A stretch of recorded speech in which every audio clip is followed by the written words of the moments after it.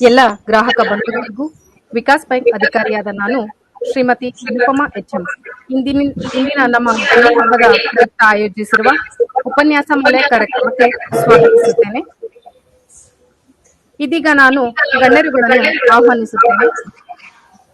ನಮ್ಮ ಬ್ಯಾಂಕ್ ಅಧ್ಯಕ್ಷರಾದ ಶ್ರೀ ವಿಶ್ವನಾಥ್ ಚಾರ್ ಹಿರೇಮಠರವರನ್ನು ಕಾರ್ಯಕ್ರಮದ ಅಧ್ಯಕ್ಷತೆ ವಹಿಸಿಕೊಂಡು ನಡೆಸಿಕೊಡುವಂತೆ ಕೋರುತ್ತೇನೆ. ಹಾಗೆ ಇಂದಿನ ಕಾರ್ಯಕ್ರಮದ ಉಪನ್ಯಾಸಕರಾದ ಶ್ರೀ ಸೋಂದಾ ಲಕ್ಷ್ಮೀಶ್ ಹೆಗಡೆ ಇವರನ್ನು ಇಂದಿನ ಸಮಾರಂಭಕ್ಕೆ ಸ್ವಾಗತಿಸುತ್ತೇನೆ. ಹಾಗೆ ಕಾರ್ಯಕ್ರಮದ ಮುಖ್ಯ ಅತಿಥಿಗಳಾದ ಶ್ರೀ ಮನೋಹರ್ ಮಸ್ಕಿ ಹಾಗೂ ಶ್ರೀ ಜಗದೀಶ್ ಕಾವಟ್ ಹಿಮಠ್ ಇವರುಗಳನ್ನು ಸಹ ಇಂದಿನ ಈ ಕಾರ್ಯಕ್ರಮಕ್ಕೆ ಸ್ವಾಗತಿಸುತ್ತೇನೆ.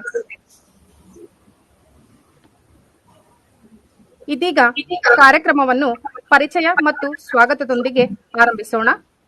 ಕಾರ್ಯಕ್ರಮಕ್ಕೆ ಆಗಮಿಸಿದ ಉಪನ್ಯಾಸಕರು, ಅತಿಥಿಗಳು, ಗಣ್ಯರು ಹಾಗೂ ಗ್ರಾಹಕರನ್ನು ಇಂದಿನ ಉಪನ್ಯಾಸ ಮಾಲೆ ಕಾರ್ಯಕ್ರಮಕ್ಕೆ ಪರಿಚಯದೊಂದಿಗೆ ಸ್ವಾಗತಿಸುವಂತೆ ನಮ್ಮ ಬ್ಯಾಂಕ್ನ ವಿಭಾಗೀಯ ವ್ಯವಸ್ಥಾಪಕಿಯಾದ ಶ್ರೀಮತಿ ಮಧುಶ್ರೀ ಇವರನ್ನು ಕೋರುತ್ತೇನೆ.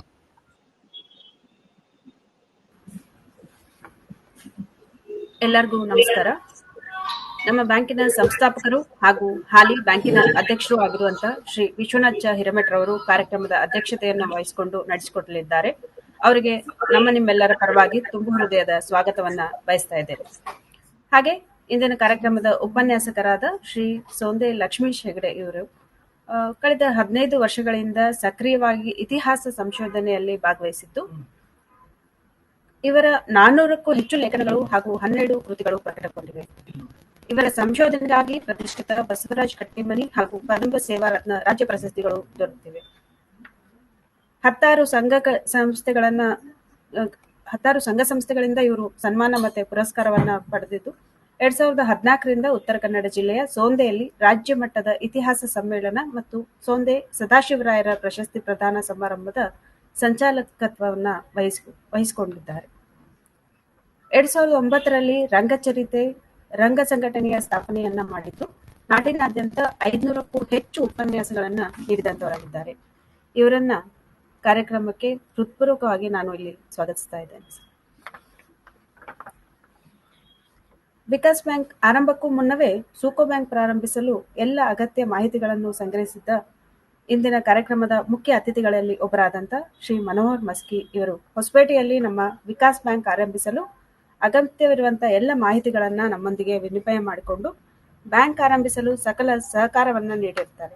ಜೊತೆಗೆ ಕಳೆದ 24 ವರ್ಷಗಳಿಂದ ನಮ್ಮೊಂದಿಗೆ ಒಬ್ಬರಾಗಿ ಸಕಲ ರೀತಿಯ ಸಹಕಾರವನ್ನ ನೀಡುತ್ತಾ ಬಂದಿದ್ದಾರೆ. ಶ್ರೀಧರು ಎಬಿವಿಪಿಯ ಪೂರ್ಣಾವಧಿ ಕಾರ್ಯಕರ್ತರಾಗಿ 5 ವರ್ಷ ಸೇವೆ ಸಲ್ಲಿಸಿದ್ದಾರೆ. ಪತ್ರಿಕೋದ್ಯಮ ಹಾಗೂ ಮುದ್ರಣ ಕ್ಷೇತ್ರದಲ್ಲಿಯೂ ಸೇವೆ ಸಲ್ಲಿಸಿದ್ದು ಸಹಕಾರ ಕ್ಷೇತ್ರದಲ್ಲಿ ಜನತಾ ಬಜಾರ್ ಆರಂಭಿಸಿ ಅದರ ನಿರ್ದೇಶಕರಾಗಿ ಕೂಡ ಇದ್ದಾರೆ. ಸೂಕೋ ಬ್ಯಾಂಕ್ ಸಂಸ್ಥಾಪಕ ಅಧ್ಯಕ್ಷರಾಗಿ ಪ್ರಸ್ತುತ ಇವರು ಸೂಕೋ ಬ್ಯಾಂಕ್ನ ನಿರ್ದೇಶಕರು ಕೂಡ ಹೌದು. ಹಾಗೆಯೇ ಕರ್ನಾಟಕ ರಾಜ್ಯ ಪಟ್ಟಣ ಸಹಕಾರಿ ಬ್ಯಾಂಕುಗಳ ಮಹಾಮಂಡಲ ಬೆಂಗಳೂರು ಇದರ ವ್ಯವಸ್ಥಾಪಕ ನಿರ್ದೇಶಕರಾಗಿ ಹಾಗೂ ನಿರ್ದೇಶಕರಾಗಿ ಕಾರ್ಯನಿರ್ವಹಿಸಿದ್ದಾರೆ. ಅಲ್ಲದೆ ಕರ್ನಾಟಕ ರಾಜ್ಯ ಸೌಹಾರ್ದ ಸಂಯುಕ್ತ ಸಹಕಾರಿಯ ಸಂಸ್ಥಾಪಕ ಅಧ್ಯಕ್ಷರಾಗಿ ಕಾರ್ಯನಿರ್ವಹಿಸಿ ಈಶಾನ್ಯ ಕರ್ನಾಟಕ ಪದವೀಧರ ಮತಕ್ಷೇತ್ರದಿಂದ ವಿಧಾನ ಪರಿಷತ್ತಿನ ಸದಸ್ಯರಾಗಿ 6 ವರ್ಷಗಳ ಕಾಲ ಕಾರ್ಯನಿರ್ವಹಿಸಿದ್ದಾರೆ. ಹಾಗೆ ಕರ್ನಾಟಕ ರಾಜ್ಯ ಒಕ್ಕೂಟ ಸೌಹಾರ್ದ ಸಹಕಾರಿ ನಿಯಮಿತ ಬೆಂಗಳೂರು ಇದರ ಸ್ಥಾಪಕ ಅಧ್ಯಕ್ಷರಾಗಿ ಕಾರ್ಯನಿರ್ವಹಿಸುತ್ತಿರುವಂತಹ ಶ್ರೀಯುತರಿಗೂ ಸಹ ಹೃತ್ಪೂರ್ವಕವಾಗಿ ನಾನಿಲ್ಲಿ ಸ್ವಾಗತವನ್ನ ಕೊಡ್ತಾ ಇದ್ದೇನೆ. ಹಾಗೆಯೇ ಕಾರ್ಯಕ್ರಮದ ಮತ್ತೋರ್ವ ಅತಿಥಿಗಳಾದಂಥ ಶ್ರೀ ಜಗದೀಶ್ ಕೌಟಗಿಮಠ್ ಇವರು ಮೂಲ ಚಿಕ್ಕೋಡಿಯವರು. ಕರ್ನಾಟಕ ರಾಜ್ಯ ಸೌಹಾರ್ದ ಸಂಯುಕ್ತ ಸಹಕಾರಿ ನಿಯಮಿತ ಬೆಂಗಳೂರು ಇದರ ಉಪಾಧ್ಯಕ್ಷರು. ಹಾಗೆ ಕರ್ನಾಟಕ ರಾಜ್ಯ ಸಹಕಾರಿ ಮಂಡಳ ನಿಯಮಿತ ಬೆಂಗಳೂರು ಇದರ ಉಪಾಧ್ಯಕ್ಷರು. ಶ್ರೀ ಸಾಯಿ ಕ್ರೆಡಿಟ್ ಸೌಹಾರ್ದ ನಿಯಮಿತ ಇದರ ಸಂಸ್ಥಾಪಕ ಅಧ್ಯಕ್ಷರು ಸಹ ಹೌದು. ಹಾಗೇನೆ the Chikkodi taluk agri produce cooperative marketing society ನಿಪಾಣಿಯ ಅಧ್ಯಕ್ಷರು. ಹಾಗೇನೆ ಇದರೊಂದಿಗೆ ಚಿಕ್ಕೋಡಿ ಲಿಬರಲ್ ಎಜುಕೇಶನ್ ಸೊಸೈಟಿ ಚಿಕ್ಕೋಡಿಯ ಕಾರ್ಯದರ್ಶಿಗಳು, ಹಾಗೆ ತಾಲೂಕು ಮುನ್ಸಿಪಲ್ ಕೌನ್ಸಿಲ್ ಚಿಕ್ಕೋಡಿಯ ಸದಸ್ಯರು. ಇವರಿಗೂ ಸಹ ಕಾರ್ಯಕ್ರಮಕ್ಕೆ ಹೃತ್ಪೂರ್ವಕವಾದಂತಹ ಸ್ವಾಗತವನ್ನ ನಾನು ಇಲ್ಲಿ ಕೋರ್ತಾ ಇದ್ದೇನೆ. ಹಾಗೆಯೇ ಇಂದಿನ ಉಪನ್ಯಾಸ ಮಾಲೆ ಕಾರ್ಯಕ್ರಮಕ್ಕೆ ಆಗಮಿಸಿದ ನಮ್ಮ ಬ್ಯಾಂಕಿನ ಎಲ್ಲ ನಿರ್ದೇಶಕರುಗಳನ್ನ, ಸದಸ್ಯರುಗಳನ್ನ, ಗ್ರಾಹಕರುಗಳನ್ನ, ಮಾಧ್ಯಮ ವರ್ಗದವರನ್ನ ಹಾಗೂ ಎಲ್ಲ ಸಿಬ್ಬಂದಿ ವರ್ಗವನ್ನ, ಹಾಗೆಯೇ ಆನ್ಲೈನ್ ಮೂಲಕ ವೆಬಿನಾರ್ನಲ್ಲಿ ಅಟೆಂಡ್ ಆಗಿರ್ತಕ್ಕಂಥ ಎಲ್ಲ ಸದಸ್ಯರು ಹಾಗೂ ಯೂಟ್ಯೂಬ್, ಫೇಸ್ಬುಕ್ ಮೂಲಕ ಲೈವ್ ನೋಡ್ತಕ್ಕಂಥ ಎಲ್ಲ ಸದಸ್ಯರನ್ನ ಕೂಡ ನಾನಿಲ್ಲಿ ಹೃತ್ಪೂರ್ವಕವಾಗಿ ಸ್ವಾಗತಿಸ್ತೇನೆ. ಗಣ್ಯರ ಪರಿಚಯ ಮತ್ತು ಸ್ವಾಗತ ಭಾಷಣವನ್ನು ನಡೆಸಿಕೊಟ್ಟ ವಿಭಾಗೀಯ ವ್ಯವಸ್ಥಾಪಕಿಯಾದ ಶ್ರೀಮತಿ ಮಧುಶ್ರೀ ಅವರಿಗೆ ಧನ್ಯವಾದಗಳು. ಇಂದಿನ ಕಾರ್ಯಕ್ರಮದ ಪ್ರಮುಖ ಘಟ್ಟವಾದ ಉಪನ್ಯಾಸವನ್ನು ಸನ್ಮಾನ್ಯ ಶ್ರೀ ಸೋಂದಾ ಲಕ್ಷ್ಮೀಶ್ ಹೆಗಡೆ ಇವರು ವಿಜಯನಗರ ವೈಭವ ಕುರಿತು ಉಪನ್ಯಾಸ ಪ್ರಾರಂಭಿಸುವಂತೆ ಕೋರುತ್ತೇನೆ.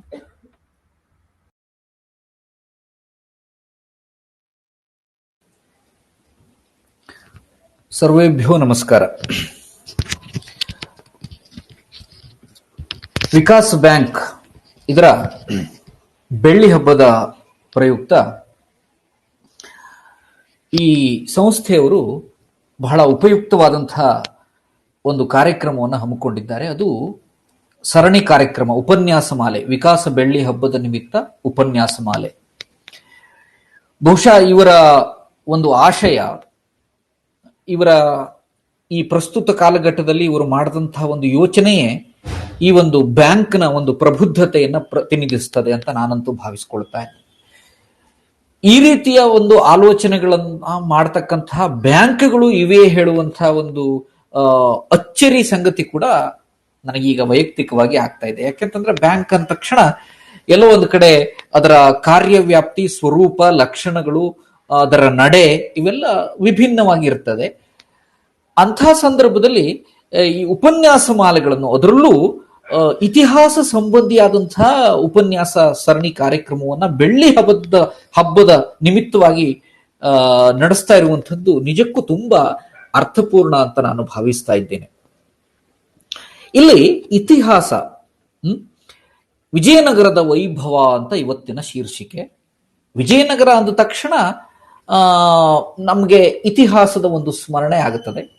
ಇತಿಹಾಸದಲ್ಲಿ ಘಟಿಸಿದಂಥ ಒಂದು ಬಹುದೊಡ್ಡ ಸಾಮ್ರಾಜ್ಯದ ಕತೆ ವಿಜಯನಗರ ವೈಭವ. ಅಂದ್ರೆ ನಮ್ಮ ಕನ್ನಡ ನಾಡಿನ ಇತಿಹಾಸದಲ್ಲಿ, ದಕ್ಷಿಣ ಭಾರತದ ಇತಿಹಾಸದಲ್ಲಿ ಗತಿಸಿದಂತಹ ಒಂದು ಬಹುದೊಡ್ಡ ಸಾಮ್ರಾಜ್ಯದ ಒಂದು ವೈಭವವೇ ವಿಜಯನಗರ ವೈಭವ.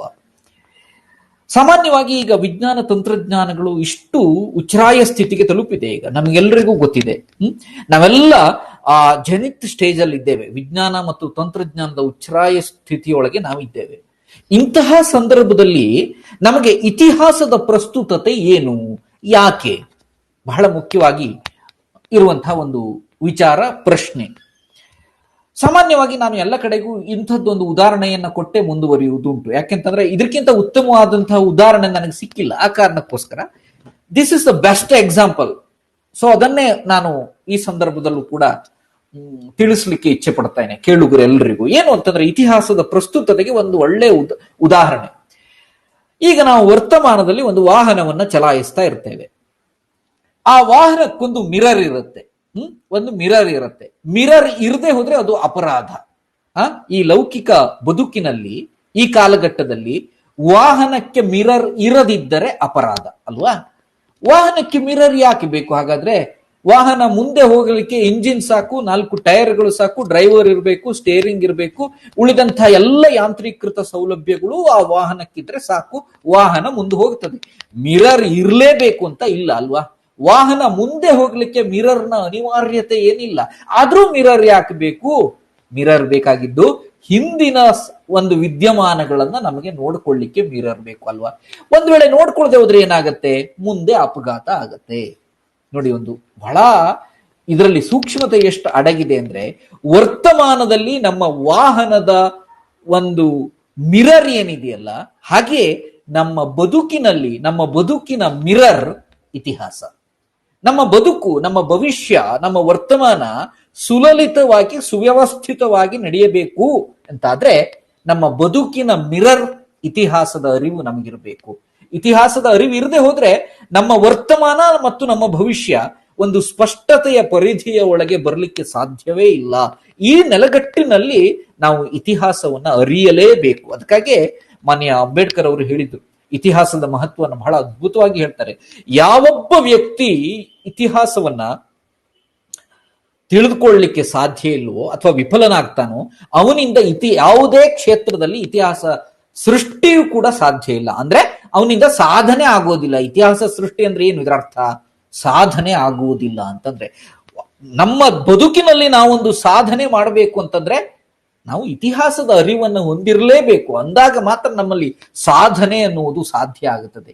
ಈ ನೆಲೆಯಲ್ಲಿ ನಮಗೆ ಇವತ್ತಿನ ಈ ವಿಜಯನಗರ ವೈಭವ ಹೇಳುವಂಥದ್ದು ಒಂದು ಇತಿಹಾಸದ ಸ್ಮರಣೆ, ಗತಿಸಿದ ಗತಕಾಲದ ಗತಿಬಿಂಬದ ಒಂದು ಅದ್ಭುತವಾದ ಮನೆತನದ ಒಂದು ವೈಭವವನ್ನ ಒಂದಷ್ಟು ಹೊತ್ತುಗಳ ಕಾಲ ಅವಲೋಕಿಸುವಂತಹ ಒಂದು ಪುಟ್ಟ ಪ್ರಯತ್ನವೇ ವಿಜಯನಗರ ವೈಭವ. ವೈಭವ ಇದರ ಅರ್ಥ ಏನು ಅಂತಂದ್ರೆ ಸರ್ವತೋಮುಖವಾದಂತಹ ಅಭಿವೃದ್ಧಿ ಹೇಳುವಂತಹ ಅರ್ಥ ಕೂಡ ಬರುತ್ತೆ. ಎಲ್ಲ ಕ್ಷೇತ್ರಗಳಲ್ಲೂ ಆ ಅಭಿವೃದ್ಧಿಯ ಉತ್ತುಂಗ ಇದೆಯಲ್ಲ, ಅದನ್ನ ನಾವು ವೈಭವ ಅಂತ ಕರಿತೇವೆ. ಅಭಿವೃದ್ಧಿಯ ಉತ್ತುಂಗವೇ ವೈಭವ. ವಿಜಯನಗರ ಅಂದ ತಕ್ಷಣ ನಮಗೆ ನೆನಪು ಬರುವುದು ವೈಭವವೇ. ಯಾಕೆಂತಂದ್ರೆ ಸಾಮಾನ್ಯವಾಗಿ ಎಲ್ಲರಿಗೂ ಅವರ ಮನೆಯಲ್ಲಿ ಅವರ ತಾತಂದಿರು ಹೇಳಬಹುದು, ಅಜ್ಜ ಅಜ್ಜಿಯರು ಹೇಳ್ತಾ ಇರಬಹುದು. ಏನು ಅಂತಂದ್ರೆ, ಹಿಂದೆ ಒಂದು ವಿಜಯನಗರ ಅಂತ ಒಂದು ಸಾಮ್ರಾಜ್ಯ ಇತ್ತಂತೆ. ಆ ಸಾಮ್ರಾಜ್ಯದಲ್ಲಿ ಚಿನ್ನ ವಜ್ರ ವೈಡೂರ್ಯಗಳನ್ನ ರಸ್ತೆಯ ಪಕ್ಕದಲ್ಲಿ ಇಟ್ಟು ಮಾರ್ತಾ ಇದ್ರಂತೆ. ಈ ಕತೆ ಸರ್ವವ್ಯಾಪಿ ಜನಜನಿತ. ಈ ಕಥೆಯನ್ನ ಬಹುಶಃ ಎಲ್ಲರೂ ಕೇಳಿರ್ತಾರೆ. ವಿಜಯನಗರ ಹೇಳುವಂತಹ ಒಂದು ಸಾಮ್ರಾಜ್ಯ ಇತ್ತಂತೆ ಹಂಪಿಯಲ್ಲಿ. ಅಲ್ಲಿ ರಸ್ತೆಯ ಅಕ್ಕಪಕ್ಕದಲ್ಲಿ ವಜ್ರ ವೈಡೂರ್ಯಗಳನ್ನ ಇಟ್ಕೊಂಡು ಮಾರ್ತಾ ಇದ್ರಂತೆ. ಇಂಥದ್ದೊಂದು ಕಥೆಯನ್ನ ಬಹುಶಃ ಎಲ್ಲರೂ ಎಲ್ಲ ಮನೆಯಲ್ಲೂ ಕೇಳಿರ್ತಾರೆ. ಇದರ ಸತ್ಯಾಸತ್ಯತೆಯನ್ನ ನಾವು ಪರೀಕ್ಷೆ ಮಾಡಬೇಕಾದ್ರೆ, ಇದರ ಈ ಕಥೆಯ ಹಿಂದಿನ ಸತ್ಯಾಸತ್ಯತೆಯನ್ನ ಪರೀಕ್ಷೆ ಮಾಡಬೇಕಾದ್ರೆ ನಾವು ವಿಜಯನಗರದ ಅಧ್ಯಯನ ಕೈಗೊಳ್ಳಲೇಬೇಕು ಅಲ್ವಾ? ವಿಜಯನಗರದ ಅಧ್ಯಯನವನ್ನ ಕೈಗೊಂಡಾಗ ತಿಳಿದು ಬಂದ ಸತ್ಯ ಅಂತಂದ್ರೆ ಇದು ಕಥೆಯಲ್ಲ, ಇದು ಕಥೆಯಲ್ಲ. ಈಗ ಪ್ರತಿ ಮನೆಯಲ್ಲೂ ಅಜ್ಜ ಅಜ್ಜಿಯರು ಹೇಳಿದ ಈ ಸಂಗತಿ ಕೇವಲ ಕಥೆಯಲ್ಲ, ಇದೊಂದು ಸಂಗತಿ, ಇದೊಂದು ಇದ್ದಂತಹ ಸತ್ಯ ಸಂಗತಿ ಇದು ಎಂಬಲ್ಲಿಗೆ ಆ ವಿಜಯನಗರ ಸಾಮ್ರಾಜ್ಯದ ಆ ಶ್ರೀಮಂತಿಕೆಯನ್ನು ನಾವು ಈ ಕಾಲದಲ್ಲಿ ಇದ್ದುಕೊಂಡು ಗ್ರಹಿಸಬೇಕಷ್ಟೇ. ಆ ಕಾಲಕ್ಕೆ ಹೋಗ್ಲಿಕ್ಕಂತೂ ಸಾಧ್ಯ ಇಲ್ಲ. ಪೂರಕ ಆ ದಾಖಲೆಗಳನ್ನ ಆಕರಗಳನ್ನ ಇಟ್ಟುಕೊಂಡು ನೋಡಿದಾಗ, ಸತ್ಯಾಸತ್ಯತೆಗಳನ್ನ ಪರಾಮರ್ಶಿಸಿದಾಗ ಆ ವಿಜಯನಗರದ ವೈಭವ ನಮಗೆ ಅರ್ಥ ಆಗತ್ತೆ. ಇಲ್ಲ, ಅಜ್ಜ ಅಜ್ಜಿಯ ಹೇಳಿದ್ದು ಕತೆ ಸತ್ಯವೇ, ಸುಳ್ಳಲ್ಲ ಹೇಳುವಂತ ಅರಿವು ನಮಗಾಗತ್ತೆ. ಯಾಕೆಂತಂದ್ರೆ ಸಮಕಾಲೀನವಾಗಿ ಆ ಕಾಲದಲ್ಲಿ ಬಂದಂತಹ ವಿದೇಶಿ ಪ್ರವಾಸಿಗರೇ ತಮ್ಮ ವರದಿಗಳಲ್ಲಿ ಸಾಕ್ಷಾತ್ ಇದನ್ನು ಬರೆತಾರೆ. ಅದು ಆ ನಂತರ ಬಂದವರಲ್ಲ, ಅದನ್ನ ಕಣ್ಣಾರೆ ಕಂಡವರು ಬರೆದ ವರದಿಗಳನ್ನ ಆಧರಿಸಿ ನಾವು ನಿರ್ಧರಿಸಬಹುದಾದ ಸಂಗತಿ ಅಂತಂದ್ರೆ, ಇಲ್ಲ ಇಂಥದ್ದೊಂದು ವೈಭವ ವಿಜಯನಗರದಲ್ಲಿ ಇದ್ದದ್ದು ಸತ್ಯ ಹೇಳುವಂತ ಒಂದು ಸಂಗತಿ ಸ್ಪಷ್ಟ ಆಗತ್ತೆ ನಮಗೆ ಅವರ ದಾಖಲೆಗಳನ್ನ, ಅವರ ಬರಹಗಳನ್ನ ನೋಡಿದ್ರೆ. ಇರ್ಲಿ, ಅದನ್ನು ನಾನು ಆಮೇಲೆ ಹೇಳ್ತೇನೆ. ಅವರ ಮಾತಿನಿಂದಲೇ ನಾನು ಹೇಳ್ತೇನೆ. ಏನ್ ಹೇಳಿದ್ರು, ಅಕ್ಷರಶಃ ಅವ್ರು ಏನ್ ಹೇಳಿದ್ರು ಹೇಳುವುದನ್ನೇ ಹೇಳ್ತೇನೆ. ಅದಕ್ಕೂ ಪೂರ್ವದಲ್ಲಿ ಒಂದು ಸ್ವಲ್ಪ ಪ್ರಸ್ತಾವನೆ ಅಗತ್ಯ ಇರುತ್ತೆ ಈ ವಿಜಯನಗರದ ವೈಭವಕ್ಕೆ. ಅದು 14ನೇ ಶತಮಾನದ ಪ್ರಾರಂಭ. ಈಗ ನಾವು ಸುಮಾರು 600 ವರ್ಷದ ಹಿಂದೆ ಹೋಗ್ಬೇಕು. 600 ವರ್ಷದ ಹಿಂದೆ ನಿಮ್ಮನ್ನೆಲ್ಲ ಕರೆದೊಯ್ಯುವ ಒಂದು ಪ್ರಯತ್ನ ಮಾಡ್ತೇನೆ. 600 ವರ್ಷದ ಹಿಂದೆ 14ನೇ ಶತಮಾನದ ಪ್ರಥಮ ಭಾಗ. ಆ ಸಂದರ್ಭದಲ್ಲಿ ಕನ್ನಡ ನಾಡಿನ ಪರಿಸ್ಥಿತಿ ಹೇಗಿತ್ತು, ಅಥವಾ ದಕ್ಷಿಣ ಭಾರತದ ಪರಿಸ್ಥಿತಿ ಹೇಗಿತ್ತು ಅಂತಂದ್ರೆ, ಏನು ದೌಲತಾಬಾದ್ ಅಂತ ಮಹಮ್ಮದ್ ಬಿನ್ ತುಘಲಕ್ ಕರೆದ್ನಲ್ಲ, ಆ ಪ್ರದೇಶದಿಂದ ರಾಮೇಶ್ವರದವರೆಗಿನ ಪ್ರದೇಶ ಸಂಪೂರ್ಣವಾಗಿ ರಾಜಕೀಯ ಅಸ್ಥಿರತೆಯಿಂದ ಕೂಡಿತ್ತು. ರಾಜಕೀಯ ಸ್ಥಿರವಾಗಿರಲಿಲ್ಲ ಆ ಕಾಲದಲ್ಲಿ, 14ನೇ ಶತಮಾನದಲ್ಲಿ. ಯಾಕೆ ಸ್ಥಿರವಾಗಿರಲಿಲ್ಲ? ಆ ರಾಜಕೀಯ ಅಸ್ಥಿರತೆಗೆ ಕಾರಣ ಏನು ಅಂತ ನಾವು ಆಲೋಚನೆ ಮಾಡಿದಾಗ, ಆ ಕಾಲದಲ್ಲಿ ಒಂದಷ್ಟು ಮನೆತನಗಳು, ಆ ಕಾಲದಲ್ಲಿ ನಮ್ಮ ಭಾಗದಲ್ಲಿ ಇದ್ದಂತಹ ಮನೆತನಗಳಾದ ಹೊಯ್ಸಳರು, ಸೇವಣರು, ಕಾಕತೀಯರು, ಪಾಂಡ್ಯರು, ಇವರೆಲ್ಲರ ಒಂದು ಅವನತಿ. ಅವರೆಲ್ಲರೂ ತಮ್ಮ ಆಡಳಿತದ ಮುಕ್ತಾಯ ಹಂತದಲ್ಲಿದ್ರು. ಅಂದ್ರೆ ಅವರ ಆಡಳಿತದ ಬಲಿಷ್ಠತೆ ಅಬಲವಾಗಿತ್ತು. ಅಂದ್ರೆ ಅಬಲಿಷ್ಠರಾಗ್ಬಿಟ್ಟಿದ್ರು ಆ ಕಾಲಕ್ಕಾಗಲೇ. ಅಂತಹ ಸಂದರ್ಭದಲ್ಲಿ ಈ ಇಸ್ಲಾಮಿಗರ ದಾಳಿ ಈ ಭಾಗಕ್ಕೆ ಆಗತ್ತೆ. ಅವರು ಉತ್ತರ ಭಾರತಕ್ಕೆ ಮಾತ್ರ ಸೀಮಿತವಾಗಿದ್ದಂತಹ ಆ ಸುಲ್ತಾನತೆ ದಕ್ಷಿಣ ಭಾರತಕ್ಕೂ ಪ್ರವೇಶಿಸ್ತಾ ಇದ್ದಂತಹ ಒಂದು ಕಾಲಘಟ್ಟ. ಅಂತಹ ಸಂದರ್ಭದಲ್ಲಿ ಹೊಯ್ಸಳರಿಂದಾಗದ, ಸೇವಣರಿಂದಾಗದ, ಕಾಕತೀಯರಿಂದಾಗದ, ಪಾಂಡ್ಯರಿಂದಾಗದ ಕೆಲಸವನ್ನ ಮಾಡಿದವರೇ ನಮ್ಮ ಹೆಮ್ಮೆಯ ಸಾಮ್ರಾಜ್ಯ, ಕನ್ನಡ ನಾಡಿನ ಅಚ್ಚ ಕನ್ನಡ ನಾಡಿನ ಸ್ವಚ್ಛ ಸಾಮ್ರಾಜ್ಯ ವಿಜಯನಗರ ಸಾಮ್ರಾಜ್ಯ. 1336ರಲ್ಲಿ ವಿದ್ಯಾರಣ್ಯರು, ಶೃಂಗೇರಿಯ ಪೀಠಾಧಿಪತಿಗಳಾಗಿದ್ದಂತಹ ವಿದ್ಯಾರಣ್ಯರ ಮಾರ್ಗದರ್ಶನದಿಂದ ಹರಿಹರ ಮತ್ತು ಬುಕ್ಕರು, ಅವರು ಮಾರಪ್ಪ, ಕಂಪಣ, ಹೀಗೆಲ್ಲ 5 ಸಹೋದರರಿದ್ರು. ಅದರಲ್ಲಿ ಪ್ರಮುಖರಾಗಿ ಬರುವಂತಹವರು ಹರಿಹರ ಮತ್ತು ಬುಕ್ಕರು, ಹಕ್ಕ ಬುಕ್ಕ ಅಂತ ಹೇಳ್ತೇವೆ ನಾವು. ಹರಿಹರ ಮತ್ತು ಬುಕ್ಕರ ಸಹಾಯದಿಂದ ಈ ಸಾಮ್ರಾಜ್ಯ, ಸಹಾಯ ಹೇಳುವುದಕ್ಕಿಂತ ಅವರ ಸಂಕಲ್ಪ ಸಿದ್ಧಿಯಿಂದಾಗಿ ಈ ಸಾಮ್ರಾಜ್ಯ ಉದಯಿಸ್ತದೆ. ಅದಕ್ಕೆ ಮಾರ್ಗದರ್ಶನವನ್ನು ನೀಡಿದಂಥವರು ಪರಮ ಪೂಜ್ಯ ವಿದ್ಯಾರಣ್ಯರು. ವಿದ್ಯಾರಣ್ಯರ ಆ ಒಂದು ಗಣನೀಯವಾದಂತಹ ಕೊಡುಗೆ, ಮಾರ್ಗದರ್ಶನವನ್ನೇ ಪ್ರಶ್ನೆ ಮಾಡುವವರಿದ್ದಾರೆ ಈ ಕಾಲದಲ್ಲಿ. ಅಂಥವರ ಪೂರ್ವಾಗ್ರಹಕ್ಕೆ ನನ್ನ ಬಳಿ ಉತ್ತರ ಇಲ್ಲ. ಯಾಕೆಂತಂದ್ರೆ ನಿಜವಾಗಿಯೂ ವಿದ್ಯಾರಣ್ಯರ ಒಂದು ಮಾರ್ಗದರ್ಶನದಿಂದ ಈ ಸಾಮ್ರಾಜ್ಯ ಬಂತೆ ಹೇಳುವಂತ ಪ್ರಶ್ನೆಯನ್ನು ಮಾಡುವವರು ಇದ್ದಾರೆ. ಅವರ ಹೆಸರು ಶಾಸನದಲ್ಲಿ ಇಲ್ಲ. ಹೀಗಾಗಿ ಅವರ ಆ ಒಂದು ಸಂಕಲ್ಪ ಸಿದ್ಧಿಯನ್ನೇ ಅನುಮಾನಿಸುವಂತಹ ಪೂರ್ವಾಗ್ರಹದ ಪರಿಸ್ಥಿತಿ ಒಳಗೆ ನಾವಿದ್ದೇವೆ. ಬಹುಶಃ ಇಂಥ ಆಲೋಚನೆಗಳೇ ಭಾರತದ ಇತಿಹಾಸ ಸೋಲಿಕ್ಕೆ ಕಾರಣ ಆಗಿದ್ದು. ನಮ್ಮ ಶ್ರೇಷ್ಠತ್ವವನ್ನ, ನಮ್ಮ ತನವನ್ನ ಅನುಮಾನಿಸುವಂತಹ ಒಂದು ಮನೋಭಾವ ಇದೆಯಲ್ಲ, ಈ ಮನೋಭಾವವೇ ಭಾರತದ ಇತಿಹಾಸದ ಸೋಲಿಗೆ ಕಾರಣ ಅಂತ ನಾನು ಹೇಳುವುದು. ಯಾಕೆಂತಂದ್ರೆ ನಮ್ಮ ಪಠ್ಯ ವ್ಯವಸ್ಥೆಯಲ್ಲೆಲ್ಲ ಭಾರತದ ಇತಿಹಾಸ ಹೇಗೆ ಬಂದಿದೆ ಅಂತಂದ್ರೆ, ಇದೊಂದು ಹೇಡಿಗಳ ರಾಷ್ಟ್ರ ಹೇಳುವ ರೀತಿಯಲ್ಲಿ ಕೊಟ್ಟುಬಿಟ್ಟಿದ್ದಾರೆ. ಅವರು ಯಾವುದೋ ಒಂದು ದೇಶದಿಂದ ಇಲ್ಲಿಗೆ ಬಂದ್ರು, ದಾಳಿ ಮಾಡಿದ್ರು, ಭಾರತೀಯರು ಸೋತ್ರು, ಅವರ ಆಡಳಿತವನ್ನ ಮಾಡಿದ್ರು. ಇದೇ ಚರ್ವಣ ಆಗಿದೆ ಬಿಟ್ರೆ ಭಾರತ ಒಂದು ಹೆಮ್ಮಿಗರ ನಾಡು, ಹೇಡಿಗರ ರಾಷ್ಟ್ರ ಅಲ್ಲ. ಇದು ಹೆಮ್ಮಿಗರ ನಾಡು ಹೇಳುವಂತ ರೀತಿಯಲ್ಲಿ ಪಠ್ಯದಲ್ಲಿ ಬರಲೇ ಇಲ್ಲ, ಪ್ರಕಟವಾಗಲೇ ಇಲ್ಲ. ಈ ರೀತಿ ಇದ್ದಾಗ ಭಾರತದ ಯುವ ಮನಸ್ಸುಗಳು ಇತಿಹಾಸದ ಕುರಿತಾಗಿ ಆಸಕ್ತಿಯನ್ನ ಬೆಳೆಸಿಕೊಳ್ಳುವುದಾದ್ರೂ ಹೇಗೆ? ಈ ನಿಟ್ಟಿನಲ್ಲಿ ನಾವು ಮತ್ತೊಂದು ದೃಷ್ಟಿಕೋನದಿಂದ ಭಾರತದ ಇತಿಹಾಸವನ್ನ ನೋಡಿದಾಗ ಮಾತ್ರ ಇದು ಸಾಧ್ಯ ಆಗತ್ತೆ. ವಿಜಯನಗರ ಸಾಮ್ರಾಜ್ಯವನ್ನ ಖಂಡಿತವಾಗಿ 100ಕ್ಕೆ 100 ಯಾವುದೇ ಅನುಮಾನವಿಲ್ಲದೆ ವಿದ್ಯಾರಣ್ಯರು ತಮ್ಮ ಮಾರ್ಗದರ್ಶನದಿಂದ, ತಮ್ಮ ಅಮೂಲ್ಯವಾದಂತಹ ಸಲಹೆ ಸೂಚನೆಗಳಿಂದಾಗಿ, ಹರಿಹರ ಮತ್ತು ಬುಕ್ಕರ ಸಹಾಯದಿಂದ ಅವರ ಒಂದು ಸಾಧನೆಯ ಪ್ರತಿಫಲವಾಗಿ ಕ್ರಿಸ್ತಶಕ 1336 ಏಪ್ರಿಲ್ 18 ಭಾನುವಾರ ಸ್ಥಾಪನೆ ಮಾಡ್ತಾರೆ. ವಿಜಯನಗರ ಸಾಮ್ರಾಜ್ಯದ ಸ್ಥಾಪನೆ ಆಗತ್ತೆ. 4 ಸಾಮ್ರಾಜ್ಯಗಳು ಈ ಮನೆತನವನ್ನ, ಈ ಒಂದು ಸಾಮ್ರಾಜ್ಯವನ್ನ ಆಳ್ವಿಕೆ ಮಾಡ್ತಾರೆ. 4 ಮನೆತನಗಳು ಈ ಸಾಮ್ರಾಜ್ಯವನ್ನ ಆಳ್ವಿಕೆ ಮಾಡಿದ್ರು. ಸಂಗಮ, ಸಾಳುವ, ತುಳುವ, ಅರವೀಡು. ಬೇರೆ ಬೇರೆ ಕಾಲಘಟ್ಟದಲ್ಲಿ ಸಂಗಮ ವಂಶದ 12, ಸಾಳುವ ವಂಶದ 3, ತುಳುವ ವಂಶದ 6, ಮತ್ತಲ್ಲದೆ ಮತ್ತೆ 8, ಅರವೀಡು ವಂಶದ 8, ಒಟ್ಟು 29 ಅರಸರು ವಿಜಯನಗರ ಸಾಮ್ರಾಜ್ಯವನ್ನ ಆಳ್ವಿಕೆ ಮಾಡ್ತಾರೆ. ಕ್ರಿಸ್ತಶಕ 1336ರಿಂದ 1646ರವರೆಗೆ, ಅಂದ್ರೆ ತಾಳಿಕೋಟೆ ಯುದ್ಧ ಆದ ಮೇಲೂ ಕೂಡ ಅವರ ಅಸ್ತಿತ್ವ ಇತ್ತು, ವಿಜಯನಗರ ಸಾಮ್ರಾಜ್ಯದ ಅಸ್ತಿತ್ವವಿತ್ತು.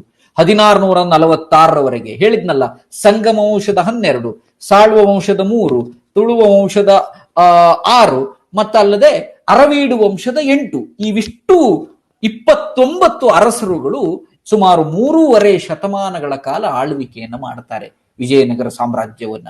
ವಿಜಯನಗರ ಸಾಮ್ರಾಜ್ಯ ಆಳ್ವಿಕೆಯಲ್ಲಿ ಹೇಗಿತ್ತು ಅಂತ ಕೇಳಿದ್ರೆ, ಹಿಂದೂ ಸಂಸ್ಕೃತಿ, ಹಿಂದೂ ಧರ್ಮವನ್ನ ರಕ್ಷಿಸುವುದಕ್ಕೋಸ್ಕರವೇ ತಲೆ ಎತ್ತಿ ನಿಂತಿದೆಯೇನೋ ಹೇಳುವ ರೀತಿಯಲ್ಲಿ ತಮ್ಮ ಆಡಳಿತದ ಛಾಪನ್ನ ಅವರು ಸಾಮಾಜಿಕವಾಗಿ ಮೂಡಿಸಿದ್ರು.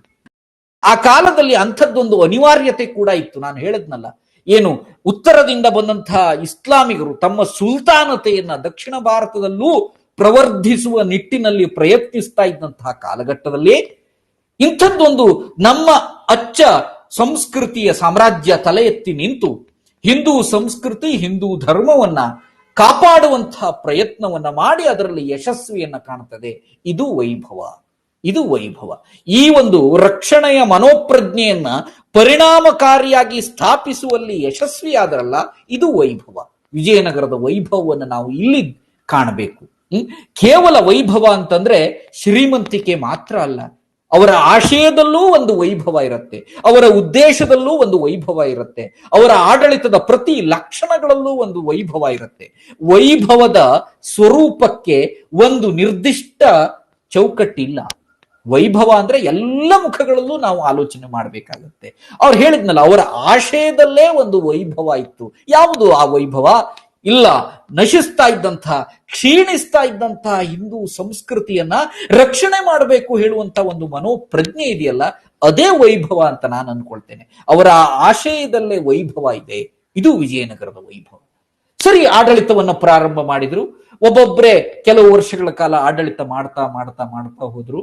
ಅನೇಕ ಅರಸರುಗಳು, 29 ಅರಸರುಗಳು ಆಳ್ವಿಕೆ ಮಾಡ್ತಾರೆ. ಈ 29 ಅರಸರುಗಳ ಬಗ್ಗೆ ನಾನು ಹೇಳ್ತಾ ಹೋದ್ರೆ ಬಹುಶಃ 29 ದಿನ ಬೇಕಾಗುತ್ತೆ ಏನೋ, ಅಷ್ಟು ಸಮೃದ್ಧವಾದಂತಹ ಒಂದು ಸಾಧನೆ ವಿಜಯನಗರದ ಈ 29 ಅರಸರಿಂದ ಆಗಿದೆ. ಎಲ್ಲೋ ಒಂದ್ ಕಡೆ ನಮಗೆ ಕಂಡು ಬರುವುದು ಕೇವಲ ಕೃಷ್ಣದೇವರಾಯ. ವಿಜಯನಗರ ಸಾಮ್ರಾಜ್ಯದ ಅತ್ಯಂತ ಪ್ರಸಿದ್ಧ ರಾಜನಾದಂತಹ ಕನ್ನಡ ರಾಜ್ಯ ರಮಾರಮಣ, ಯವನ ರಾಜ್ಯ ಪ್ರತಿಷ್ಠಾಪನಾಚಾರ್ಯ ಹೇಳುವಂತಹ ಬಿರುದುಗಳನ್ನ ಸಂಪಾದಿಸಿಕೊಂಡಂತಹ ಶ್ರೀಕೃಷ್ಣ ದೇವರಾಯನ ಆಳ್ವಿಕೆಯೊಂದೇ ನಮ್ಮ ಕಣ್ಣೆದುರಿಗೆ ಬರುತ್ತೆ ವಿಜಯನಗರ ಸಾಮ್ರಾಜ್ಯ ಅಂದ್ರೆ. ಆದರೆ ಅದಲ್ಲ ಪ್ರೌಢದೇವರಾಯ, ದೇವರಾಯ, ಇಮ್ಮಡಿ ದೇವರಾಯ, ಸಾಕಷ್ಟು ಅರಸರುಗಳು, 29 ಅರಸರುಗಳಲ್ಲೂ ಕೂಡ ಕೊಡುಗೆಗಳನ್ನ ನಾವು ಕಾಣಲಿಕ್ಕೆ ಸಾಧ್ಯ ಇದೆ. ಅದು ವಿಜಯನಗರದ ವೈಭವ. ಯಾವುದೋ ಒಬ್ಬ ಅರಸನಿಂದ ಒಂದು ಸಾಧನೆ ಬಂದದ್ದಲ್ಲ, ಎಲ್ಲಾ ಅರಸರುಗಳಿಂದ ಬಂದಂತಹ ಸಾಧನೆಯ ಸಂಯೋಜನೆಯೇ ವಿಜಯನಗರದ ವೈಭವ. ಇನ್ನು ಈ ಆಡಳಿತದ ಒಳಗೆ ಒಂದು ಸೌಹಾರ್ದತೆಯ ಪ್ರಜ್ಞೆ ಕೂಡ ಇತ್ತು. ಹಿಂದೂ ಸಂಸ್ಕೃತಿ, ಹಿಂದೂ ಧರ್ಮದ ತಳಹದಿಯ ಮೇಲೆ ಸ್ಥಾಪನೆಯಾದಂತಹ ಸಾಮ್ರಾಜ್ಯ ಎಂದ ತಕ್ಷಣ ಅವರು ಅನ್ಯ ಧರ್ಮವನ್ನ ಕಡೆಗಣಿಸಿ ಕಾಣಲಿಲ್ಲ. ಇದನ್ನ ನಾವು ಆಲೋಚನೆ ಮಾಡಬೇಕು. ಅನ್ಯ ಧರ್ಮವನ್ನ ಕಡೆಗಣಿಸುವ ಪ್ರಯತ್ನಕ್ಕೆ ಮುಂದಾಗಲಿಲ್ಲ. ಏನು ಸಾಕ್ಷಿ? ಹಾಗಾದ್ರೆ ಸಾಕ್ಷಿ ಇಲ್ಲದೆ ಮಾತಾಡಬಾರ್ದಲ್ಲ. ನಮ್ಮ ಪ್ರತಿಯೊಂದು ಮಾತಿಗೂ ಒಂದು ಆಧಾರ ಬೇಕಲ್ವಾ? ದೇವರಾಯನ ಆಸ್ಥಾನದಲ್ಲಿ, ಅವನು ತನ್ನ ಆಸ್ಥಾನದಲ್ಲಿ ಭಗವದ್ಗೀತೆ, ಬೈಬಲ್ ಮತ್ತು ಕುರಾನ್ ಮೂರು ಧರ್ಮದ ಪ್ರಮುಖ ಗ್ರಂಥಗಳನ್ನ ಒಂದೇ ಸ್ಥಾನದಲ್ಲಿ ಇಟ್ಟುಕೊಂಡು ಅದಕ್ಕೆ ನಮಸ್ಕರಿಸಿಯೇ ಆ ಸ್ಥಾನಕ್ಕೆ ಪ್ರವೇಶಿಸ್ತಾ ಇದ್ದಂತೆ ದಾಖಲೆಗಳು ಹೇಳ್ತವೆ. ಇದು ವೈಭವ. ವಿಜಯನಗರದ ವೈಭವ ಅಂದ್ರೆ ಇದು. ಈ ಒಂದು ಪ್ರಜ್ಞೆ ಇದೆಯಲ್ಲ, ಈ ಒಂದು ಹಿಂದೂ ಧರ್ಮದ ರಕ್ಷಣೆಗೆಂದೇ ಹುಟ್ಟಿಕೊಂಡಂತಹ ಒಂದು ಸಾಮ್ರಾಜ್ಯದಲ್ಲಿ ಇದ್ದಂತಹ ಈ ಒಂದು ಸೌಹಾರ್ದತೆಯ ಪ್ರಜ್ಞೆ ಇದೆಯಲ್ಲ, ಇದು ವೈಭವ. ಅವರ ಈ ಪ್ರಜ್ಞೆಗೆ ನಾವು ಗೌರವಿಸಬೇಕು. ಎಂಥ ಒಂದು ಎತ್ತರದ ಮನೋಸ್ಥಿತಿ ನೋಡಿ, ಎಂಥ ಒಂದು ಎತ್ತರದ ಮನೋಸ್ಥಿತಿ. ಆ ಸಂದರ್ಭದಲ್ಲೇ 15ನೇ ಶತಮಾನ ಅಂದ್ರೆ ಇದೇ 14ನೇ ಶತಮಾನದ ಕಾಲಘಟ್ಟದಲ್ಲೇ ಇದಕ್ಕೆ ಪ್ರತಿಸ್ಪರ್ಧಿ ಎನ್ನುವಂತೆ ಒಂದು ಬಹುಮನಿ ಸಾಮ್ರಾಜ್ಯ ಕೂಡ ಜನ್ಮ ತಾಳತ್ತೆ. ಇಸ್ಲಾಮಿಗರ ಆಡಳಿತವನ್ನ ಇಟ್ಟುಕೊಂಡಂತಹ ಬಹುಮನಿ ಸಾಮ್ರಾಜ್ಯ ಕೂಡ ಬೀದರ್, ಗುಲ್ಬರ್ಗ ಈ ಪ್ರದೇಶಗಳಲ್ಲಿ ಇವರಿಗೆ ಸಮಕಾಲೀನವಾಗಿ ಸ್ಪರ್ಧೆಯಾಗಿ ಇನ್ನೊಂದು ಮನೆತನ ಸ್ಥಾಪನೆ ಆಗತ್ತೆ. ಆದಾಗ್ಯೂ ಕೂಡ ಇವರು ತಮ್ಮ ಸೌಹಾರ್ದತೆಯ ಧೋರಣೆಯನ್ನ ಅನುಸರಿಸಿದ್ರಲ್ಲ, ಇದು ವೈಭವ. ಆ ಕಾಲದ ಒಂದು ಗುಣ ನಡತೆಗಳು ಈ ರೀತಿಯಾಗಿ ಇತ್ತು. ಇನ್ನು ನಾವು ವೈಭವದ ನಿಜಾರ್ಥವನ್ನ ಪರೀಕ್ಷೆ ಮಾಡುವುದಾದ್ರೆ, ನಾವು ಹೇಗೆ ಆ ಕಾಲ ಹೀಗಿತ್ತು, ಹಾಗಿತ್ತು, ಅಷ್ಟು ಶ್ರೀಮಂತವಾಗಿತ್ತು, ಹೀಗೆಲ್ಲ ಕೇಳ್ತೇವಲ್ಲ, ಅದಕ್ಕೊಂದು ಆಧಾರ ಅಂತ ಬಂದ್ರೆ, ಸರಿ, ಆ ಸ್ಥಾನದಲ್ಲಿ ಇದ್ದಂತಹ ಬರಹಗಾರರು ಬರೆದ ಬರಹಗಳ ಬಗ್ಗೆ ಸಂಶಯ, ಅನುಮಾನಗಳಿದೆ ಅಂತ ಇಟ್ಟುಕೊಳ್ಳೋಣ. ಬೇರೆ ದೇಶದಿಂದ ಬಂದ ಬರಹಗಾರರು, ಪ್ರವಾಸಿಗರು ಬರೆದಿದ್ದನ್ನಾದ್ರೂ ನಂಬಬಹುದಲ್ವೇ? ಯಾಕೆಂತಂದ್ರೆ ಅವರ ದೇಶ ಇದಲ್ಲ. ಅವರ ದೇಶದ ರಾಜರನ್ನ ಅವರು ಹೊಗಳಿದ್ದಿದ್ರೆ ಒಂದು ವಿಷಯ. ಬೇರೆ ದೇಶ ಬಂದು ಆ ದೇಶದ ಅರಸನೋರ್ವನ ರಾಜ್ಯವನ್ನ ಇಷ್ಟು ಮುಕ್ತ ಕಂಠದಿಂದ ಹೊಗಳಬೇಕು ಹೇಳುವಂತ ಒಂದು ಅನಿವಾರ್ಯತೆ ಬಹುಶಃ ಅವ್ರಿಗೆ ಇರ್ಲಿಕ್ಕಿಲ್ಲ. ಸರಿ, ಅಫ್ಕೋರ್ಸ್ ಕೆಲವರು ಈ ರೀತಿಯಾಗಿ ವಿಚಾರ ಮಾಡ್ತಾರೆ. ಏನು ಅಂತಂದ್ರೆ, ಅವರಿಗೆ ಸಾಕಷ್ಟು ಬಹುಮಾನಗಳನ್ನು, ಸನ್ಮಾನಗಳನ್ನ ಮಾಡಿರ್ಬೋದು, ಆ ಕಾರಣದಿಂದಾಗಿ ಹೊಗಳಿರಬಹುದು ಹೇಳುವಂತ ಒಂದು ಅನುಮಾನ ಕೂಡ ಕೆಲವರು ಮಾಡ್ತಾರೆ. ಇರ್ಲಿ, ಏನೇ ಆದ್ರೂ ಕೂಡ ಅದು ಸಾಧ್ಯತೆ ಇರುತ್ತದೆ, ಅದನ್ನು ನಾವು ತಳ್ಳಿ ಹಾಕ್ಲಿಕ್ಕೆ ಬರೋದಿಲ್ಲ. ಆದ್ರೆ ಎಲ್ಲರಿಗೂ ಆ ಭಾಗ್ಯ ಸಿಕ್ಕೇ ಬಿಡ್ತದೆ ಅಂತ ಹೇಳಲಿಕ್ಕಾಗಲ್ಲ. ಯಾಕೆಂತಂದ್ರೆ ವಿಜಯನಗರಕ್ಕೆ ಭೇಟಿ ಕೊಟ್ಟ ಪ್ರತಿಯೊಬ್ಬ ವಿದೇಶಿ ಬರಹಗಾರರು ಕೂಡ ವಿಜಯನಗರದ ವಿಷಯದಲ್ಲಿ ಪ್ರಾಮಾಣಿಕವಾಗಿ ಮಾತಾಡ್ತಾನೆ. ವೈಭವದ ವಿಷಯದಲ್ಲಿ ಒಬ್ಬೊಬ್ಬರದ್ದೇ ವಿಷಯವನ್ನ ನಾನು ಸಂಕ್ಷಿಪ್ತವಾಗಿ ಹೇಳ್ತೇನೆ, ಅವರ ಮಾತಿನಲ್ಲೇ ಹೇಳುವುದಾದ್ರೆ. ಈಗ ಉದಾಹರಣೆಗೆ ಡೊಮಿಂಗೋ ಪಯಸ್ ಹೇಳುವಂತಹ ಒಬ್ಬ ಪ್ರವಾಸಿಗ ಬರ್ತಾನೆ. 1530 ಆತ ಬರ್ತಾನೆ. ವಿಜಯನಗರದ ರಾಜಧಾನಿಯಾಗಿದ್ದಂತ ಹಂಪಿಗೆ ಬರ್ತಾನೆ. ಇವರ ರಾಜಧಾನಿ ಹಂಪಿಯೂ ಆಗಿತ್ತು, ಆನೆಗುಂದಿಯೂ ಕೂಡ ಆಗಿತ್ತು. ಇವರ ಮೂಲ ಆನೆಗುಂದಿ. ಆ ಹಂಪಿಯನ್ನ ಇವರು ರಾಜಧಾನಿಯನ್ನಾಗಿ ಮಾಡಿಕೊಂಡು ಅದಕ್ಕೆ ವಿಜಯನಗರ ಅಂತ ಹೆಸರನ್ನ ಇಟ್ಟುಕೊಂಡು ರಾಜಧಾನಿಯನ್ನಾಗಿ ಮಾಡಿಕೊಂಡು ಆಳ್ವಿಕೆಯನ್ನ ಮಾಡಿದಂತಹ ಒಂದು ಸಾಮ್ರಾಜ್ಯ ಇದು.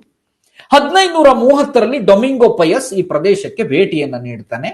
ಭೇಟಿಯನ್ನ ನೀಡಿ ಅವನು ತನ್ನ ಕಣ್ಣಿನಲ್ಲೇ ಕಂಡಂತಹ ಸಂಗತಿಗಳನ್ನ ಉಲ್ಲೇಖ ಮಾಡ್ತಾನೆ. ಏನ್ ಹೇಳ್ತಾನೆ ನೋಡಿ, ನಗರದ ಹೊರಭಾಗದ ಕೋಟೆ ತುಂಬಾ ಬಲಿಷ್ಠವಾಗಿದೆ. ಅಂದ್ರೆ ವಿಜಯನಗರದ ಹೊರಭಾಗದಲ್ಲಿ ಇದ್ದಂತಹ ಕೋಟೆ ಬಲಿಷ್ಠವಾಗಿದೆ. ಅನೇಕ ರಸ್ತೆಗಳು, ಸುಂದರವಾದಂತಹ ಮನೆಗಳು, ಮುಖ್ಯಸ್ಥರ ವಸತಿ ಗೃಹಗಳು ಅರಮನೆಯವರೆಗೂ ಹಬ್ಬಿತ್ತು. ಅಮೂಲ್ಯ ಮುತ್ತುಗಳು, ಮಾಣಿಕ್ಯ, ಹರಳುಗಳು, ವಜ್ರಗಳು, ದುಬಾರಿ ಬಟ್ಟೆಗಳು ಇಲ್ಲಿನ ರಸ್ತೆಯ ಪಕ್ಕದಲ್ಲಿ ಮಾರ್ಕೆಟ್ಗಳಲ್ಲಿ ದೊರಕ್ತಾ ಇದ್ವು. ಬೇರೆ ಬೇರೆ ದೇಶಗಳಿಂದ ಜನರು ಇಲ್ಲಿಗೆ ಬರ್ತಾ ಇದ್ರು ಇದರ ವೈಭವವನ್ನ ಕಣ್ತುಂಬಿಕೊಳ್ಳಿಕ್ಕೆ. ಈ ರೀತಿಯ ನಗರ ಜಗತ್ತಿನ ಬೇರೆ ಯಾವ ರಾಷ್ಟ್ರಗಳಲ್ಲೂ ಇರಲಿಕ್ಕೆ ಸಾಧ್ಯ ಇಲ್ಲ. ಇದು ನನ್ನ ಮಾತಲ್ಲ, ಈಗ ನಾನು ಹೇಳಿರುವುದು ನನ್ನ ಮಾತಲ್ಲ. ಬದಲಾಗಿ ಡೊಮಿಂಗೋ ಪಯಸ್ ಹೇಳುವಂತ ಒಬ್ಬ ವಿದೇಶಿ ವ್ಯಕ್ತಿ ವಿಜಯನಗರದ ಆಸ್ಥಾನಕ್ಕೆ ಬಂದು ಆತ ಸ್ವತಃ ನೋಡಿದ್ದನ್ನ ಉಲ್ಲೇಖ ಮಾಡಿದಂತ ಒಂದು ಮಾತುಗಳು ಇದು, ಡೊಮಿಂಗೋ ಪಯಸ್ನ ಮಾತುಗಳು. ಇನ್ನೊಬ್ಬ ಬರ್ತಾನೆ ನಿಕೋಲೋ ಕೋಂಟಿ ಅಂತ, ಮತ್ತೊಬ್ಬ ಪ್ರವಾಸಿಗ 1421ರಲ್ಲಿ ಬರ್ತಾನೆ ಆತನೇ ಆಡಿದಂತಹ ಮಾತುಗಳು. ನಗರದ ಸುತ್ತಳತೆ 60 ಮೈಲಿ ಇದೆ. ಈ ನಗರದ ಸುತ್ತಳತೆ 60 ಮೈಲಿ ಇದೆ. ಸೈನ್ಯದಲ್ಲಿ 90,000ಕ್ಕೂ ಮಿಕ್ಕು ಸೈನಿಕರಿದ್ದಾರೆ. ಇಷ್ಟು ದೊಡ್ಡ ಸೈನ್ಯ ಎಲ್ಲೂ ಕೂಡ ನಾನು ನೋಡ್ಲಿಲ್ಲ ಅಂತ ಆತ ಹೇಳ್ತಾನೆ. 90,000 ಹತ್ರಕ್ಕೆ 1,00,000 ಸೈನಿಕರನ್ನ ವಿಜಯನಗರದ ಸೈನ್ಯ ಹೊಂದಿತ್ತು ಹೇಳುವಂತ ಮಾತನ್ನ ನಾನು ಹೇಳಿದ್ದಲ್ಲ, ನಿಕೋಲೋ ಕೋಂಟಿ ಹೇಳ್ತಾನೆ. ನಿಕೋಲೋ ಕೋಂಟಿ ಹೇಳ್ತಾ ಇರುವುದನ್ನು ನಾನೀಗ ನಿಮಗೆ ಹೇಳ್ತಾ ಇರುವುದು. ಇಷ್ಟು ದೊಡ್ಡ ಸೈನ್ಯ ಎಲ್ಲೂ ಇರ್ಲಿಕ್ಕೆ ಸಾಧ್ಯ ಇಲ್ಲ ಅಂತ ಹೇಳ್ತಾನೆ. ಇದೆ, ಟೆಕ್ನಿಕಲಿ ನೋಡ್ಲಿಕ್ಕೆ ಹೋದ್ರೆ ಇದಕ್ಕಿಂತ ದೊಡ್ಡ ಸೈನ್ಯ ಇದೆ. ಆದ್ರೆ ಆ ವೈಭವ ಹೇಳ್ತಾನೆ ಅಂತ ಹೇಳುವ ಸಂದರ್ಭದಲ್ಲಿ ಸ್ವಲ್ಪ ಉತ್ಪ್ರೇಕ್ಷೆ ಆಗ್ತದೆ. ಆದ್ರೆ ಸಂಖ್ಯೆಯನ್ನು ಕೊಡ್ತಾನಲ್ಲ ಅವನು, 90,000 ಅಂತ ನಿರ್ದಿಷ್ಟ ಸಂಖ್ಯೆ ಕೊಡ್ತಾನಲ್ಲ, 90,000ಕ್ಕೂ ಹೆಚ್ಚಿನ ಸೈನಿಕರು ಅವರ ಸೈನ್ಯದಲ್ಲಿ ಇದ್ರು ಅಂತ ಹೇಳ್ತಾನೆ ಅಂತ. ಇನ್ನೊಬ್ಬ ಬರ್ತಾನೆ ಪರ್ಷಿಯಾದಿಂದ, ಅಬ್ದುಲ್ ರಜಾಕ್ ಅಂತ. ಅಬ್ದುಲ್ ರಜಾಕ್ ಹೇಳ್ತಾನೆ, 1443ರಲ್ಲಿ ಆತ ಬಂದಿದ್ದ. ಆತ ಹೇಳ್ತಾನೆ, ಇಮ್ಮಡಿ ದೇವರಾಯ ಆ ಟೈಮಲ್ಲಿ ಆಳ್ವಿಕೆ ಮಾಡ್ತಾ ಇದ್ದ. ಇವನು ಬಂದ ಸಂದರ್ಭದಲ್ಲಿ ಇಮ್ಮಡಿ ದೇವರಾಯ ಆಳ್ವಿಕೆ ಮಾಡ್ತಾ ಇದ್ದ. ಅವನು ಹೇಳ್ತಾನೆ, ಈ ರೀತಿಯ ನಗರಗಳನ್ನ ಹಿಂದೆ ನನ್ನ ಕಣ್ಣುಗಳು ನೋಡಿರ್ಲೇ ಇಲ್ಲ ಅಂತ ಹೇಳ್ತಾನೆ. ಹಿಂದೆ ಅವನ ಕೆಲಸ ಏನು, ಒಂದು ಪ್ರದೇಶದಿಂದ ಇನ್ನೊಂದು ಪ್ರದೇಶಕ್ಕೆ ಪ್ರವಾಸಿಯಾಗಿ ತಿರುಗಾಡುವುದೇ ಅವನ ಕೆಲಸ ಆಗಿತ್ತು ರಜಾಕ್ ಒಂದು. He is like A historian, he was like A historian. ಆತ ಒಬ್ಬ ಇತಿಹಾಸಕಾರನ ರೀತಿಯಲ್ಲೇ ಇದ್ದ. ಬೇರೆ ಬೇರೆ ದೇಶಗಳಿಗೆ ಹೋಗಿ ಅಲ್ಲಿ ವರದಿಗಳನ್ನ ಸಿದ್ಧಪಡಿಸುವುದು ಅವನ ಕೆಲಸ. ಅಬ್ದುಲ್ ರಜಾಕ್ ಆತ ಹೇಳಿದ್ದ ಮಾತು ಇದು ನೋಡಿ, ನನ್ನ ಕಣ್ಣುಗಳು ಇಷ್ಟು ವೈಭವವನ್ನ ಬೇರೆ ಎಲ್ಲೂ ನೋಡಿಲ್ಲ ಅಂತ ಸ್ವತಃ ಬರೀತಾನೆ ಆತ. ಇದು ವಿಜಯನಗರದ ವೈಭವ. ಬಾರ್ಬೋಸಾ ಹೇಳ್ತಾನೆ, ಇಲ್ಲಿನ ಬೀದಿಗಳಲ್ಲಿ ವಜ್ರ ವೈಡೂರ್ಯಗಳು ಮಾರಲ್ಪಡ್ತಾ ಇದೆ. ತಿನ್ನುವ ಪದಾರ್ಥಗಳು ತುಂಬಾ ಕಡಿಮೆ ದರದಲ್ಲಿ ಸಿಗ್ತಾ ಇದೆ. ಕಡಿಮೆ ದರದಲ್ಲಿ ಸಿಕ್ಕು ಕ್ವಾಂಟಿಟಿ ಜಾಸ್ತಿ ಇದೆ. ನೋಡಿ, ಎಷ್ಟು ಬೇಕೋ ಅಷ್ಟು ತಿನ್ಬಹುದು, ಕಡಿಮೆ ದರದಲ್ಲಿ ಕೂಡ ಇದೆ. ಇದು ಆತ ಹೇಳ್ತಾನೆ, ಬಾರ್ಬೋಸಾ ಹೇಳ್ತಾನೆ. ಇದು ವೈಭವ ಅಲ್ವೇ? ಈ ರೀತಿಯಲ್ಲಿ ನಾವು ಕೇಳಿದ್ದ ಸಂಗತಿಗಳೆಲ್ಲ ಸತ್ಯ ಸಂಗತಿಗಳೇ ಹೇಳುವಂಥದ್ದನ್ನ ಈ ಎಲ್ಲ ದಾಖಲೆಗಳು ನಮಗೆ ಸ್ಪಷ್ಟಪಡಿಸ್ತದೆ. ಈ ದಾಖಲೆಗಳನ್ನ ಸಂಶಯ ಪಡುವವರು ಇದ್ದಾರೆ, ಆದ್ರೆ ಅದು ಅಷ್ಟೊಂದು ಸಮಂಜಸ ಅಲ್ಲ ಅಂತ ನನಗನ್ನಿಸ್ತಾ ಇದೆ. ಯಾಕೆಂತಂದ್ರೆ ನಾವು ಹೀಗೆ ಅನುಮಾನ ಪಡ್ತಾ ಹೋದ್ರೆ ಎಲ್ಲವನ್ನು ಶಂಕೆ ಪಡುವಂತಹ ಒಂದು ಕಾಲ ಬಂದ್ಬಿಡ್ತದೆ. ಹೀಗಾಗಿ ಸಿಕ್ಕಂತಹ ದಾಖಲೆಗಳ ಒಂದು ಪ್ರಮಾಣ, ಪರಿಣಾಮ, ಇದರ ಆಧಾರದ ಮೇಲೆ ನಾವು ಅದರ ಸತ್ಯಾಸತ್ಯತೆಯನ್ನ ವಿಮರ್ಶಿಸಬೇಕಾಗತ್ತೆ. ಒಟ್ಟಿನಲ್ಲಿ ಇಂದಿನ ವಿಜಯನಗರವನ್ನ ಅಂದ್ರೆ ಕಂಪ್ಲೀಟ್ ಆಗಿ ಡಿಸ್ಟ್ರಾಯ್ ಆದ ಮೇಲೆ, ಅಂದ್ರೆ ತಾಳಿಕೋಟೆ ಯುದ್ಧದ ನಂತರದಲ್ಲಿ ಸುಮಾರು 3 ತಿಂಗಳ ಕಾಲ ಆ ಪ್ರದೇಶವನ್ನ ಲೂಟಿ ಮಾಡಿದ್ರು ಅಂತ ಹೇಳ್ತಾರೆ. 3 ತಿಂಗಳ ಕಾಲ ಲೂಟಿ ಮಾಡಿದ್ರಂತೆ. ಅಷ್ಟಾಗಿಯೂ ಕೂಡ ಹಾಳು ಮಾಡುವ ಸಂಪೂರ್ಣ ಪ್ರಯತ್ನದ ನಂತರವೂ ಕೂಡ ಇಂದಿಗೂ ನಾವು ಹಂಪಿಗೆ ಹೋದ್ರೆ ಆ ವೈಭವ ಕಣ್ಣಿಗೆ ಕಟ್ತದೆಯಲ್ಲ, ಆ ಕಾಲದಲ್ಲಿ ಎಲ್ಲವೂ ಸರಿ ಇದ್ದಾಗ ಎಷ್ಟಿರಬೇಕು ಅನ್ನೋದನ್ನ ನಾವು ಯೋಚನೆ ಮಾಡಬೇಕಾಗತ್ತೆ ಎಂಬಲ್ಲಿಗೆ ಇವರ ಮಾತುಗಳು ಖಂಡಿತವಾಗಿಯೂ ಸತ್ಯವೇ ಹೇಳುವಂತ ಒಂದು ತೀರ್ಮಾನಕ್ಕೆ ನಾವು ಬರಲಿಕ್ಕೆ ಸಾಧ್ಯ ಇದೆ. ಇಂದಿನ ಸಂಪೂರ್ಣವಾಗಿ ಹಂಪಿ ಹಾಳಾದ ಮೇಲಿನ ಪರಿಸ್ಥಿತಿಯನ್ನ ನೋಡಿದಾಗಲೇ ನಮಗೆ ವೈಭವಯುತವಾಗಿ ಕಾಣ್ತಾ ಇದೆಯಲ್ಲ, ಎಲ್ಲವೂ ಸರಿ ಇದ್ದಾಗ ಹೇಗಿದ್ದಿರಬಹುದು, ಆ ಹಂಪಿ ಹೇಗಿದ್ದಿರಬಹುದು ಎಂಬರ್ಥದಲ್ಲಿ ನಾವು ಅವಲೋಕನ ಮಾಡಿ ವಿಮರ್ಶಾತ್ಮಕವಾಗಿ ನೋಡಿದಾಗ ಖಂಡಿತವಾಗಿಯೂ ಅದು ವಿಜಯನಗರ 100ಕ್ಕೆ 100 ಒಂದು ಅತ್ಯಂತ ಉನ್ನತ ಮಟ್ಟದ ವೈಭವದ ನಗರ ಆಗಿತ್ತು ಹೇಳುವುದರಲ್ಲಿ ಯಾವುದೇ ಅನುಮಾನ ಇಲ್ಲ. ಅಲ್ಲಿ ಅನೇಕ ದೇವಾಲಯಗಳನ್ನ ನಿರ್ಮಾಣ ಮಾಡಿದ್ರು. ಆ ದೇವಾಲಯಗಳ ನಿರ್ಮಾಣವೇ ಒಂದು ವೈಭವ. ವಿಜಯನಗರದ ಸಾಮ್ರಾಜ್ಯದ ಒಂದು ಶ್ರೇಷ್ಠತೆ ಅವರ ಕಲೆಯಲ್ಲಿ ಕಂಡು ಬರ್ತದೆ. ಸಾಹಿತ್ಯಕ್ಕೆ, ಸಂಸ್ಕೃತಿಗೆ, ವಾಸ್ತುಶಿಲ್ಪಕ್ಕೆ, ಧರ್ಮಕ್ಕೆ ಅವರು ನೀಡಿದಂತಹ ಕೊಡುಗೆಗಳಲ್ಲಿ ನಮಗೆ ಅವರ ವೈಭವ ಗೋಚರಿಸ್ತದೆ. ನೋಡಿ, ವಿರೂಪಾಕ್ಷ ದೇವಾಲಯ, ವಿಜಯ ವಿಠ್ಠಲ ದೇವಾಲಯ, ಕೃಷ್ಣಸ್ವಾಮಿ ದೇವಾಲಯ, ಅಚ್ಯುತರಾಯ ದೇವಾಲಯ, ಕೋದಂಡರಾಮಸ್ವಾಮಿ ದೇವಾಲಯ, ಹಜಾರರಾಮ ದೇವಾಲಯ, ಇನ್ನು ಕಮಲ್ ಮಹಲ್, ಆಮೇಲೆ ಮಹಾನವಮಿ ದಿಬ್ಬ, ಆಮೇಲೆ ಸಾಸಿವೆ ಕಾಳು ಗಣಪತಿ, ಶಿಲ್ಪಗಳು, ವಿಗ್ರಹಗಳು, ಕಡಲೆಕಾಳು ಗಣಪತಿ, ಉಗ್ರ ನರಸಿಂಹನ ಒಂದು ಅದ್ಭುತವಾದಂತಹ ಏಕಶಿಲಾ ವಿಗ್ರಹ, ಕಲ್ಲಿನ ರಥ, ಮನೋಜ್ಞವಾದಂತಹ ಕಲ್ಲಿನ ರಥ, ಇದೆಲ್ಲ ವೈಭವಗಳಲ್ವೇ? ಇವುಗಳ ನಿರ್ಮಾಣದಲ್ಲಿ ಅವರ ಶ್ರಮ, ಅವರ ಪ್ರತಿಭೆ, ಅವರ ತಾಳ್ಮೆ ಎಷ್ಟು ಎತ್ತರದಲ್ಲಿ ಇರಬಹುದು. ನಾವೀಗ ಅದನ್ನ ಪರಾಮರ್ಶೆ ಮಾಡ್ತೇವೆ, ಆದ್ರೆ ನಿರ್ಮಾಣದ ಕಾಲದಲ್ಲಿ ಅವರಿಗೆ ಎಷ್ಟು ತಾಳ್ಮೆ ಬೇಕು, ಎಷ್ಟು ವರ್ಷಗಳ ಪ್ರತಿಫಲವಾಗಿ ಮೂಡಿ ಬಂದ ಸ್ಮಾರಕಗಳು ಇವೆಲ್ಲ. ಸುಲಭವಾದ ನಿರ್ಮಾಣವೇ? ಎಷ್ಟು ವರ್ಷಗಳ ಕಾಲ ಮೂಡಿ ಬಂದಂತಹ ಅದ್ಭುತಗಳು ಇವೆಲ್ಲ. ಹೀಗಾಗಿ ಇವುಗಳಲ್ಲಿ ನಾವು ವಿಜಯನಗರದ ವೈಭವವನ್ನ ಕಣ್ಣು ತುಂಬಿಕೊಳ್ಳಿಕ್ಕೆ ಸಾಧ್ಯ ಇದೆ ಇಂದಿಗೂ ಕೂಡ. ಇನ್ನು ಆಡಳಿತದ ವಿಷಯದಲ್ಲಿ ಬಂದ್ರೆ, ಮಠಗಳಿಗೆ, ದೇವಾಲಯಗಳಿಗೆ, ಜೈನ ಬಸದಿಗಳಿಗೆ ಅವರು ಸಾಕಷ್ಟು ದಾನ ದತ್ತಿಗಳನ್ನ ಕೊಡ್ತಾರೆ. ಇವನ್ ವಿಜಯನಗರದ ಅರಸರ ಒಂದು ಸಂಪೂರ್ಣ ವೈರುಧ್ಯ, ಸೈದ್ಧಾಂತಿಕ ವೈರುಧ್ಯ ಇದ್ದಾಗ್ಯೂ ಕೂಡ ಚರ್ಚ್ಗಳನ್ನ ನಿರ್ಮಾಣ ಮಾಡಿಸ್ಕೊಡ್ತಾರೆ, ಮಸೀದಿಗಳನ್ನ ನಿರ್ಮಾಣ ಮಾಡಿಸ್ತಾರೆ, ಅದಕ್ಕೆ ಹಣವನ್ನ ಕೊಡ್ತಾರೆ, ಅದಕ್ಕೆ ದಾಖಲೆಗಳಿವೆ. ಅಷ್ಟ ದಿಗ್ಗಜರುಗಳನ್ನ ಇಟ್ಕೊಂಡಿದ್ರು, ಆಸ್ಥಾನದಲ್ಲಿ ಅಷ್ಟ ದಿಗ್ಗಜರುಗಳಿದ್ರು. ಭಾಷೆ, ಸಂಸ್ಕೃತ, ಕನ್ನಡ, ತೆಲುಗು, ಈ ಮೂರೂ ಭಾಷೆಗಳು ಅತ್ಯುನ್ನತ ಎತ್ತರಕ್ಕೆ ಕೊಂಡೊಯ್ದಂತಹ ಒಂದು ಕಾಲಘಟ್ಟ ಇದು ವಿಜಯನಗರದ ವೈಭವ. ಆಡಳಿತದ ಅನುಕೂಲಕ್ಕಾಗಿ ತಮ್ಮ ಸಾಮ್ರಾಜ್ಯಗಳನ್ನ ರಾಜ್ಯ, ಮಂಡಳ, ನಾಡು, ಸೀಮೆ, ಗ್ರಾಮ, ಹೀಗೆ ಬೇರೆ ಬೇರೆ ವಿಭಾಗಗಳನ್ನ ಮಾಡ್ಕೊಂಡಿದ್ರು. ಈ ಕಾಲಘಟ್ಟದಲ್ಲಿ ಹೇಗೆ ನಾವು ರಾಜ್ಯ, ಜಿಲ್ಲೆ, ತಾಲೂಕು ಹೀಗೆಲ್ಲ ವಿಭಾಗಗಳನ್ನ ಮಾಡ್ಕೊಂಡಿದ್ದೇವಲ್ಲ ಆಡಳಿತದ ಅನುಕೂಲತೆಗೆ, ಹಾಗೆಯೇ ಅವರು ಆ ಕಾಲದಲ್ಲಿ ಆಡಳಿತದ ಅನುಕೂಲತೆಗೆ ಇಂಥದ್ದೆಲ್ಲ ವಿಭಾಗಗಳನ್ನ ಮಾಡಿಕೊಂಡಿದ್ರು. ಕೃಷಿ, ನೀರಾವರಿ, ವ್ಯಾಪಾರ, ವಾಣಿಜ್ಯಗಳಿಗೆ ಸಾಕಷ್ಟು ಬೆಂಬಲ, ಪ್ರೋತ್ಸಾಹಗಳನ್ನ ಕೊಡ್ತಾ ಇದ್ರು, ಸಾಧನೆಯನ್ನ ಮಾಡಿದ್ರು. ಇಂದಿಗೂ ಕೂಡ ನಾವು ವಿಜಯನಗರ ಕಾಲದ ಕ್ಯಾನಲ್ಗಳನ್ನ ನೋಡ್ಲಿಕ್ಕೆ ಸಾಧ್ಯ ಇದೆ. ಆ ಕಾಲದ ಅಲ್ಲಿ ಹಂಪಿ ಏರಿಯಾಕ್ಕೆ ಹೋದ್ರೆ ಆ ಕಾಲದ ಸುಮಾರು 2000 ಸಣ್ಣ ಕಲ್ಲಿನ ಮಂಟಪಗಳು ಇಂದಿಗೂ ಕೂಡ ನಿಂತ್ಕೊಂಡಿದೆ, ಮೂಕ ಸಾಕ್ಷಿಯಾಗಿ. ಆ ಕಾಲದ ವೈಭವದ ಮೂಕ ಸಾಕ್ಷಿಯಾಗಿ ಈ ಕಾಲದಲ್ಲಿ ಇಂದಿಗೂ ಕೂಡ ಹಂಪಿಯಲ್ಲಿ ಸುಮಾರು 2000 ಮಂಟಪಗಳು ನಿಂತ್ಕೊಂಡಿದೆ ಆ ಪ್ರದೇಶದಲ್ಲಿ, ಒಂದು 15-20 ಕಿಲೋಮೀಟರ್ ವ್ಯಾಪ್ತಿಯಲ್ಲಿ. ಹೀಗಾಗಿ ಈ ಇಂಟರ್ನಲ್ ಮತ್ತು ಎಕ್ಸ್ಟರ್ನಲ್ ಎರಡೂ ಟ್ರೇಡ್ಗಳಿದ್ದು, ಆಂತರಿಕ ಮತ್ತು ಬಾಹ್ಯ, ಬೇರೆ ಬೇರೆ ರಾಷ್ಟ್ರಗಳ ಜೊತೆ ಕೂಡ ಅವರ ವ್ಯಾಪಾರಿ ಸಂಪರ್ಕ ಇತ್ತು. ಸಂಗೀತಕ್ಕೆ, ನೃತ್ಯಕ್ಕೆ, ಯಕ್ಷಗಾನಕ್ಕೆ ಅವರ ಕೊಡುಗೆಗಳಿದೆ. ಆ ಕಾಲದಲ್ಲಿ ಎಷ್ಟೋ ಯಕ್ಷಗಾನ ಪ್ರಸಂಗಗಳು ರಚಿಸಲ್ಪಟ್ಟವು. ಭರತನಾಟ್ಯಗಳು, ದಾಸ ಸಾಹಿತ್ಯ, ಪುರಂದರದಾಸರು, ಕನಕದಾಸರು, ವ್ಯಾಸರಾಯರು, ಆಮೇಲೆ ಗಂಗಾಂಬಿಕೆಯ ಮಧುರಾ ವಿಜಯಂ, ಸಾಯಣಾಚಾರ್ಯರು, ಇಂಥವರೆಲ್ಲ ಶ್ರೇಷ್ಠ ಸಾಹಿತಿಗಳಿದ್ರು. ಎಂಥ ವೈಭವ! ಮಹಾನವಮಿ ದಿಬ್ಬದಲ್ಲಿ ನಡೀತಾ ಇದ್ದಂತಹ ಆ ಸಾಂಸ್ಕೃತಿಕ ವೈಭವಕ್ಕೆ ದೇಶ ವಿದೇಶಗಳಿಂದ ದಸರೆಗೆ ಬಂದು ಕಣ್ತುಂಬಿಕೊಳ್ತಾ ಇದ್ರಂತೆ ಆ ಟೈಮಲ್ಲಿ. ಈ ನಮ್ಮ ದಸರಾ ಇದೆಯಲ್ಲ, ನಾಡ ಹಬ್ಬ, ಅಲ್ಲಿಂದನೇ ಅದು ಪ್ರಾರಂಭ ಆಗಿದ್ದು. ವಿಜಯನಗರವೇ ಅದಕ್ಕೆ ಪೀಠಕ್ಕೆ ಹಾಕಿ ಕೊಟ್ಟಿದ್ದು. ಆ ನಂತರ ಮೈಸೂರಿನ ಅರಸರು ಅದನ್ನು ಮುಂದುವರಿಸಿಕೊಂಡು ಹೋಗ್ತಾ ಇದ್ದಾರೆ ಇಂದಿಗೂ ಕೂಡ. ಹೀಗಾಗಿ ಎಲ್ಲ ದೃಷ್ಟಿಕೋನದಲ್ಲೂ, ಧಾರ್ಮಿಕವಾಗಿ, ಸಾಂಸ್ಕೃತಿಕವಾಗಿ, ವಾಸ್ತುಶಿಲ್ಪೀಯವಾಗಿ, ಸಾಹಿತ್ಯಿಕವಾಗಿ, ಎಲ್ಲ ದೃಷ್ಟಿಕೋನದಲ್ಲೂ ಸರ್ವತೋಮುಖವಾದಂತಹ ಒಂದು ಅಭಿವೃದ್ಧಿಯನ್ನ ಕಂಡಂತಹ ಒಂದು ಕಾಲಘಟ್ಟ ಅಂತಂದ್ರೆ ಅದು ವಿಜಯನಗರ ಸಾಮ್ರಾಜ್ಯದ ಕಾಲ. ಈ ಎಲ್ಲ ದೃಷ್ಟಿಕೋನದಿಂದ ನೋಡಿದ್ರೆ ನಮಗೆ ಇದು ಎಂಥ ಒಂದು ವೈಭವದ ಸಂಪನ್ನತೆಗೆ ಸಾಕ್ಷಿಯಾಗಿತ್ತು ಆ ಕಾಲ ಹೇಳುವಂಥದ್ದು. ಬಹುಶಃ ಇವಿಷ್ಟೇ, ನಾನು ಅತ್ಯಂತ ಸಂಕ್ಷಿಪ್ತವಾಗಿ ಹೇಳಿದ್ದೇನೆ, ಇವಿಷ್ಟೇ ಸಂಗತಿಗಳಿಂದ ನಮಗೆ ಆ ವಿಜಯನಗರದ ವೈಭವ ಕಣ್ಣು ಮುಂದೆ ಬಂದು ನಿಲ್ಲುತ್ತದೆ. ಈಗ ನಾವು ಮಾಡಬೇಕಾದ ಕೆಲಸ ಏನು? ಹಾಗಾದ್ರೆ ನಾವು ಮಾಡಬೇಕಾದಂತಹ ಕೆಲಸ ಅವರು ಹಾಕಿಕೊಟ್ಟಂತಹ ಒಂದು ಮಾರ್ಗದಲ್ಲಿ ನಡೆಯುವುದು. ಏನು ಹಾಗಾದ್ರೆ ಏನು? ಅವರು ಹಾಕಿಕೊಟ್ಟ ಮಾರ್ಗ ಯಾವುದು? ಸುಸಂಸ್ಕೃತತೆ. ನಮ್ಮ ಬದುಕಿನಲ್ಲಿ ಒಂದು ಸುಸಂಸ್ಕಾರವನ್ನ ಬೆಳೆಸ್ಕೊಂಡು ಮುನ್ನಡೆಯುವುದು ಅವರು ಹಾಕಿಕೊಂಡಂತ ಮಾರ್ಗ ಅಲ್ವೇ ಇದು? ಪ್ರತಿಯೊಂದು ಮಾರ್ಗದಲ್ಲೂ ಕೂಡ ಆ ಸುಸಂಸ್ಕೃತತೆ ಹೇಳುವಂಥದ್ದು ಧ್ವನಿಸ್ತದೆ ವಿಜಯನಗರದ ಆಡಳಿತದ ಪರಿಧಿಯ ಒಳಗೆ.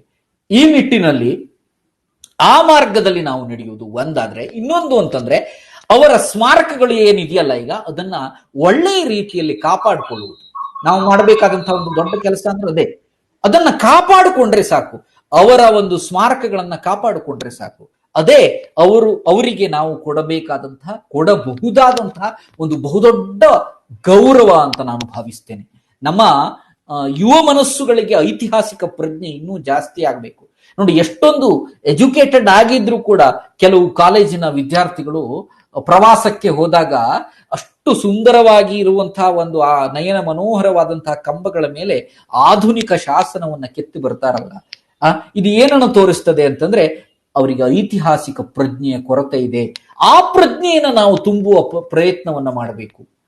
ಇಷ್ಟು ಡಿಗ್ರಿಯನ್ನ ಪಡ್ಕೊಂಡ್ರೆ ಏನು ಪ್ರಯೋಜನ? ಈ ರೀತಿ ಕೆಲಸ ಮಾಡಿದ್ರೆ ಏನು ಪ್ರಯೋಜನ ಇಲ್ಲ. ಹೀಗಾಗಿ ಯುವ ಮನಸ್ಸುಗಳಲ್ಲಿ ನಾವು ಇತಿಹಾಸದ ಪ್ರಜ್ಞೆಯನ್ನ ಪರಿಣಾಮಕಾರಿಯಾಗಿ ಬೆಳೆಸಬೇಕಿದೆ. ಅಂಥ ಒಂದು ಬೆಳೆಸುವಿಕೆಯಲ್ಲಿ ಈ ರೀತಿಯ ಸರಣಿಗಳು, ವಿಜಯನಗರದ ವೈಭವ ಹೇಳುವಂತ ಒಂದು ಸರಣಿಯಲ್ಲಿ ಇದೊಂದು ಮಾದರಿಯಾದಂತಹ ಒಂದು ಕಾರ್ಯಕ್ರಮ ಹೇಳುವುದರಲ್ಲಿ ಯಾವುದೇ ಸಂಶಯವಿಲ್ಲ. ಯಾಕೆಂತಂದ್ರೆ ನಾನು ಆರಂಭದಲ್ಲೇ ಹೇಳಿದ ಹಾಗೆ ಬ್ಯಾಂಕ್ಗಳು ಈ ರೀತಿಯ ಒಂದು ಮನೋಸ್ಥಿತಿಯನ್ನ ಬೆಳೆಸಿಕೊಳ್ಳುವುದು ಇದೆಯಲ್ಲ, ಎಂಥ ಸರ್ವೋತ್ಕೃಷ್ಟವಾದಂತಹ ಆಲೋಚನೆ ಇದು. ಸಾಮಾನ್ಯವಾಗಿ ಬೇರೆ ಎಲ್ಲೂ ಕೂಡ ನನ್ನ ಗಮನಕ್ಕಂತೂ ಬಂದಿಲ್ಲ. ಖಂಡಿತವಾಗಿಯೂ ಬ್ಯಾಂಕ್ಗಳು ಈ ರೀತಿಯ ಇತಿಹಾಸ ಪ್ರಜ್ಞೆಯನ್ನ ಸಾಮಾಜಿಕವಾಗಿ ಮೂಡಿಸುವಂತ ಒಂದು ಪ್ರಯತ್ನ ಮಾಡುವುದು ನನ್ನ ಗಮನಕ್ಕಂತೂ ಬಂದಿಲ್ಲ. ಸೊ ಈ ವಿಕಾಸ ಬ್ಯಾಂಕ್ ಬೆಳ್ಳಿ ಹಬ್ಬದ ನಿಮಿತ್ತವಾಗಿ ಮಾಡಿದಂತಹ ಈ ಒಂದು ಕಾರ್ಯಕ್ರಮ ನಿಜಕ್ಕೂ ನನ್ನ ಮನಸ್ಸಿಗೆ ವೈಯಕ್ತಿಕವಾಗಿ ತುಂಬಾ ಸಮಾಧಾನವನ್ನ ಕೊಟ್ಟಿದೆ, ತುಂಬಾ ಸಂತೋಷವನ್ನ ಕೊಟ್ಟಿದೆ. ನಾನು ಮಾತನಾಡ್ತಾ ಇದ್ದೇನೆ ಅಂತ ಅಲ್ಲ, ಯಾರೇ ಮಾತಾಡ್ತಾ ಇದ್ರು ನನಗೆ ಇದು ಸಂತೋಷ ಕೊಡ್ತಾ ಇತ್ತು. ಯಾಕೆಂತಂದ್ರೆ ಇತಿಹಾಸದ ಸ್ಮರಣೆಯನ್ನ ನೀವೊಂದು ಅದಕ್ಕೊಂದು ಪ್ರಾಮುಖ್ಯತೆಯನ್ನ ಕೊಟ್ರಲ್ಲ, ಅದಕ್ಕೆ ನಾನು ನಿಮ್ಗೆ ಹ್ಯಾಟ್ಸ್ ಆಫ್ ಹೇಳಲೇಬೇಕು. ಒಂದು ಅದ್ಭುತವಾದಂತಹ ಕೆಲಸವನ್ನು ಮಾಡ್ತಾ ಇದ್ದೀರಿ. ನಿಮ್ಮ ಈ ಕಾರ್ಯಕ್ರಮ ಇನ್ನು ಬಹುದಿನಗಳ ಕಾಲ ನಡೀತದೆ ಹೇಳುವಂತಹ ಒಂದು ವಿಷಯ ಕೂಡ ನನಗೆ ತಿಳಿದು ಬಂತು.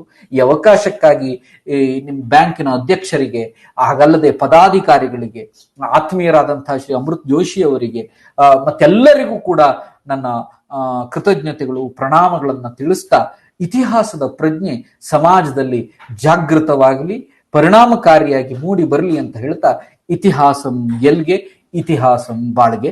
ಸರ್ವರಿಗೂ ನಮಸ್ಕಾರ. ವಿಜಯನಗರ ಜಿಲ್ಲೆ ಆರಂಭವಾದ ಈ ಕಾಲಘಟ್ಟದಲ್ಲಿ ವಿಜಯನಗರ ವೈಭವವನ್ನು ಅನಾವರಣಗೊಳಿಸಿ ನಮ್ಮೆಲ್ಲರನ್ನು ವಿಜಯನಗರ ಕಾಲದ ವೈಭವವನ್ನು ಸದಾಕಾಲ ಮೆಲುಕು ಹಾಕುವಂತೆ ಮಾಡಿದ ಶ್ರೀ ಸೋಂದಾ ಲಕ್ಷ್ಮೀಶ್ ಹೆಗಡೆ ಇವರಿಗೆ ಹೃತ್ಪೂರ್ವಕ ವಂದನೆಗಳು.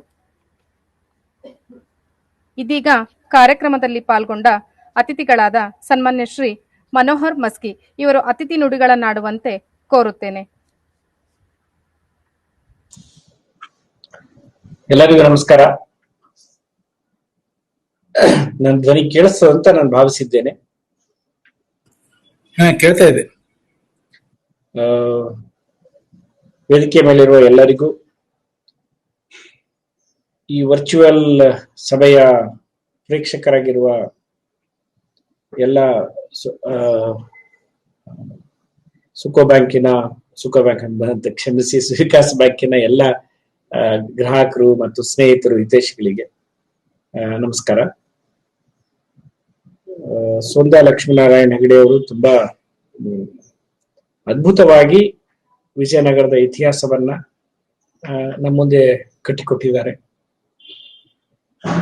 ಅವ್ರು ಹೇಳ್ತಿರ್ಬೇಕಾದಾಗ, ನಾನು ಮೊದಲ ವರ್ಷದ PUC ಹಿಸ್ಟ್ರಿ ಕ್ಲಾಸಿಗೆ ಹೋದಾಗ ನನ್ನ ಇತಿಹಾಸದ ಶಿಕ್ಷಕರು ಮಾಡಿದ ಮೊದಲ ದಿನದ ಪಾಠ ನೆನಪಿಗೆ ಬಂತು ನನಗೆ. ಅವ್ರು ಹೇಳಿದ್ದು ಮೊದಲನೇ ದಿವಸನೇ ಕೇಳಿದ್ರು ಫಸ್ಟೇ, ನೀವೆಲ್ಲ ಇತಿಹಾಸ ವಿದ್ಯಾರ್ಥಿಗಳಾಗಿ ಬಂದಿದ್ದೀರಿ, ವಾಟ್ ಈಸ್ ಹಿಸ್ಟರಿ ಅಂತ ಕೇಳಿದ್ರು. ಎಲ್ಲಾರು ಕೇಳ್ತಾ ಬಂದ್ರು, ಒಬ್ಬೊಬ್ರು ಅದೊಂದು ಹೇಳ್ತಾ ಹೋದ್ರಿ. ಆಮೇಲೆ ಅವ್ರು ಹೇಳಿದ್ರು, what is history? He's a story. He ಅಂದ್ರೆ ಯಾರು? ಮನುಷ್ಯನ ಕಥೆಯೇ ಇತಿಹಾಸ ಅಂತೇಳಿ ನಾವೆಲ್ಲ ಏನ್ ತಿಳ್ಕೊಂಡಿದ್ವಿ ಅಲ್ಲಿವರೆಗೆ, ಈ ಇತಿಹಾಸ ಅಂದ್ರೆ ಹಳೆದು ಓದೋದು ಇತ್ಯಾದಿ ಅನ್ನೋದು ಮೊದಲನೇ ದಿವಸದ ಮೊದಲನೆಯ ಪಾಠದಲ್ಲಿ ತೆಗೆದುಹಾಕಿ, ಅಲ್ಲೊಂದು ಕುತೂಹಲವನ್ನ, ಅಲ್ಲೊಂದು ಏನ್ ಹೇಳ್ತೀರಿ, ನಾವು ಇದನ್ನ ತಿಳ್ಕೊಳ್ಬೇಕು ಅನ್ನೋ ಬಯಕೆಯನ್ನು ಹುಟ್ಟಾಕಿದ್ರು ಅವರು. ಹಾಗಾಗಿ ಇತಿಹಾಸದ ಬಗ್ಗೆ ಓದುವ ಒಂದು ಹವ್ಯಾಸವನ್ನು ಕೂಡ ಅವ್ರನ್ನ ಮೊದಲನೇ PUC ಯಲ್ಲೇ ಬೆಳೆಸಿದ್ರು ಅಂತ ಅನ್ಸುತ್ತೆ. ಬಹುಶಃ ಇವತ್ತು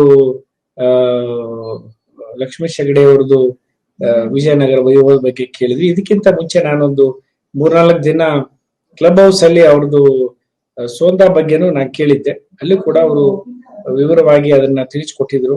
ಅವತ್ತು ನಾನು ಅವರಿಗೆ ಮಾತಾಡುವುದು ಅಭಿನಂದನೆ ಸಲ್ಲಿಸಿದ್ದೆ, ಮತ್ತೊಮ್ಮೆ ಸಲ್ಲಿಸ್ತೇನೆ. ನಮ್ಮ ಮಧ್ಯೆ ಈ ರೀತಿ ಒಬ್ಬ ಯುವ ಇತಿಹಾಸಕಾರ ಇದ್ದಾರೆ ಅನ್ನೋದೇ ನಮಗೆ ಸಂತೋಷದ ಸಂಗತಿ. ಯಾಕಂದ್ರೆ ಅಧ್ಯಯನ ಮಾಡೋದೇ ಇವತ್ತು ಒಂಥರ ಕಷ್ಟ ಅನ್ನುವಂತ ಸ್ಥಿತಿ. ಅದರಲ್ಲೂ ವಿಶೇಷವಾಗಿ ಭಾರತದ ವೈಭವವನ್ನ, ಇತಿಹಾಸವನ್ನ, ಸಂಸ್ಕೃತಿಯನ್ನ ಎತ್ತಿಡಿಯುವಂತದ್ರ ಬಗ್ಗೆ ಮಾತಾಡಿದ್ರೆ ಈಗಾಗಲೇ ಹಿಂದೆ ಇತಿಹಾಸಕಾರರು ಅಂತ ಆಗಿ ಹೋಗಿರೋ ಅನೇಕರು ಇವರನ್ನ ಏನೋ ರೀತಿಯಲ್ಲಿ ನೋಡುವಂತ, ಪ್ರಗತಿಪರರ ಅಲ್ಲ ಅನ್ನುವ ರೀತಿಯಲ್ಲಿ ನೋಡುವಂತ ಸ್ಥಿತಿ ಬಂದ್ಬಿಟ್ಟಿದೆ. ಇತಿಹಾಸಕ್ಕೂ ಈ ಪ್ರಗತಿ ವಿರೋಧಿ ಅಂತೆಲ್ಲ ಬಂದ್ಬಿಟ್ಟಿದೆ. ಇದು ಬಹಳ ಸಂಗತಿ. ನನಗೆ ಶಾಸಕನಾಗಿ ನಾನು ಬೇರೆ ಬೇರೆ ಸಮಿತಿಗಳಲ್ಲಿ ಇದ್ದಾಗ ಒಂದು ಅನುಭವಕ್ಕೆ ಬಂತು. ಒಂದು ಪಠ್ಯ ಪುಸ್ತಕ ಸಮಿತಿ ಮತ್ತು ನಾನು ಲೈಬ್ರರಿ ಕಮಿಟಿಯಲ್ಲಿ ಕೂಡ ಇದ್ದೆ. ಅಂದ್ರೆ ನಮ್ಮ ರಾಜ್ಯದ ಗ್ರಂಥಾಲಯ ಸಮಿತಿಯಲ್ಲಿ ಕೂಡ, ಪ್ರಾಧಿಕಾರ ಸಮಿತಿಯಲ್ಲಿ. ಅಲ್ಲಿ ಬಂದ ಒಂದು ಚರ್ಚೆ ಒಳಗೆ ಬಂತು. ಒಂದ್ಸಾರಿ ಪಠ್ಯ ಪುಸ್ತಕ ಸಮಿತಿ ಒಳಗೆ ಚರ್ಚೆ ಬಂತಂತೆ. ಏನಂದ್ರೆ ಈ ಸಾಮರಸ್ಯವನ್ನ ಮೂಡಿಸ್ಬೇಕು ಸಮಾಜದಲ್ಲಿ, ನಮ್ಮ ಪಠ್ಯ ಪುಸ್ತಕಗಳು ಆ ರೀತಿಯಲ್ಲಿ ಇರಬೇಕು ಮಕ್ಕಳಿಗೆ ವಿಷಯವನ್ನು ಕೊಡ್ಬೇಕಾದಾಗ ಅಂತ ಹೇಳಿ, ಅಲ್ಲಿ ಈ ಶಿವಾಜಿ ಏನು ಅಫ್ಜಲ್ ಖಾನ್ ಅಪ್ಕೊಂಡು ಕೊಂದ ಅಂತ ಬರೀತಾರೆ, ಅದನ್ನ ತೆಗೆದು ಅವರಿಬ್ಬರು ಪ್ರೀತಿಯಿಂದ ಅಪ್ಕೊಂಡ್ರು ಅಂತ ಹೇಳಿ ಬರಿಬೇಕು ಪುಸ್ತಕನ, ಇತಿಹಾಸನ ಅಂತ ಒಬ್ರು ಸಲಹೆ ಕೊಟ್ರಂತ. ಅದು ದಾಖಲೆ ಇದೆ ಅಂತ ಹೇಳಿದ್ರು ಅವರು.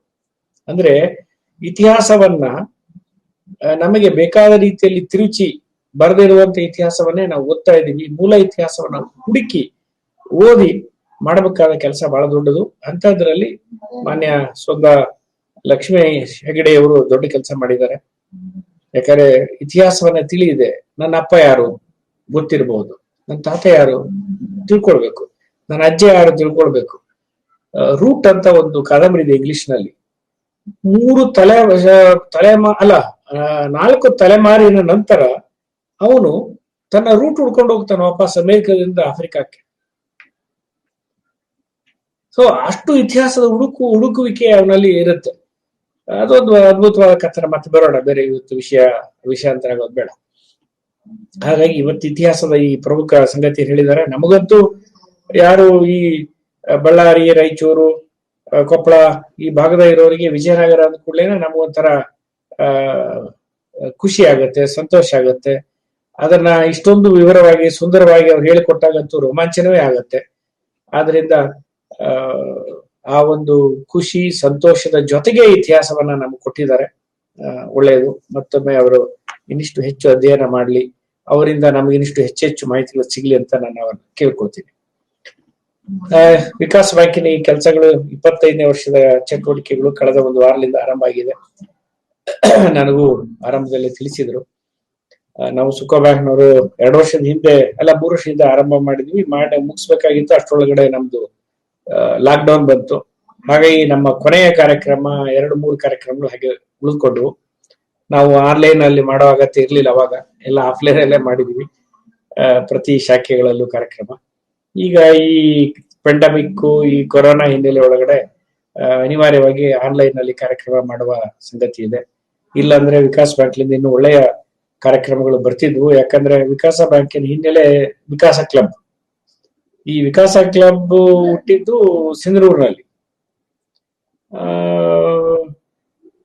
ನಾನು ವಾಪಸ್ಸು ಶಿವಮೊಗ್ಗದಲ್ಲಿ ನನ್ನ ವಿದ್ಯಾರ್ಥಿ ಪರಿಷತ್ತಿನ ಪೂರ್ಣಾವಧಿ ಕೆಲಸ ಮುಗಿಸಿ ಸಿಂಧನೂರಿಗೆ ಬಂದಾಗ ವಿಶ್ವನಾಥ್ ಅವ್ರದ್ದು ಒಂದು ಪ್ರಿಂಟಿಂಗ್ ಪ್ರೆಸ್, ನಾನು ಪ್ರಿಂಟಿಂಗ್ ಪ್ರೆಸ್ ಹಾಕಿದೆ. ಆದ್ರೆ ನನಗೇನು ಪ್ರಿಂಟಿಂಗ್ ಪ್ರೆಸ್ ಬಗ್ಗೆ ಗೊತ್ತಿರ್ಲಿಲ್ಲ. ನನ್ಗೆ ಗೊತ್ತಿದ್ದೇನಂದ್ರೆ ಹೇಗೆ ಬರೆಯೋದು, ಹೇಗೆ ಅದನ್ನ ಡಿಸೈನ್ ಮಾಡೋದು, ಈ ತರ ಸಂಗತಿಗಳಷ್ಟೇ. ಅದಾದ ನಂತರ ಇವರೆಲ್ಲರೂ ಒಂದು ಕ್ಲಬ್ ಅಲ್ಲಿ ಇದ್ರು, ವಿಕಾಸ್ ಕ್ಲಬ್. ಅದು ಯಾವಾಗಲೂ ರಾಜ್ಯ ಪ್ರಶಸ್ತಿ, ಜಿಲ್ಲಾ ಮಟ್ಟದ ಪ್ರಶಸ್ತಿ ಅವ್ರದೇ ಇರ್ತಿತ್ತು. ನನಗೆ ಯಾವಾಗ ಬಂದು ಅಲ್ಲಿದ್ದವ್ರು ಇನ್ನೊಂದು ರುದ್ರೋಡ ಕ್ಲಬ್ನವ್ರು ಬಂದು ಒಂದ್ಸರಿ ಕೇಳಿದ್ರು ನನಗೆ, ನೀವು ಬನ್ನಿ ನಮ್ಮ ಕ್ಲಬ್ಗೆ ಅಂತ.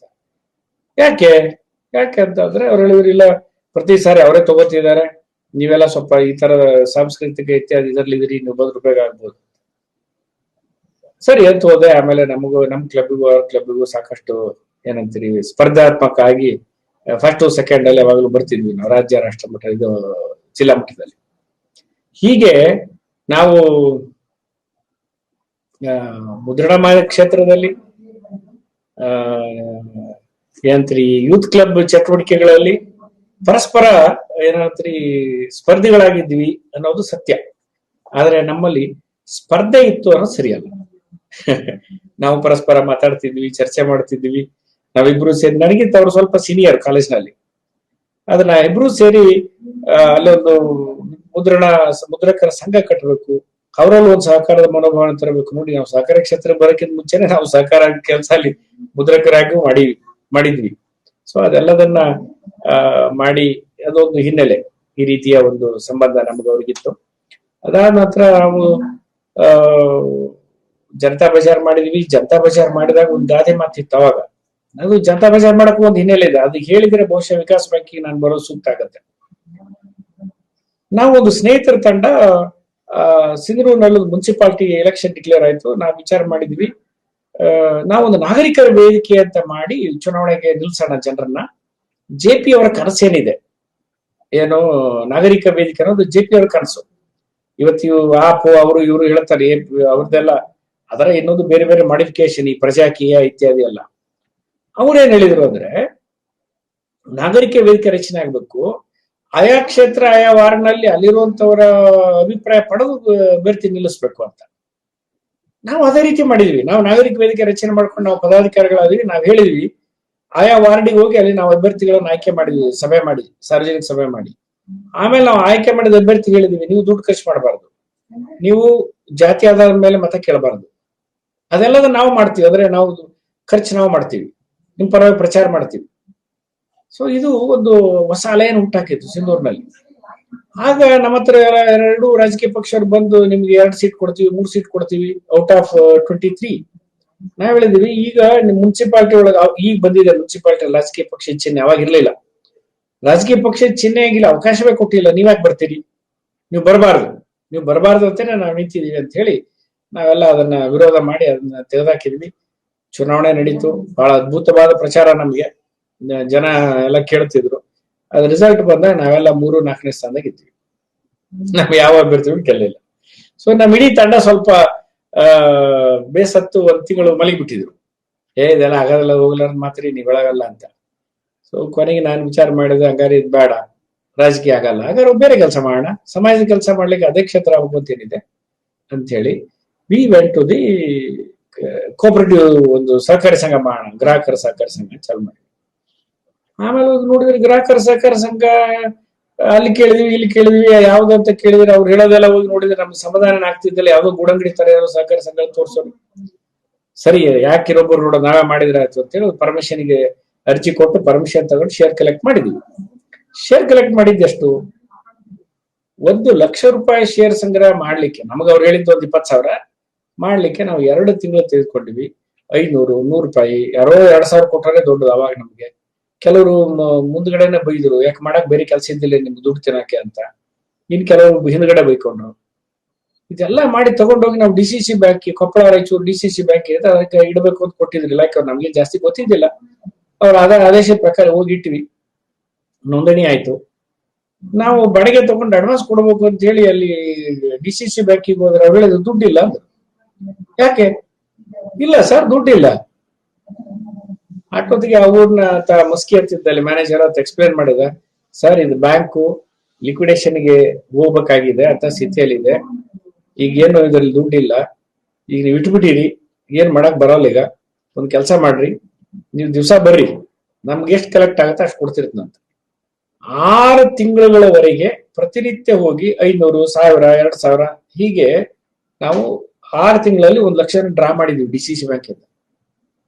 ಅಂದ್ರೆ ಅವತ್ತೊಂದು ಗಾದೆ ಮಾತಿತ್ತು ನಮ್ಮ ಹೈದರಾಬಾದ್ ಕಲ್ಯಾಣ ಕರ್ನಾಟಕ ಭಾಗದಲ್ಲಿ, ಸ್ಮಶಾನಕ್ಕೆ ಹೋದ ಹೆಣ ಸೊಸೈಟಿಗೆ ಹೋದ ಹಣ ವಾಪಸ್ ಬರಲ್ಲ ಅಂತ. ಅಂತ ಸ್ಥಿತಿಯಲ್ಲಿ ಈ ಜನತಾ ಬಜಾರ್ ಆರಂಭ ಆಯ್ತು. ಮೊದಲನೇ ವರ್ಷವೇ ನಾವು ಲಾಭ ಮಾಡಿದ್ವಿ. ಸರ್ಕಾರದ ಶೇರ್ ಆಗ್ಲಿ ಸಹಾಯ ಆಗ್ಲಿ ಅವ್ರು ಕೊಡ್ತಿರ್ಲಿಲ್ಲ, ನಾವು ತಗೊಳ್ತಿದ್ದಿಲ್ಲ, ಅದು ಬೇರೆ. ಸೊ ನಾವೆಲ್ಲರೂ ಹೋಗಿ ದಿನಸಿ ಸಾಮಾನು ಖರೀದಿ ಮಾಡಕ್ ನಾವೇ ಹೋಗ್ತಿದ್ವಿ. ಅದನ್ನ ಕ್ಲೀನ್ ಮಾಡೋದು, ತೂಕ, ದರ, ನಾವೊಂದು 5-6 ಜನ ನಿರ್ದೇಶಕರ ತಂಡ ಕನಿಷ್ಠ ದಿವಸಕ್ಕೆ 2 ಗಂಟೆ ಸಮಯ ಕೊಡ್ತಿತ್ತು. ಆ ರೀತಿ ಆದ ನಂತರ ಅದು 3ನೇ ವರ್ಷಕ್ಕೆ ನಮ್ಮ ಸಂಘವನ್ನ ಹೀಗೆ ಸಹಜವಾಗಿ ಚರ್ಚೆ ಆಗ್ತಾವಲ್ಲ, ಅವರು ಇದರಲ್ಲಿ ಕೂಡ ಯಾರು ಈಗಿನ ಮಾಧ್ಯಮಗಳೇನು ಇರ್ಲಿಲ್ಲ, ಆದ್ರೆ ನಮ್ಮ ಇಲಾಖೆಯವರ ಇದರಲ್ಲೂ ಆಗ್ತಾವಲ್ಲ, ಅವರು ಬಹುಶಃ ಗೊತ್ತಾಯ್ತು ಅಂತ ಕಾಣುತ್ತೆ. ಒಬ್ರು ಶಂತನು ಕೌನ್ಸಲ್ ಅಂತ ಒಬ್ರು ರಿಜಿಸ್ಟ್ರಾರ್ ಇದ್ರು, IAS ಆಫೀಸರ್. ಅವರು ನಮ್ಮಲ್ಲಿಗೆ ದಿಢೀರ್ನೆ ಹೇಳದೆ ಕೇಳದೆ ಬಂದ್ರು ನಮ್ಮಲ್ಲಿಗೆ ಒಂದ್ ದಿವಸ. ಮೊಬೈಲ್ ಇತ್ಯಾದಿ ಏನು ಇರ್ಲಿಲ್ಲ, ಬಂದು ನೋಡ್ಕೊಂಡು ಹೋಗ್ಬಿಟ್ರು ನಾವು ಬರೋದ್ರಲ್ಲಿ. ಆಮೇಲೆ ನಮಗೆ ಬೆಂಗಳೂರಿಗೆ ಬರೋದು ಕರೆ ಕೊಟ್ರು. ಹೋದ್ವಿ ಬೆಂಗಳೂರಿಗೆ. ಅವಾಗ ಹೇಳಿದ್ರು ಅವರು, ಇಲ್ಲ ನಿಮ್ಮ ಸೊಸೈಟಿ ಚೆನ್ನಾಗಿ ನಡೆದಿದೆ, ನಮ್ಗೆ ಗೊತ್ತಾಗಿತ್ತು, ನಾನು ಪ್ರವಾಸದಲ್ಲಿದ್ದೆ, ಹಾಗೆ ಹೋಗಿ ನಿಮ್ಮದು ಸಹಕಾರ ಸಂಘ ನೋಡ್ಕೊಂಡ್ ಬಂದೆ, ನಿಮಗೆ 1 ಲಕ್ಷ ರೂಪಾಯಿ ಒಂದು ಕ್ಯಾಶ್ ಅವಾರ್ಡ್ ಕೊಡ್ತಾ ಇದೀವಿ ಅಂತ. ಆಶ್ಚರ್ಯ ಆಯ್ತು ನಮ್ಗೆ. ಅವಾಗಲೇ ಗೊತ್ತಾಗಿದ್ದು ನಾವು ಮಾಡಿದ್ದು ಒಳ್ಳೆ ಕೆಲಸ ಆಗಿದೆ ಅಂತ ಒಂದು ರಿಕಗ್ನಿಷನ್. ಸೊ ಹೀಗೆ ಆರಂಭ ಆಯ್ತು. ಅದಾದ ನಂತರ ನಮಗೆ ಇಲಾಖೆಯವರು ಬಂದು, ಯಾಕೆ ನೀವು ಬ್ಯಾಂಕ್ ಮಾಡಬಾರ್ದು, ಈಗ ಬ್ಯಾಂಕಿಂಗ್ ಲೈಸೆನ್ಸ್ ಕೊಡ್ತಾ ಇದ್ದಾರೆ. ಮನಮೋಹನ್ ಸಿಂಗ್ ಅವರು ಆಗ ವಿತ್ತ ಸಚಿವರು, ನರಸಿಂಹರಾಯರು ಪ್ರಧಾನಮಂತ್ರಿಗಳು ಹೇಳಿದ್ರು. ಅವಾಗ ನಾವೆಲ್ಲ ವಿಚಾರ ಮಾಡಿದೀವಿ, ಎಷ್ಟು ಸಂಗ್ರಹ ಮಾಡ್ಬೇಕು. ಅವ್ರು ಹೇಳಿದ್ರು 6 ಲಕ್ಷ ಕೊಡ್ತಾರೆ, ಸಿಂಧನೂರು ತಾಲೂಕಿಗೆ ನೀವು ಅರ್ಜಿ ಹಾಕಿದ್ರೆ 6 ಲಕ್ಷ ಕೊಡ್ತಾರೆ, ಮಿನಿಮಮ್ ಮಾಡ್ಬೇಕಾಗತ್ತೆ. ನಮ್ದು ಇದೆಲ್ಲ ಹೋಗ್ಲಾರ್ದು 1 ಲಕ್ಷಕ್ಕೆ 2 ತಿಂಗಳು ಓಡಾಡಿದೀವಿ. 1 ತಿಂಗಳಲ್ಲಿ 6 ಲಕ್ಷ ಮಾಡಬೇಕು, ಆರ್ಮಿದವ್ರು ಪರ್ಮಿಷನ್ ಕೊಟ್ಟರೆ ಆಗಲ್ಲ ಬಿಡಿ ಸರ್ ಅಂತ ಬಿಡ್ತೀವಿ. ಮುಂದ್ ಮತ್ತೆ 1 ತಿಂಗಳು 2 ತಿಂಗಳ ಮತ್ತೊಬ್ಬ ಬಂದ್ರು ಡಿಸ್ಟ್ರಿಕ್ಟ್ ಆಫೀಸರ್, ಇಲ್ಲ ಸರ್ ಮಾಡ್ರಿ, ನಮ್ ಜಿಲ್ಲೆಯಲ್ಲಿ ಒಂದಾಗ್ಲಿ, ನಿಮ್ಮ ತಂಡಕ್ಕೆ ಒಳ್ಳೆ ಹೆಸರಿದೆ, ಜನತಾ ಬಜಾರಿಗೆ ಮಾಡ್ರಿ ಅಂತ ಮತ್ತೆ ಚರ್ಚೆ ಮಾಡಿದ್ವಿ ನಾವು. ಸರಿ, ಹೋದ್ರ ಕಲ್ಲು ಮೊದಲ ಮಾನಕ ನೋಡೋಣ ತಾಳ್ರ ಅಂತ ಒಂದು ಅರ್ಜಿ ಎಲ್ಲ ಅವ್ರು ಹೇಳಿದ ಫಾರ್ಮೆಟ್ ಅಲ್ಲಿ ರೆಡಿ ಮಾಡಿ ಕೊಟ್ವಿ. ಕೊಟ್ಟ ಮೇಲೆ ಮುಂದೊಂದು 2 ತಿಂಗಳಿಗೆ ಬಂದ್ಬಿಡುತ್ತೆ ನಮ್ಗೆ ಪರ್ಮಿಷನ್. ಅರ್ಬಿ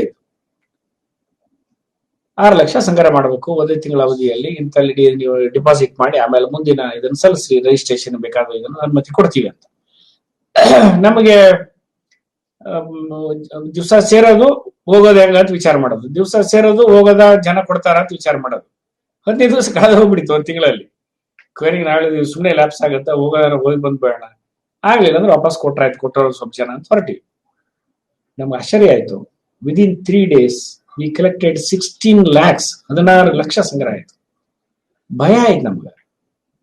ಪತ್ರಿಕೆ ಹೇಳಿಕೆ ಕೊಟ್ಟಿವಿ, ಸ್ಥಳೀಯ ಪತ್ರಿಕೆ ಹೇಳಿಕೆ. ಅವಾಗ ಮಾಧ್ಯಮಗಳು ಇರ್ಲಿಲ್ಲ, ಓದಿದ್ದು ಇಲ್ಲ, ನಾವು ಶೇರ್ ತಗೊಂಡ್ ನಿಲ್ಸಿವಿ ಅಂತ. ನಮ್ಗೆ ಈಗ ಅನ್ಸುತ್ತೆ ಅಂದ್ರೆ ಎಷ್ಟು ತಪ್ಪು ಮಾಡಿದ್ವಿ ಅಂತ, ಗೊತ್ತಿರ್ಲಿಲ್ಲ ಬ್ಯಾಂಕಿಂಗ್ ಅಂದ್ರೆ ಏನು ಅಂತ. ಸೊ ಮುಂದೆ ನೋಂದಣಿ ಆಯ್ತು, ಎಲ್ಲ ಆಯ್ತು. ಆಮೇಲೆ ಸಿಂಧನೂರು ಅರ್ಬನ್ ಕೋಆಪರೇಟಿವ್ ಬ್ಯಾಂಕ್ ಅನ್ನೋದನ್ನ ಯಾರೋ ಶಾರ್ಟ್ ಆಗಿ ಸುಕೋ ಬ್ಯಾಂಕ್ ಅಂತ ಬಳಸಿದ್ರು. ನಾವು ಅದನ್ನೇ ಇದ್ರಾಗ ಬಳಸ್ಬಿಟ್ವಿ, ಯಾವ್ದು ಪಾಂಫ್ಲೆಟ್ ನಲ್ಲಿ ಅಲ್ಲ, ಸುಕೋ ಬ್ಯಾಂಕ್ ಅಂತ. ಆಗ ಒಮ್ಮೆ RBI ಇನ್ಸ್ಪೆಕ್ಟರ್ಸ್ ಬಂದವರು ಅಬ್ಜೆಕ್ಷನ್ ಮಾಡಿದ್ರು, ನೀವು ನಿಮ್ಮ ನೋಂದಾಯಿತ ಹೆಸರನ್ನ ಮಾತ್ರ ಬಳಸಬೇಕು, ಬೇರೆ ಹೆಸರನ್ನ ಬಳಸಂಗಿಲ್ಲ ಅಂತ. ಸೊ ಆವಾಗ ನಾವು ಯೋಚನೆ ಮಾಡಿದ್ವಿ, ನಮ್ಗೆ ಜನ ಸುಕೋ ಬ್ಯಾಂಕ್ ಅಂತ ಹೆಸರು ಇಟ್ಟಿದ್ದಾರೆ, ನಾವ್ ಯಾಕೆ ಜನರ ಇಟ್ಟ ಹೆಸರನ್ನೇ ಬಳಸ್ಕೊಳ್ಬಾರ್ದು ಅಂತ ಹೇಳಿ ದೆನ್ ಜನರಲ್ ಬಾಡಿ ಕರೆದು ನಮ್ಮ ಹೆಸರನ್ನ ಸುಕೋ ಬ್ಯಾಂಕ್ ಅಂತಾನೆ ಬದಲಾಯಿಸ್ಕೊಂಡು. ಸೊ ಇದು ಒಂದು ಸುಕೋ ಬ್ಯಾಂಕಿನ ಇತಿಹಾಸ ಆಯ್ತು. ಜನತಾ ಬಜಾರ್ ಸುಕೋ, ಅಲ್ಲಿಂದ ನಾನು ಈಗ ವಿಕಾಸ್ ಬ್ಯಾಂಕಿಗೆ ಬರ್ತೀನಿ.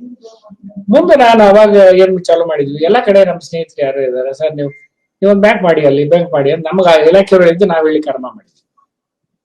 ನಮ್ ಜೊತೆಗೆ ಇನ್ನೂ ಸರಿಯಾಗಿ ಹೇಳ್ಬೇಕಾದ್ರೆ ಏನು ಈ ಇಲಾಖೆಯವ್ರು ನಮ್ಗೆ ಹೇಳಿದ್ರಲ್ಲ, ಹೇಳಿದಾಗ ಅವರು ಲಿಂಕ್ ಗಂಗಾವತಿ ಟೀಮ್ನವ್ರಿಗೂ ಮಾನವಿಯವ್ರಿಗೂ ಹೇಳಿದ್ರು. ಅವರಿಬ್ರು ನಮಗಿಂತ ಮುಂಚೆನೆ ಅರ್ಜಿ ಹಾಕಿದ್ರು, ಮತ್ತು ಗಂಗಾವತಿ ಅವರು ನಮಗಿಂತ ಮುಂಚೆ ರಿಜಿಸ್ಟರ್ ಆಗಿ ಬೇರೆ ಬಂದಿತ್ತು. ಆದ್ರೆ ನಾವು ಬಹಳ ಬೇಗ ಮಾಡಿ ಉದ್ಘಾಟನೆ ಮಾಡಿ ನಾವು ಆರಂಭ ಮಾಡಿದ್ವಿ. ರಿಜಿಸ್ಟ್ರೇಷನ್ ಅವ್ರು ಫಸ್ಟ್ ಮಾಡಿ ಬಂದಿದ್ರು ಕೂಡ. The first bank started and operation started is Suko bank. So ಅದ್ ಮಾಡಿದ್ಮೇಲೆ ನಾವು ಅವರು ಮುಂದಿನ ಒಂದು 3 ತಿಂಗಳಲ್ಲೇ ಮಾನ್ವಿ ಅಂಡ್ ಗಂಗಾವತಿಯ ಚನ್ನಬಸವ ಬ್ಯಾಂಕ್ಗಳು ಕೂಡ ಕೆಲಸ ಆರಂಭ ಮಾಡಿದ್ವು. ಮುಂದೆ ಒಂದು 2 ವರ್ಷ ಅಂತ ಕಾಣುತ್ತೆ. ನಾನು ಸಿಕ್ಕಾಗೆಲ್ಲ ವಿಶ್ವನಾಥ್ ಅವ್ರಿಗೆ ಹೇಳ್ತಿದ್ದೆ, ಮಾಡ್ರಿ ಒಂದು ಅಂತ. ಯಾಕಂದ್ರೆ ಅಷ್ಟೊತ್ತಿಗೆ ಹೊಸಪೇಟೆಗೆ ಹೋಗಿ ನೆಲೆಯಾಗಿದ್ರು, ಅಲ್ಲಿ ದಿವಾಕರ್ ಅವರಿದ್ದವರು ಅಲ್ಲಿಗೆ ಬಂದಿದ್ರು, ಹೇಳ್ತಿದ್ದೆ. ಅದಾದ್ಮೇಲೆ ಒಂದ್ ದಿವಸ ಅವರು ಈಗಲೂ ನೆನಪಿದೆ ನನಗೆ, ಇದರಲ್ಲಿ ಮಹಡಿ ಮೇಲ್ಗಡೆ ಒಂದು ಸಭೆ ಕರೆದಿದ್ರು ರಥ ಬೀದಿಯಲ್ಲಿ. ಅಲ್ಲಿ ಒಂದು 15-20 ಸೇರಿದ್ರು ಯುವಕರು, ವಿಶೇಷವಾಗಿ ವಿಕಾಸ ಬ್ಯಾಂಕಿಗೆ ವಿಕಾಸ ಕ್ಲಬ್ಗೆ ಸೇರಿದಂತವ್ರು. ಅಲ್ಲಿ ನಾವು ಬ್ಯಾಂಕ್ ಅಂದ್ರೆ ಏನು, ಹೇಗ್ ಮಾಡಬೇಕು ಇತ್ಯಾದಿ ಎಲ್ಲ ನಾನು ವಿವರಣೆ ಕೊಟ್ಟೆ. ಅದಾದ್ಮೇಲೆ ಇನ್ನೊಂದು ಸಭೆ ಕರೆದಿದ್ರು, ಅದಕ್ಕೂ ಆಯ್ತು. ಅದಾದ ನಂತರ ಮುಂದೆ ಅವ್ರ ಅರ್ಜಿ ತಯಾರು ಮಾಡೋದು ಹೇಗೆ ಇನ್ನೊಂದು ಎಲ್ಲ ರೆಡಿ ಮಾಡಿ ಕೊಟ್ಟಿವಿ. ಅವ್ರಿಗೂ ಪರ್ಮಿಷನ್ ಬಂತು, ಶೇರ್ ಕಲೆಕ್ಟ್ ಮಾಡಿದ್ರು. ಆಮೇಲೆ ಅಪಾಯಿಂಟ್ಮೆಂಟ್ ಬಂತು. ಅಪಾಯಿಂಟ್ಮೆಂಟ್ ನಾವು ರೆಡಿ ಮಾಡಿ ಕರೆದು ಅರ್ಜಿ ಕೊಟ್ಟು ಪತ್ರಿಕೆಯಲ್ಲಿ ಪ್ರಕಟಣೆ ಕೊಟ್ಟು ಚಾಲು ಆಯ್ತು. ನಾವ್ ಈ ಕಡೆ ಇನ್ನೂ ನೋಂದಣಿ ಏನದು ಬ್ಯಾಂಕ್ ಆರಂಭಗೊಂಡಿಲ್ಲ, ಅಷ್ಟರೊಳಗೆ ಒಂದು ಲವ್ ಲೆಟರ್ ಬಂತು ಇವ್ರಿಗೆ, ಇಲಾಖೆ ಸಹಕಾರಿ ಇಲಾಖೆ ಅಂತ ಹೇಳ್ಯಾರ, ಇಲ್ಲಿ ಗೊತ್ತಿಲ್ಲ ಅವ್ರು ಯಾರು, ವಿಶ್ವನಾಥ್ ಅವರು. ಏನಂದ್ರೆ ನಿಮ್ ಬ್ಯಾಂಕ್ ಯಾಕೆ ಸೂಪರ್ಸೀಡ್ ಮಾಡಬಾರದು ನಿಮ್ ಆಡಳಿತ ಮಂಡಳಿಯನ್ನ ಅಂತ ಹೇಳಿ ARCS ಇವರಿಗೆ ನೋಟಿಸ್ ಕೊಟ್ಟಿದ್ರು. ಇನಾಗ್ರೇಷನ್ ಆಗಿಲ್ಲ ಇನ್ನ, ಅಪಾಯಿಂಟ್ಮೆಂಟ್ ಬರೀ ಅಡ್ವರ್ಟೈಸ್ಮೆಂಟ್ ಕೊಟ್ಟು ಅಪಾಯಿಂಟ್ಮೆಂಟ್ ಆಗಿಲ್ಲ ಇನ್ನ. ಯಾಕೆ ಅಂದ್ರೆ ನೀವು ಇದಕ್ಕೆ ಇಲಾಖೆಯವ್ರ ಮತ್ತೇನ ಪಡೆಯಬೇಕಾಗಿತ್ತು, ಇದರಲ್ಲಿ ಇಷ್ಟು ರಿಸರ್ವೇಶನ್ ಅಂತ ಹೇಳಿ ಪ್ರಕಟಿಸಬೇಕಾಗಿತ್ತು, ಇದಕ್ಕಿಂತ ಒಂದು ಸಮಿತಿಯ ನೇಮಕ ಮಾಡಬೇಕಾಗಿತ್ತು. ನೀವು ಹಿಂಗೆ 1, 2, 3 ಇಂಥವೆಲ್ಲ ಉಲ್ಲಂಘನೆ ಮಾಡಿದ್ದೀರಿ, ಆದ್ರಿಂದ ಬ್ಯಾಂಕ್ ಸೂಪರ್ ಸೀಡ್ ಮಾಡಬಾರ್ದು. ಸೊ ವಿಶ್ವನಾಥ್ ಅವ್ರು ನನಗೆ ತೋರಿಸಿರಿ ಹೀಗಾಗಿದೆ ಅಂತ. ನಾನು ಇದನ್ನೇನು ಮಾಡಿರ್ಲಿಲ್ಲ ಸುಖ ಬ್ಯಾಂಕ್ನಾಗ, ಹಾಗಾಗಿ ಅದನ್ನೇ ಅವ್ರಿಗೆ ಹೇಳಿದ್ದೆ. ಸರಿ ಅಂತೇಳಿ ಮತ್ತೆ ಬೆಂಗಳೂರಿಗೆ ಹೋಗಿ ಅವಾಗ ಹುಚ್ಚಾಚಾರ ಅಂತ ಹೇಳಿ ಜಾಯಿಂಟ್ ಟ್ರಸ್ಟರ್ ಇದ್ರು. ಅವ್ರಿಗೆ ಸರ್ ಇದು ಏನ್ರಿ ಇದು ನೀವು ಇಂಥದ್ ಮಾಡ್ತಿದ್ದೀರಿ ಅಂತ. ಅವಾಗೇನು ಶಾಸಕರೆಲ್ಲ ರಾಜಕಾರಣಿಗಳೆಲ್ಲ ಏನಲ್ಲ, ಒಳಗೆ ಏನಪ್ಪಾ ನಾವು ಒಳ್ಳೆ ಕೆಲಸ ಮಾಡ್ತೀವಿ, ಮಾತಾಡಕ್ಕೆ ಏನೋ ಒಂದು ಗಟ್ಟಿತನ ಬಿಟ್ಟು ಇನ್ನೇನ್ ಇರ್ಲಿಲ್ಲ. ಹೋಗಿ ಎಲ್ಲ ಕೇಳಿದಾಗ ಅವ್ರು ನೋಡಿ ನಿಜಕ್ಕೂ ಒಳ್ಳೆ ಮನುಷ್ಯ ಅವರು. ಇಲ್ಲ ನಾನೇ ಬರ್ತೀನಿ, ಗೊತ್ತಾಯ್ತು ನನಗೇನಂತ ಹೇಳಿ ಅವರೊಂದು ಇದಾಕೊಂಡು ಏನಂತೀರಿ ವಿಸಿಟ್ ಹಾಕೊಂಡು ಬಂದು ಅವತ್ತು ARCS ಲೀವ್ ಹಾಕಿ ಹೋಗ್ಬಿಟ್ಟೆ ಇವ್ರು ಬಂದಾಗ. ಅವತ್ತೇ ಅವ್ರು ಅಲ್ಲಿ ಕೂತ್ಕೊಂಡು ನಮ್ ಜೊತೆಗೆ ಮೀಟಿಂಗ್ ಮಾಡಿ ಅವರು ಕೊಟ್ಟ ನೋಟಿಸ್ ಅನ್ನ ವಜಾ ಮಾಡಿದ್ರು ಅವ್ರು ಅಫಿಷಿಯಲಿ. ಸೊ ಹೀಗೆ ಆರಂಭ ಆಯ್ತು. ಮುಂದೆ ನನಗೆ ಈಗಲೂ ನೆನಪಿದೆ, ಇವತ್ತು ವಿಕಾಸ ಬ್ಯಾಂಕ್ ಇರುವ ಕಟ್ಟಡವನ್ನ ತಗೊಳ್ಬೇಕಾದಾಗೂ ಕೂಡ ಬಾಡಿಗೆಗೆ ಒಳಗೆ ಹೋಗಿ ಈಗಲೂ ಅದ್ರ ಉದ್ದಾಗಲೇ ಎಷ್ಟಿದೆ ಅಂತ ನಾನು ನಡೆದಿದ್ ನೆನಪಿದೆ. ಯಾಕಂದ್ರೆ ಒಂದ್ ಹೆಜ್ಜೆ ಅಂದ್ರೆ 2.5 ಅಡಿ ಅಂತ ನಮ್ಗೆ IVPL ಕಲಿಸಿದ್ರಲ್ಲ, ಉಳಿದ ಕಾರ್ಯಕ್ರಮ ಮಾಡ್ಬೇಕಾದ್ರೆ ಅಳತೆ ಮಾಡೋದು, ಹಂಗಿಟ್ಕೊಂಡು ಎಲ್ಲ ಅಳತೆ ಮಾಡಿ ಬಹಳ ಚೆನ್ನಾಗತ್ತೆ ಮಾಡಬಹುದು ಅಂತ ಹೇಳಿ. ಸೊ ಅದನ್ನ ಬಾಡಿಗೆ ಫಿಕ್ಸ್ ಮಾಡೋವರೆಗೂ ಇದ್ದೆ ಅಂತ ನನ್ನ ನೆನಪು, ಯಾವುದು ಇವತ್ತಿನ ಇದನ್ನ. ಸೊ ಅದಾದ ನಂತರ ತರಬೇತಿ ಇತ್ಯಾದಿಗೂ ಬಂದಿದ್ರು ಅಲ್ಲಿನ ವಿಕಾಸ ಬ್ಯಾಂಕಿನ ಆಗಿನ ಅಧಿಕಾರಿಗಳು ನಮ್ಮಲ್ಲಿ ಸುಖ ಬ್ಯಾಂಕಿಗೆ. ಹೀಗೆ ಸುಖ ಬ್ಯಾಂಕಿನ ವಿಕಾಸ ಬ್ಯಾಂಕಿನ ಸಂಬಂಧ ಇದೆ. ವಿಕಾಸ ಬ್ಯಾಂಕಿಗೆ ಒಮ್ಮೆ ಮಧ್ಯೆ ತೊಂದರೆ ಆದಾಗ ಮನೆಗೆ ಉದ್ಘಾಟನೆಯಲ್ಲೂ ಅವರು ಪ್ರಸ್ತಾಪ ಮಾಡಿದಂತ ಬಂತು. ಆಗ್ಲೂ ನಾವು ತಕ್ಷಣ ಹೋಗಿ ನಿಂತ್ಕೊಂಡಿವಿ, ನಮ್ಮ ಅಧಿಕಾರಿಗಳನ್ನ ತಗೊಂಡ್ಬಂದ್ವಿ. ಒಂದಿಷ್ಟು ನಮ್ಮ ಅವರ ಗವರ್ಮೆಂಟ್ ಸೆಕ್ಯೂರಿಟಿಗೆ ನಮ್ಮ ಹಣ ಕ್ಯಾಶ್ ಅನ್ನ ಸ್ವ್ಯಾಪ್ ಮಾಡಿ ಕ್ಯಾಶ್, ಯಾಕಂದ್ರೆ 365 ದಿವಸ ಬೇರೆ ಇಟ್ಕೊಂಡ್ಬಿಟ್ಟಿದ್ರು. ಅವ್ರ ಹತ್ರ ಗವರ್ಮೆಂಟ್ ಸೆಕ್ಯೂರಿಟಿ ಇದ್ರು ದುಡ್ಡು ತಗೊಳಕ್ ಇನ್ನೊಂದು ಬ್ಯಾಂಕ್ ತೆಗ್ದಿರಲ್ಲ. ಸೊ ಅಂತವನ್ನೆಲ್ಲ ಮಾಡಿ ನಾವು ನಿಂತ್ಕೊಂಡ್ವಿ. ನೀವು ಬಹಳ ಚೆನ್ನಾಗಿ ಇದನ್ನ ನಿರ್ವಹಿಸಿರಿ, ಬ್ಯಾಂಕ್ ಈ ರೀತಿ ರನ್ ಆದಾಗ ಅಂತ ಅವರಿಗೆ RBIದವರು ಇನ್ಸ್ಪೆಕ್ಷನ್ ಆಗಿ ಅವರಿಗೆ ಗುಡ್ ಹೇಳಿದ್ರು. ನಮಗ್ ಪೆನಾಲ್ಟಿ ಹಾಕಿದ್ರು. ಯಾಕಂದ್ರೆ ಇನ್ನೊಂದು ಬ್ಯಾಂಕಿಗೆ ನೀವು ದುಡ್ಡು ಕೊಡಂಗಿಲ್ಲ ಕೋಪರೇಟಿವ್ ಬ್ಯಾಂಕಿಗೆ ಅಂತ RBI ಹೇಳಿದ, ಹೆಂಗ್ ಕೊಟ್ರಿ ನೀವು, it's A violation of RBI direction ಅಂತ ಪೆನಾಲ್ಟಿ ಹಾಕಿದ್ರು. ಸೊ ನಾನ್ ಮತ್ತೆ ಅದಕ್ಕೊಂದು ಲೀಗಲ್ ನೋಟಿಸ್ RBI ಕೊಟ್ಟು, BR ಆಕ್ಟ್ ಅಲ್ಲಿ ಬ್ಯಾಂಕಿಂಗ್ ವ್ಯವಸ್ಥೆಗೆ ತೊಂದರೆ ಇದ್ದಾಗ RBI ಅದನ್ನ ಬರ್ಬೇಕು ಅಲ್ಲಿ ಇದಕ್ಕಂತಿದೆ, ನೀವು ಬರ್ಲಿಲ್ಲ, ನಿಮಗೊಂದು ಇದನ್ನ ಕಳಿಸ್ಕೊಟ್ಟಿದ್ವಿ, ಏನು ಟೆಲಿಗ್ರಾಮ್, ಬರ್ಲಿಲ್ಲ ನೀವು, ಹಾಗಾಗಿ ಆ ಬ್ಯಾಂಕಿಗೆ ಎಫೆಕ್ಟ್ ಆದ್ರೆ ಇಲ್ಲಿರೋ ನಮಗೂ ಆಗತ್ತೆ, ಬೇರೆ ಕೋಪರೇಟಿವ್ ಬ್ಯಾಂಕ್ಗಳಿಗೆ ಆಗತ್ತೆ. In the interest of the banking sector ನಾವ್ ಅಲ್ಲಿ ಹೋಗಿವಿ. ಯಾಕಂದ್ರೆ ಅಲ್ಲೇನು ಅವ್ಯವಹಾರ ಇರ್ಲಿಲ್ಲ, ಯಾರ್ದೋ ಒಂದು ಕಾರಣಕ್ಕೋಸ್ಕರ ಈ ರೀತಿಯ ಏನಂತೀರಿ ಒಂದು ಗಾಳಿ ಮಾತಿಗೋಸ್ಕರ ಆದಂತದ್ದು. ಹಾಗಾಗಿ ನಾವು ಹೋಗಿವಿ ಅಂತ ಹೇಳಿ ಇವತ್ತು ಇದ್ದಂತ ಮೊನ್ನೆ ತಾನೇ ಏನು ಎಕ್ಸಿಕ್ಯೂಟಿವ್ ಡೈರೆಕ್ಟರ್ ಆಗಿ ರಿಟೈರ್ಡ್ ಆದ್ರು ವಿಶ್ವನಾಥನ್, ಮೊನ್ನೆ ಈಗೇನೊಂದು committee cooperative committee expert committee ಮಾಡಿದ್ರಲ್ಲ ಅದ್ರ ಅಧ್ಯಕ್ಷರಾಗಿದ್ರು ಅವ್ರು. ಅವಾಗ ಅಲ್ಲಿ ಇದ್ರು, ಅವ್ರನ್ನ ಭೇಟಿಯಾಗಿ ಎಕ್ಸ್ಪ್ಲೈನ್ ಮಾಡಿದಾಗ ಅವ್ರು ಒಪ್ಕೊಂಡು ಮತ್ತೆ ಆ ಪೆನಾಲ್ಟಿಯನ್ನ ನಮ್ಗೆ ವಿಡ್ರಾ ಮಾಡಿದ್ರು. ಸೊ ಹೀಗೆ ವಿಕಾಸ ಬ್ಯಾಂಕ್ಗೆ ಗುಡ್ ಕೊಟ್ಟರು, ನಮಗೆ ಬ್ಯಾಡ್ ಅಂತ ಕೊಟ್ಟಿದ್ರು RBIದವರು. ಸೊ ಹೀಗೆ ನಾನು ಹೇಳ್ತಾ ಹೋದ್ರೆ ವಿಕಾಸ ಬ್ಯಾಂಕಿನ ಮತ್ತು ಸುಕೋ ಬ್ಯಾಂಕಿನ ಸಂಗತಿಗಳು ಬಹಳ ಇದೆ. ಹೊಸ ಪ್ರಯೋಗಗಳನ್ನು ನಾವು ಮಾಡ್ತಾ ಬಂದಿವಿ. ಉದಾಹರಣೆ RR ಆಫೀಸರ್ಸ್ ಕಾನ್ಸೆಪ್ಟ್ ತಗೊಂಡ್ಬಂದ್ವಿ. DA ಅನ್ನುವಂಥದ್ದನ್ನ ತೆಗೆದು PA ಪರ್ಫಾರ್ಮೆನ್ಸ್ ಅಲೈನ್ಸ್ ತಗೊಂಡ್ಬಂದ್ವಿ. ಸೊ ಹೀಗೆ ಅದರ ಏನಂತೀರಿ ಅಪಾಯಿಂಟ್ಮೆಂಟ್ ನಲ್ಲಿ ಸಾಲ ಇದು ದುಡ್ಡು ತಗೋತಾರೆ, ಲಂಚ ತಗೋತಾರೆ ಅನ್ನುವಂಥದ್ದನ್ನ ಇಲ್ಲಿ ಸಾಧ್ಯನೇ ಇಲ್ಲ ಅನ್ನೋ ವ್ಯವಸ್ಥೆ ತಗೊಂಡ್ಬಂದ್ವಿ. ಇವತ್ತು ಸುಕೋ ಬ್ಯಾಂಕು ವಿಕಾಸ ಬ್ಯಾಂಕಿನ ಕಾರಣಕ್ಕೋಸ್ಕರ ಈ ಏನು ನಮ್ಮ ಗಾದೆ ಮಾತಿತ್ತಲ್ಲ, ಜನತಾ ಬಜಾರ್ಲಿಂದ ಆರಂಭ ಆಗಿ ಇಲ್ಲಿವರೆಗೆ ನಮ್ಮ ಕಥೆಗಳು, ಇದರಿಂದಾಗಿ ಮತ್ತೆ ಇನ್ನೊಂದು 13-14 ಬ್ಯಾಂಕ್ಗಳು ಬಂದು ಈ ಭಾಗದಲ್ಲಿ ಕ್ರೆಡಿಟ್ ಸೊಸೈಟಿ ಉಟ್ಕೊಂಡವು. ಈಗಂತೂ ಇತ್ತೀಚೆಗೆ ಕಳೆದ 8-10 ವರ್ಷ ಆಗಿರುವಂತ ಕ್ರೆಡಿಟ್ ಸೊಸೈಟಿ ಬಹುಶಃ ಈ ಹೊಸ ಇತಿಹಾಸ ಐತಲ್ಲ, ಸೋಂದಾ ಲಕ್ಷ್ಮೀನಾರಾಯಣ ಬರೀ ಹೇಳ್ಬೇಕು, ಕಲ್ಯಾಣ ಕರ್ನಾಟಕದ ಸಹಕಾರ ಇತಿಹಾಸ ಅನ್ನೋದೇ ಒಂದು ದೊಡ್ಡ ವಿಷಯ ಆಗತ್ತೆ. ಈ ಇತಿಹಾಸ ಹೇಗೆ ವೇದ ಸುಳ್ಳಾದರೂ ಗಾದೆ ಸುಳ್ಳಾಗದರು ಅಂತ ಹೇಳ್ತಾರೆ, ಆದ್ರೆ ನಾವು ಗಾದೆ ಮಾತನ್ನು ಸುಳ್ಳು ಮಾಡಿದ್ವಿ. ಸೊಸೈಟಿಗೆ ಹೋದ ಹಣ ಸುಡುಗಾಡಿಗೆ ಹೋದ ಹಣ ವಾಪಸ್ ಬರಲ್ಲ ಅಂತ ಹೇಳ್ತಾರೆ. ಸ್ಮಶಾನ ಅಂತ ಯಾಕೆ ಬಳಸ್ತೀವಿ ಅಂದ್ರೆ, ಈ ರಾಜ್ಯದ ಬೇರೆ ಬೇರೆ ಭಾಗದಲ್ಲಿ ಮಾತಾಡೋ ಹೊತ್ತಿಗೆ ಸುಡುಗಾಡು ಅಂದ್ರೆ ಸರಿಯಾಗಲ್ಲ ಅಂತ ಸ್ವಲ್ಪ ತಿದ್ದುಕೊಂಡು ಸ್ಮಶಾನ ಅಂತ ಅಭ್ಯಾಸ ಮಾಡಿಕೊಂಡಿದ್ವಿ. ಸೊ ಆದ್ರಿಂದ ಇದನ್ನ ನಾವು ಸುಳ್ಳು ಮಾಡಿದೀವಿ. ಇವತ್ತು ನೋಡಿ, ಯಾರಾದ್ರೂ ಒಬ್ಬರು ಕೋಪರೇಟಿವ್ ಸೊಸೈಟಿ ಮಾಡಕ್ ಹಿಂದೇಟಾಕ್ತಾರೆ, ಇವತ್ತು ಜನ ಬೆಂಬಲಿಸ್ತಾರೆ. ಇವತ್ತು 500ಕ್ಕೂ ಹೆಚ್ಚು ಕೋಪರೇಟಿವ್ ಸೊಸೈಟಿಗಳು ಕಲ್ಯಾಣ ಕರ್ನಾಟಕದಾಗ ಇದಾವೆ, ಲಾಭ ಮಾಡ್ತಿದ್ದಾವೆ. ನಮ್ಮಲ್ಲಿ ಇವತ್ತು ಜವಾಬ್ದಾರಿ ಇದೆ. ಅವತ್ತು ಆರಂಭ ಆದ ಇತಿಹಾಸವನ್ನ ಉಳಿಸ್ಕೊಂಡು ಹೋಗ್ಬೇಕಾಗಿದೆ. ಹಾಗಾಗಿ ನಾವೇನು ಇವೆಲ್ಲ ಒಂದು ತಂದಿದ್ದ ಕಾರಣಕ್ಕೋಸ್ಕರ ಆ ಉಳಿದ ಬ್ಯಾಂಕ್ಗಳಲ್ಲಿ ಕೂಡ ಒಂದು ಆರ್ಥಿಕ ಶಿಸ್ತು, ಒಂದು ಆಡಳಿತ ಶಿಸ್ತು ಬಂತು. ಅದರಿಂದಾಗಿ ಇಲ್ಲಿ ಬೆಳೀತಾ ಹೋಯ್ತು ಈ ಕ್ಷೇತ್ರ. ಇವತ್ತು ಒಂದು ಕಾಲದಲ್ಲಿ ನಾವು ಬ್ಯಾಂಕ್ಗಳನ್ನು ನೋಡ್ಲಿಕ್ಕೆ ಮಂಗಳೂರಿಗೆ ಹೋಗ್ತಿದ್ವಿ.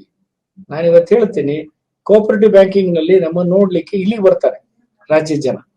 ಆ ಒಂದು ಸಾಧನೆಯನ್ನು ಇವತ್ತು ಈ 2 ಬ್ಯಾಂಕ್ಗಳು ಮಾಡಿದ್ದಾವೆ. ನಾವು ಪರಸ್ಪರ ಸಂವಾದದಲ್ಲಿ, ಚರ್ಚೆಯಲ್ಲಿ, ಸಂಪರ್ಕದಲ್ಲಿ ಇದ್ದೇ ಇರ್ತೀವಿ. ಇಷ್ಟು ಮಾತನ್ನ ತಕ್ಷಣಕ್ಕೆ ಇವತ್ತು ಹೇಳ್ಬಹುದು. ನಾನು ಬಹುಶಃ ಸಮಯದ ಮಿತಿ ಇದೆ, ಆಗ್ಲೇ 1:39 ಆಯ್ತು ಕಾರ್ಯಕ್ರಮ ಆರಂಭ ಆಗಿ. ಆದ್ರಿಂದ ಇನ್ನು ನಮ್ಮ ರಾಜ್ಯದ ಸಂಯುಕ್ತ ಸಹಕಾರಿ ಉಪಾಧ್ಯಕ್ಷರಾದ ಕಮಿಟಿ ಮಠ ಅವರು ಮಾತಾಡಬೇಕು. ಇಷ್ಟಕ್ಕೆ ನಿಲ್ಲಿಸ್ತೀನಿ. ಬಹುಶಃ ಇನ್ನೊಂದು ದಿವಸ, ಇನ್ನು 1 ವರ್ಷದ ಅವಧಿ ಇದೆ. ಇನ್ನೊಂದ್ಸಾರಿ ಬಹುಶಃ ಈ ಸಹಕಾರಿ ಇತಿಹಾಸವೇ ಇಟ್ರೆ ಮಾತಾಡಬಹುದು ಅಂತ ಅನ್ಸುತ್ತೆ ನನಗೆ. ಈ ಅವಕಾಶ ಕೊಟ್ಟಿದ್ದಕ್ಕೋಸ್ಕರ, ನನ್ನ ನೆನಪುಗಳನ್ನು ಹಂಚಿಕೊಳ್ಳೋದಕ್ಕೆ ಅವಕಾಶ ಕೊಟ್ಟಿದ್ದಕ್ಕೋಸ್ಕರ, ಕೇಳಿದಂತ ನಿಮ್ಮೆಲ್ಲರಿಗೂ ಅವಕಾಶ ಕೊಟ್ಟಂತ ವಿಕಾಸ್ ಬ್ಯಾಂಕಿನ ಆಡಳಿತ ಮಂಡಳಿಗೂ ನನ್ನ ಹೃತ್ಪೂರ್ವಕವಾದ ನಮಸ್ಕಾರ.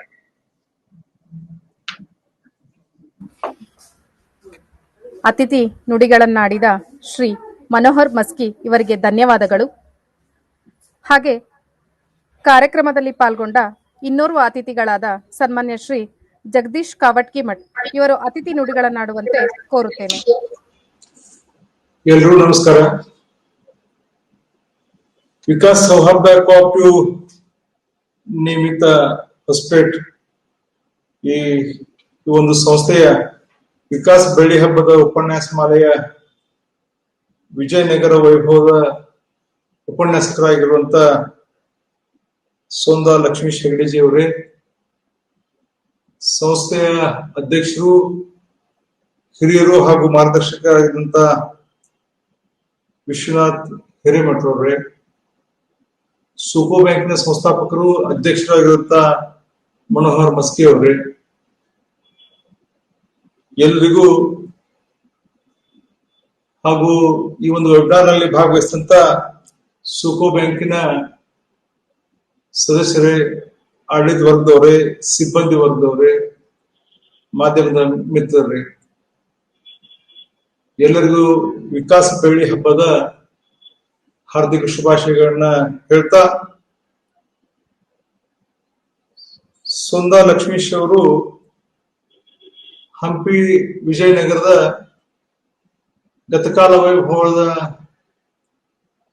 ಕಣ್ಮುಚ್ಚ ಕೂತ್ರೆ ಅದು ನಮ್ ಕಣ್ ಮುಂದೆನೆ ಹೋಗಂಗೆ ಅನುಭವನ ಮಾಡಿಸ್ಕೊಟ್ರು ಅಂತ ಹೇಳಿದ್ರೆ ತಪ್ಪಾಗ್ಲಿಕ್ಕಿಲ್ಲ. ಅಂತ ಒಂದು ಕಲ್ಯಾಣ ಕರ್ನಾಟಕದಲ್ಲಿ ಈ ಒಂದು ವಿಕಾಸ್ ಸೌಹಾರ್ದ ಕೋಆಪರೇಟಿವ್ ಬ್ಯಾಂಕ್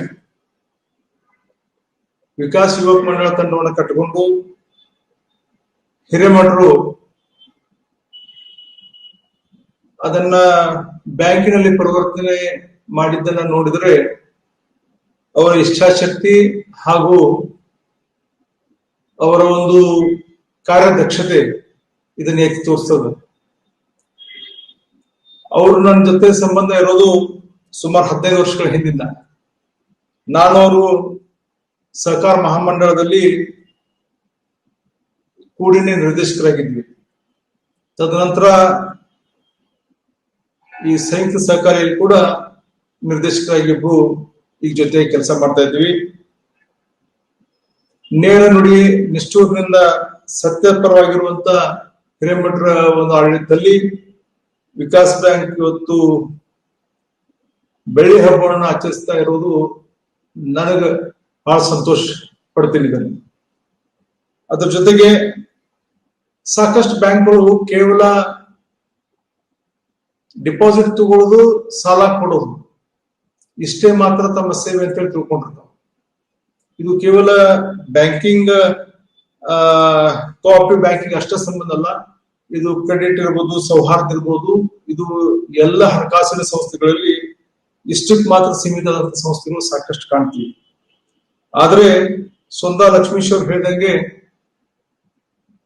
ಈ ಒಂದು 25ನೇ ವರ್ಷದಿದ್ದಾಗ ನಾವು ಯಾರೋ ರಾಜಕಾರಣಿಗಳು ಕರ್ಕೊಂಡು ಬಂದು ಅಥವಾ ಯಾರೋ ದೊಡ್ಡ ಸ್ವಾಮೀಜಿಯವ್ರು ಕರ್ಕೊಂಡು ಬಂದು ಮತ್ತೆ ಯಾರೋ ಕರೆಸಿ ಅದ್ರ ಬಗ್ಗೆ ಒಂದ್ 2 ದಿವಸ ಕಾರ್ಯಕ್ರಮ ಮಾಡಿ ಇಲ್ಲ ದೊಡ್ಡ ಪ್ರಮಾಣದ ಪೆಂಡಾಲ್ ಹಾಕಿ ಊಟ ಹಾಕಿ ಅವ್ರಿಗೆಲ್ಲ ಮೂಮೆಂಟ್ ಕೊಟ್ಟು ಕಳಿಸೋದು ಒಂದು ಸಂಪ್ರದಾಯ ಆಗ್ಬಿಟ್ಟಿದೆ.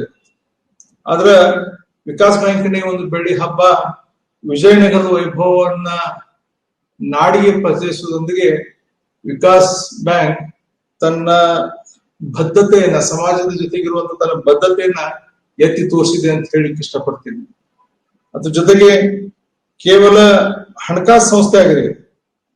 ಈ ಕೊರೋನಾ ವಾರಿಯರ್ ವಿಷಯದಲ್ಲಿ ಇರ್ಬೋದು, ಆಶಾ ಕಾರ್ಯಕರ್ತರಿಗೆ ಹಣಕಾಸಿನ ಸಹಾಯ ಇರ್ಬೋದು, ಈ ರೀತಿ ಸಮಾಜದ ಸಾಕಷ್ಟು ಹೊಣೆಗಾರಿಕೆಯನ್ನ ವಿಶ್ವನಾಥ್ ಹಿರೇಮಠರ ನೇತೃತ್ವದಲ್ಲಿ ಇವತ್ತು ವಿಕಾಸ್ ಬ್ಯಾಂಕ್ ಆ ಭಾಗದಲ್ಲಿ ಹೊಂದ್ಕೊಂಡಿದೆ ಅಂತ ಹೇಳಿ ನಾನು ಹೇಳಿಕ್ಕೆ ಇಷ್ಟಪಡ್ತೀನಿ.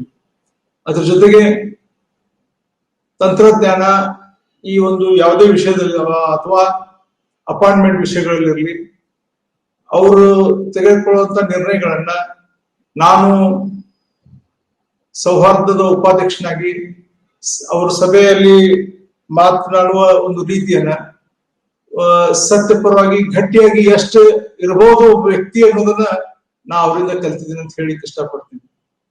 ಅದ್ರ ಜೊತೆಗೆ ಇವತ್ತು ತಂತ್ರಾಂಶದ ಬಗ್ಗೆ ತಂತ್ರಜ್ಞಾನ, ಮಾಹಿತಿ ತಂತ್ರಜ್ಞಾನ ಇವತ್ತು ಎಷ್ಟು ಮುಂದೆ ಹೋಗಿದೆ ಅಂತ ಹೇಳಿ ನ್ಯಾಷನಲೈಸ್ ಬ್ಯಾಂಕ್ ನಲ್ಲಿ ಇರುವಂತ ಎಲ್ಲ ವ್ಯವಸ್ಥೆನ ಇವತ್ತು ವಿಕಾಸ್ ಬ್ಯಾಂಕ್ ಹೊಂದಿದೆ ಅಂತ ಹೇಳಿಕ್ಕೆ ಹೆಮ್ಮೆ ಅನಿಸ್ತದೆ. ಕಲ್ಯಾಣ ಕರ್ನಾಟಕದಲ್ಲಿ ವಿಶೇಷವಾಗಿ ಹೊಸಪೇಟೆದಂತ ಒಂದು ನಗರದಲ್ಲಿ ವಿಕಾಸ್ ಬ್ಯಾಂಕ್ ಇನ್ನೂ ಹೆಚ್ಚಿನ ಸೌಲಭ್ಯವನ್ನ ನಾಗರಿಕರಿಗೆ ಕೊಡ್ಲಿ, ಅದು ಕೇವಲ ಕಲ್ಯಾಣ ಕರ್ನಾಟಕಕ್ಕೆ ಸೀಮಿತ ಆಗದೇನೆ ಇಡೀ ಕರ್ನಾಟಕಕ್ಕೆ, ನಮ್ಮ ಮುಂಬೈ ಕರ್ನಾಟಕ ಇರ್ಬೋದು, ಕಿತ್ತೂರು ಕರ್ನಾಟಕ ಅಂತೀವಿ ಈಗ, ಅಥವಾ ದಕ್ಷಿಣ ಕರ್ನಾಟಕ ಇರ್ಬೋದು, ಎಲ್ಲ ಕಡೆ ತನ್ನ ವಿಜಯನಗರದ ಕಂಪಣ್ಣ ಎಲ್ಲ ಕಡೆ ಹರಡಿಸಲಿ ಅಂತೇಳಿ ಹಾರೈಸಿ ನನ್ನೆರಡು ಮಾತುಗಳಿಗೆ ವಿರಾಮ ಮಾಡ್ತೀನಿ. ಜೈ ಹಿಂದ್, ಜೈ ಕರ್ನಾಟಕ.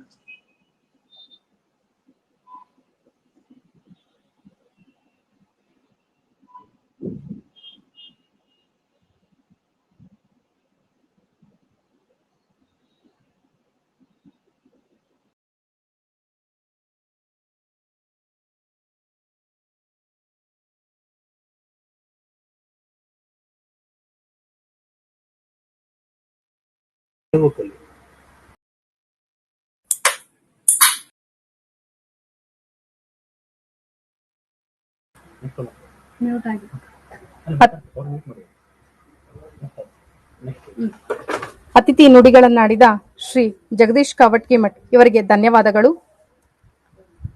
ಕಾರ್ಯಕ್ರಮದ ಸಮಗ್ರ ಮಾಹಿತಿ, ಕಾರ್ಯಕ್ರಮದ ಔಚಿತ್ಯ ಸೇರಿದಂತೆ ಕಾರ್ಯಕ್ರಮದ ಅಧ್ಯಕ್ಷತೆ ವಹಿಸಿರುವ ನಮ್ಮ ಬ್ಯಾಂಕಿನ ಅಧ್ಯಕ್ಷರು ಹಾಗೂ ರಾಜ್ಯ ಸರ್ಕಾರದಿಂದ ಸಹಕಾರಿ ರತ್ನ ಪ್ರಶಸ್ತಿ ಪುರಸ್ಕೃತರು ಆಗಿರುವ ಸನ್ಮಾನ್ಯ ಶ್ರೀ ವಿಶ್ವನಾಥ್ ಚ ಹಿರೇಮಠ್ ರವರು ಅಧ್ಯಕ್ಷೀಯ ನುಡಿಗಳನ್ನಾಡುವಂತೆ ಕೋರುತ್ತೇನೆ. ಆತ್ಮೀಯ ಬಂಧುಗಳೇ, ಈಗಾಗಲೇ ಈ ಒಂದು ವಿಕಾಸ್ ಬ್ಯಾಂಕಿನ ಬೆಳ್ಳಿ ಹಬ್ಬದ ಉಪನ್ಯಾಸ ಮಾಲೆಯ ವಿಶೇಷವಾಗಿ ಆಯ್ಕೆ ಮಾಡಿಕೊಂಡಿರುವಂತ ವಿಷಯ ಏನಂತ ಹೇಳಿದ್ರೆ, ಮೊದಲನೇದಾಗಿ ವಿಜಯನಗರ ಜಿಲ್ಲೆ ಇತ್ತೀಚೆಗೆ ಆರಂಭ ಆಗಿರೋದ್ರಿಂದ ಅದೇ ಸನ್ನಿವೇಶದೊಳಗಡೆ ನಮ್ಮ ಬೆಳ್ಳಿ ಹಬ್ಬದ ಕಾರ್ಯಕ್ರಮವು ಆಯೋಜನೆಗೊಂಡಿರೋದ್ರಿಂದ ವಿಶೇಷವಾಗಿ ಬೆಳ್ಳಿ ಹಬ್ಬದ ಈ ಒಂದು ಸರಣಿ ಕಾರ್ಯಕ್ರಮವನ್ನ ವಿಜಯನಗರದ ವೈಭವ ಅನ್ನೋ ವಿಷಯವನ್ನ ಕುರಿತು ಉಪನ್ಯಾಸ ಮಾಡಿಸೋದ್ರ ಮೂಲಕ ನಮ್ಮ ಸರಣಿ ಕಾರ್ಯಕ್ರಮಗಳನ್ನ ಆರಂಭ ಮಾಡ್ಬೇಕಂತ ಹೇಳಿ ಯೋಚನೆ ಮಾಡಿ ಈ ಒಂದು ಕಾರ್ಯಕ್ರಮವನ್ನು ಆಯೋಜನೆ ಮಾಡಿವಿ. ಈ ಒಂದು ಕಾರ್ಯಕ್ರಮದ ಉಪನ್ಯಾಸಕರಾಗಿ ಆಗಮಿಸಿರತಕ್ಕಂತಹ ಸನ್ಮಾನ್ಯ ಶ್ರೀ ಸೋಂದಾ ಲಕ್ಷ್ಮೀಶ್ ಹೆಗಡೆ ಅವರೇ, ಹಾಗೆ ಈ ಒಂದು ಬೆಳ್ಳಿ ಹಬ್ಬದ ಸಂದರ್ಭದೊಳಗಡೆ ನಾವೊಂದಿಷ್ಟು ಜನರನ್ನ ನೆನಪು ಮಾಡ್ಕೊಳ್ಬೇಕಾಗಿದ್ದ ಅಗತ್ಯ ಅಂತ ಭಾವಿಸಿದ್ದೀನಿ. ಆ ಒಂದು ನೆನಪಿನೊಳಗಡೆ ಪ್ರಮುಖವಾಗಿ ನಿಲ್ಲೋರು ಮನೋಹರ್ ಮಸ್ಕಿ, ಸನ್ಮಾನ್ಯ ಶ್ರೀ ಮನೋಹರ್ ಮಸ್ಕಿ ಅವರು. ಹಾಗಾಗಿ ಸನ್ಮಾನ್ಯ ಶ್ರೀ ಮನೋಹರ್ ಮಸ್ಕಿ ಅವರೇ, ಹಾಗೆ ನಾವು ಸವರ್ದ ಕಾಯ್ದೆ ಒಳಗಡೆ ಇರೋದ್ರಿಂದ ಸವರ್ದ ಕಾಯ್ದೆಯ ಉಪಾಧ್ಯಕ್ಷರಾಗಿರ್ತಕ್ಕಂಥ ಸನ್ಮಾನ್ಯ ಶ್ರೀ ಜಗದೀಶ್ ಕವಟಿಗಿಮಠರವರೇ, ಹಾಗೆ ಈಗಾಗಲೇ 3 ಚಾನೆಲ್ನೊಳಗಡೆ, ಒಂದು ಏರ್ ಮೀಟ್ ಮೂಲಕ, ಯೂಟ್ಯೂಬ್ ಮೂಲಕ ಮತ್ತು ಫೇಸ್ಬುಕ್ ಮೂಲಕ, ಈ ಮೂರು ಒಂದು ಮಾಧ್ಯಮದ ಮೂಲಕ ಈ ಒಂದು ಕಾರ್ಯಕ್ರಮದ ವೀಕ್ಷಣೆ ಒಳಗಡೆ ಇರುವಂತಹ ಎಲ್ಲ ನನ್ನ ಆತ್ಮೀಯ ಸಹಕಾರಿ ಬಂಧುಗಳೇ, ಈಗಾಗಲೇ ಒಂದು ಮನೋಹರ್ ಮಸ್ಕಿ ಅವರು ಹೇಳಿದ ಹಾಗೆ ಸಹಕಾರಿ ಕ್ಷೇತ್ರದೊಳಗಡೆ ಒಂದಿಷ್ಟು ನಾನು ಮತ್ತು ಮನೋಹರ್ ಸಾಕಷ್ಟು ಯೋಚನೆಗಳನ್ನ ಮಾಡಿದ್ದೀವಿ. ಒಂದಿಷ್ಟು ಹೊಸತನಗಳನ್ನು ಮಾಡ್ತಾ ಬಂದಿದ್ದೀವಿ. ಕೆಲವೊಂದು ಬೇರೆ ಇಬ್ಬರು ಒಟ್ಟಿಗೆ ಮಾಡಿದ್ದೀವಿ, ಕೆಲವೊಂದಿಷ್ಟನ್ನ ಅವರು ವಿಭಿನ್ನವಾದ ರೀತಿ ಒಳಗಡೆ ಮಾಡಿದರೆ ನಾವೊಂದಿಷ್ಟು ವಿಭಿನ್ನವಾದ ರೀತಿ ಒಳಗಡೆ ಹೊಸತನವನ್ನ ಆಯೋಜನೆ ಮಾಡ್ತಾ ಬಂದಿದ್ದೀವಿ. ಕಳೆದ 24 ವರ್ಷದೊಳಗಡೆ ವಿಶೇಷವಾಗಿ ವಿಕಾಸ್ ಬ್ಯಾಂಕ್ ವರ್ಷದ 365 ದಿನಗಳನ್ನು ಸಹಿತ ಕೆಲಸ ಮಾಡ್ಬೇಕಂತ ಹೇಳಿ ಆರಂಭ ಮಾಡಿದ್ವಿ. ಇಡೀ ದೇಶದೊಳಗಡೆ ಈ ರೀತಿಯ 365 ದಿನ ಕೆಲಸ ಮಾಡ್ತಿರೋ ಇನ್ಯಾವುದೇ ಬ್ಯಾಂಕು ಇಲ್ಲ. ವಿಶೇಷವಾಗಿ ಸೇವೆ ಕೊಡ್ತಾ ಇದ್ರು ಸಹಿತ ಫಿಸಿಕಲ್ ಆಗಿ ಆರಂಭದ ಇತ್ತೀಚಿನದರೊಳಗಡೆ ಟೆಕ್ನಾಲಜಿ ಒಳಗಡೆ ಇವತ್ತು ವರ್ಷದ 365 ದಿನ ಮತ್ತು ದಿನದ 24 ಗಂಟೆ ಇವತ್ತು ಟೆಕ್ನಾಲಜಿ ಬಳಸ್ಕೊಂಡು ಕೊಡ್ತಾ ಇದ್ವಿ. ಅದನ್ನ ವಿಕಾಸ್ ಬ್ಯಾಂಕ್ ಸಹಿತ ಕೊಡ್ತಾ ಇದೆ. ಆದ್ರೆ 2001ರಿಂದನೇ ವರ್ಷದ 365 ದಿನ ಕೆಲಸ ಮಾಡೋದಕ್ಕೆ ಆರಂಭ ಮಾಡಿದೀವಿ. ಆಗ ಇನ್ನೂ ATMಗಳು ಪಾಪ್ಯುಲರ್ ಆಗಿರ್ಲಿಲ್ಲ. ಅಂತ ಒಂದು ಸನ್ನಿವೇಶದೊಳಗಡೆ ಬೆಳಗ್ಗೆ 8ರಿಂದ ರಾತ್ರಿ 8 ಗಂಟೆವರೆಗೆ ಸರ್ವಿಸ್ ಅನ್ನು ಸಹಿತ ಕೊಟ್ಟಿದ್ದೀವಿ. ಅಂದ್ರೆ ಹೊಸತನವನ್ನ ಜನಕ್ಕೆ ಕೊಡಬೇಕು ಅನ್ನೋ ಒಂದು ತುಡಿತ ಏನಿದೆ, ಆ ಒಂದು ತುಡಿತಕ್ಕೆ ಅನುಗುಣವಾಗಿ ಬೇರೆ ಬೇರೆ ರೀತಿಯ ಹೊಸ ಯೋಚನೆಗಳನ್ನ ವಿಶೇಷವಾಗಿ ನಮ್ಮ ತಂಡ ಮಾಡ್ತಾ ಬಂದಿದೆ. ಅದಕ್ಕೆ ಈ ಒಂದು ಯೋಚನೆಗೆ ತಕ್ಕಂತೆ ನಮ್ಮ ಎಲ್ಲ ಆಡಳಿತ ಮಂಡಳಿ ಯೋಚನೆಗೆ ಸಹಕಾರ ಕೊಡುವಂತ ಒಂದು ಅದ್ಭುತವಾದ ಸಿಬ್ಬಂದಿ ವರ್ಗ ನಮ್ಮ ಹತ್ರ ಇದೆ. ಸಿಬ್ಬಂದಿಗೆ ಆಡಳಿತ ಮಂಡಳಿ ಒಳಗಡೆ ನಾವೇನೋ ಯೋಚನೆ ಮಾಡಿ ವರ್ಷದ 365 ದಿನ ನಾವು ಸೇವೆ ಕೊಡಬೇಕು ಅಂತ ಹೇಳಿ ಮಾಡಿದೀವಿ ಅಂತ ಹೇಳಿ ಸಿಬ್ಬಂದಿ ವರ್ಗದವ್ರ ಮುಂದಿಟ್ಟಾಗ ಸಿಬ್ಬಂದಿ ವರ್ಗದವರು ಅದನ್ನ ಸ್ವಾಗತ ಮಾಡಿದ್ದಾರೆ. ಬೆಳಗ್ಗೆ 8ರಿಂದ ರಾತ್ರಿ 8 ಗಂಟೆವರೆಗೆ ಅಂತ ಹೇಳಿದಾಗೂ ಸಹಿತ ಅವರು ನಮ್ಮ ಯೋಚನೆಗಳಿಗೆ ಒಂದು ಸಾಕಾರ ರೂಪವನ್ನು ಕೊಟ್ಟು ಇವತ್ತು ಕಳೆದ 20 ವರ್ಷಗಳಿಂದ ನಮ್ಮ ಬ್ಯಾಂಕು ರಜೆ ರಹಿತವಾಗಿ ಕೆಲಸ ಮಾಡಿತ್ತು. ಆದ್ರೆ 2 ಸನ್ನಿವೇಶಗಳು, ಒಂದು ರಿಸರ್ವ್ ಬ್ಯಾಂಕ್ ಡಿಮಾನಿಟೈಸೇಷನ್ ಅನೌನ್ಸ್ ಮಾಡಿದ್ದಿನ ಸಾರ್ವಜನಿಕರಿಗೆ ಅದು ಸೇವೆಯನ್ನ ಬಂದ್ ಮಾಡ್ಬೇಕಂತ ಹೇಳಿ ಅದನ್ನ ರಿಸರ್ವ್ ಬ್ಯಾಂಕ್ ಹೇಳಿದ ಒಂದು ದಿನ ಡಿಮಾನಿಟೈಸೇಷನ್ ಅನೌನ್ಸ್ ಆದ ದಿನ ಒಂದು ದಿನ ರಜೆ ಮಾಡಿದ್ವಿ. ಅದಾದ ನಂತರ ಕೋವಿಡ್-19 ಪೆಂಡೆಮಿಕ್ ಸಿಚುವೇಶನ್ ಸರ್ಕಾರ ಆಗಾಗ ರಜೆ ಘೋಷಿಸಿತು, ಅದು ಲಾಕ್ಡೌನ್ ಇತ್ಯಾದಿ ಹೇಳಿದಾಗ ಅನಿವಾರ್ಯವಾಗಿ ನಮ್ಮ ಸಿಬ್ಬಂದಿಗಳ ಆರೋಗ್ಯ ಮತ್ತು ಸರ್ಕಾರದ ಒಂದು ಆದೇಶಕ್ಕೂ ಮನ್ನಣೆಯನ್ನು ಕೊಡಬೇಕು ಅನ್ನೋ ಕಾರಣಕ್ಕಾಗಿ ಕೋವಿಡ್ ಸನ್ನಿವೇಶದೊಳಗಡೆ ಒಂದು ಜನತಾ ಕರ್ಫ್ಯೂ ಅನೌನ್ಸ್ ಮಾಡಿದ ದಿನ ಆಗಿದೆ. ಈ ರೀತಿ ಒಂದು 2-3 ದಿನಗಳನ್ನ ರಜೆಯನ್ನು ಬಿಟ್ರೆ ಕಳೆದ 21 ವರ್ಷದೊಳಗಡೆ ಆ ರೀತಿ ಒಂದು 5-6 ದಿನ ರಜೆಗಳನ್ನ ಬಿಟ್ರೆ ಅದ್ಭುತವಾದ ಕೆಲಸವನ್ನ ಮಾಡಿದ್ವಿ. ಅದಾದ ನಂತರ ಈಗಾಗಲೇ ಕಳೆದ 4-5 ವರ್ಷಗಳಿಂದ ನಾವು ಯೋಚನೆ ಮಾಡ್ತಿದ್ವಿ, ಮುಂದೆ ನಮ್ಮ ಬೆಳ್ಳಿ ಹಬ್ಬ ಬರ್ತಾ ಇದೆ, ಬೆಳ್ಳಿ ಹಬ್ಬದ ಕಾರ್ಯಕ್ರಮಗಳನ್ನ ರೂಪಿಸಬೇಕಂತ ಹೇಳಿ ಬಂದ ಲಾಭದ ಒಳಗಡೆ ಒಂದಿಷ್ಟು ಹಣವನ್ನ ಬೆಳ್ಳಿ ಹಬ್ಬ ಆಚರಣೆಗಾಗಿ ತೆಗೆದಿಡ್ತಾ ಬರ್ತಾ ಇದ್ವಿ.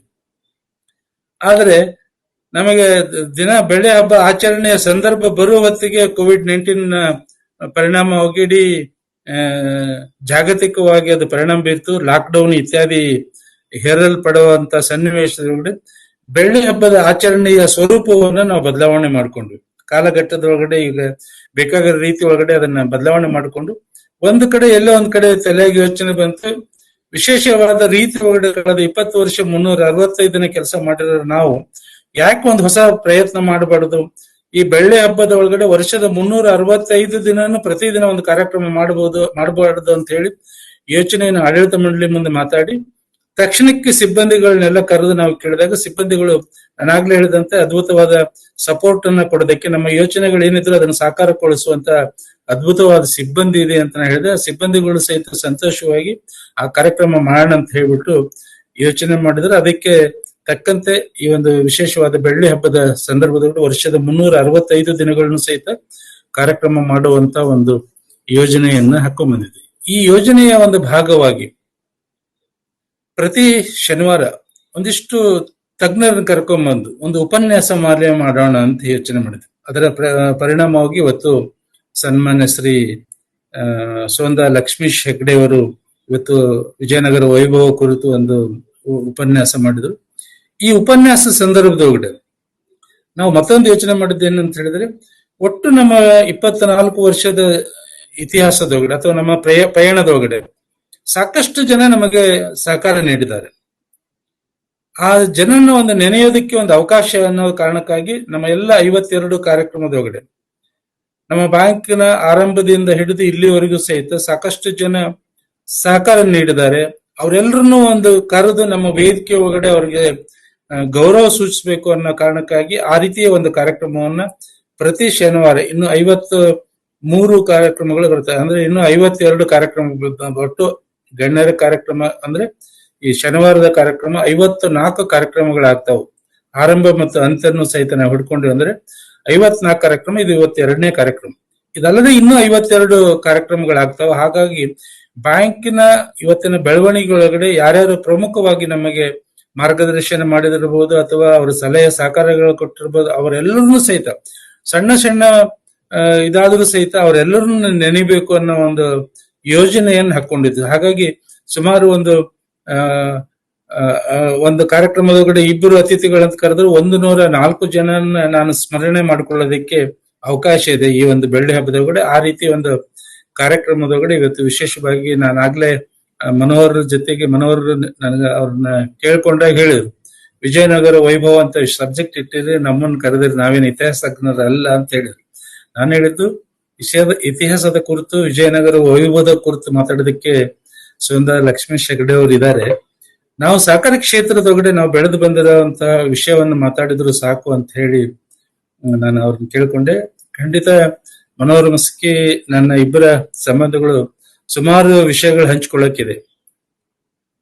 ಯಾಕಂತ ಹೇಳಿದ್ರೆ ವೃತ್ತಿಯಿಂದ ಇಬ್ರು ಸಹಿತ ಮುದ್ರಕರಾಗಿ ಅವರು ಸಹಿತ ಅವ್ರೇನು ಪೂರ್ಣಾವಧಿ ಕಾರ್ಯಕರ್ತರಾಗಿ ಶಿವಮೊಗ್ಗದೊಳಗಡೆ ಕೆಲಸ ಮಾಡಿ ವೃತ್ತಿ ಅಂತ ಆರಂಭ ಮಾಡಿದ್ದು ಅವರು ಮುದ್ರಣ ಕ್ಷೇತ್ರದೊಳಗಡೆ, ನಮ್ದು ಸಹಿತ ಮುದ್ರಣ ಕ್ಷೇತ್ರ. ಹಾಗಾಗಿ ಒಂದು ರೀತಿಯ ಸ್ಪರ್ಧಿಗಳಾಗಿ ನಾವು ಎಲ್ಲ ಕಡೆಯಿಂದ ಅವರೇ ಹೇಳಿದ್ರು.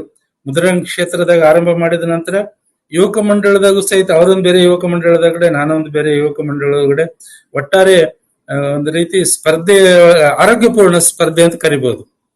ಯಾಕಂತ ಹೇಳಿದ್ರೆ ಕೆಲವೊಂದು ಬೇರೆ ನಾವಿಬ್ರು ಸೇರಿ, ಉದಾಹರಣೆಗೆ ಅಲ್ಲಿ ಒಂದು ಒಕ್ಕೂಟವನ್ನ ಅಂದ್ರೆ ಯುವಜನರ ಒಕ್ಕೂಟ ಮಾಡ್ಬೇಕಂತ ಹೇಳಿ ಯೋಚನೆ ಮಾಡಿದಾಗ ನಾನು ಮನೋಹರ್ ಅವರು ಎಲ್ಲ ಸೇರಿ ಆ ತಾಲೂಕದೊಳಗಡೆ ಇರುವಂತ ಎಲ್ಲ ಯುವಕರನ್ನು ಸೇರಿ ಒಂದು ಒಕ್ಕೂಟ ಮಾಡಿದ್ವಿ.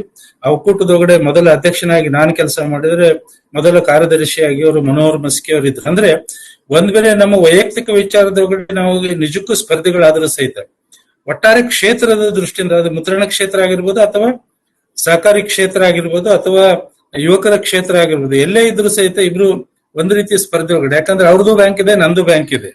ವಿಶೇಷವಾಗಿ ಇವತ್ತು ನಮ್ಮ ಶಾಖೆ ಇರುವಂತ ಹೊಸಪೇಟೆ ಒಳಗಡೆ ಅವ್ರದ್ದಿದೆ, ಸಿಂಧನೂರಿನ ಒಳಗಡೆ ಇದೆ, ಗಂಗಾವತಿ ಒಳಗಡೆ ಇದೆ, ಬಳ್ಳಾರಿ ಒಳಗಡೆ ಇದೆ, ಹಾಗಾಗಿ ಹುಬ್ಳಿ ಒಳಗಡೆ ಇದೆ.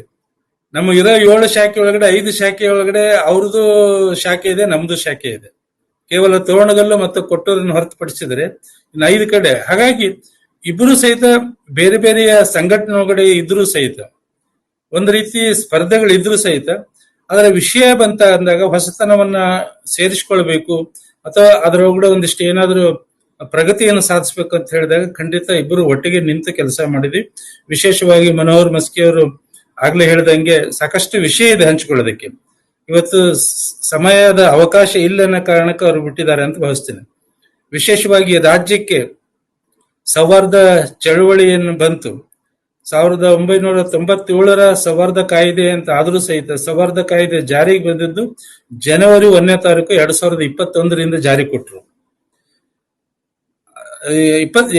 ಜನವರಿ 1ರಿಂದ ನಮಗೆ ಜಾರಿ ಕೊಟ್ಟರು. ರಾಜ್ಯದೊಳಗಡೆ ಆ ಕಾಯ್ದೆಗೆ ಅದನ್ನ ಜಾರಿ ಕೊಟ್ಟರು ಸಹಿತ ವಿಶೇಷವಾಗಿ ಸುಕೋ ಬ್ಯಾಂಕು, ನಮ್ಮ ವಿಕಾಸ್ ಬ್ಯಾಂಕ್ ಮತ್ತು ಸಿಂಧನೂರಿನ ಜನತಾ ಬಜಾರ್ ಈ 3 ಸಂಸ್ಥೆಗಳು ಮಾರ್ಚ್ 16ನೇ ತಾರೀಕಿಗೆ ಅಂದ್ರೆ ಕಾಯ್ದೆ ಜಾರಿ ಬಂದ ಒಂದು 75 ದಿನದೊಳಗಡೆ ನಾವು ನೋಂದಣಿಗೊಂಡು ಬಿಟ್ಟಿವಿ. ಅಂದ್ರೆ 75 ದಿವಸನೂ ಸಹಿತ ವಿಶೇಷವಾದ ರೀತಿಯೊಳಗಡೆ ನಾವು ಕೆಲಸ ಮಾಡಿ ಕಾಯ್ದೆಯನ್ನು ಅಧ್ಯಯನ ಮಾಡಿ ಕಾಯ್ದೆಯ ತಜ್ಞರ ಹತ್ರ ಹೋಗಿ ಆ ಕಾಯ್ದೆಗೆ ಅನುಗುಣವಾಗಿ ಒಂದು ಬಯಲಾವನ್ನ ರಚನೆ ಮಾಡಿ ಮತ್ತ ನಾವೇನು ಬರೀ ಒಂದು ಸಹಕಾರಿ ಸಂಸ್ಥೆ ಆಗಿರ್ಲಿಲ್ಲ.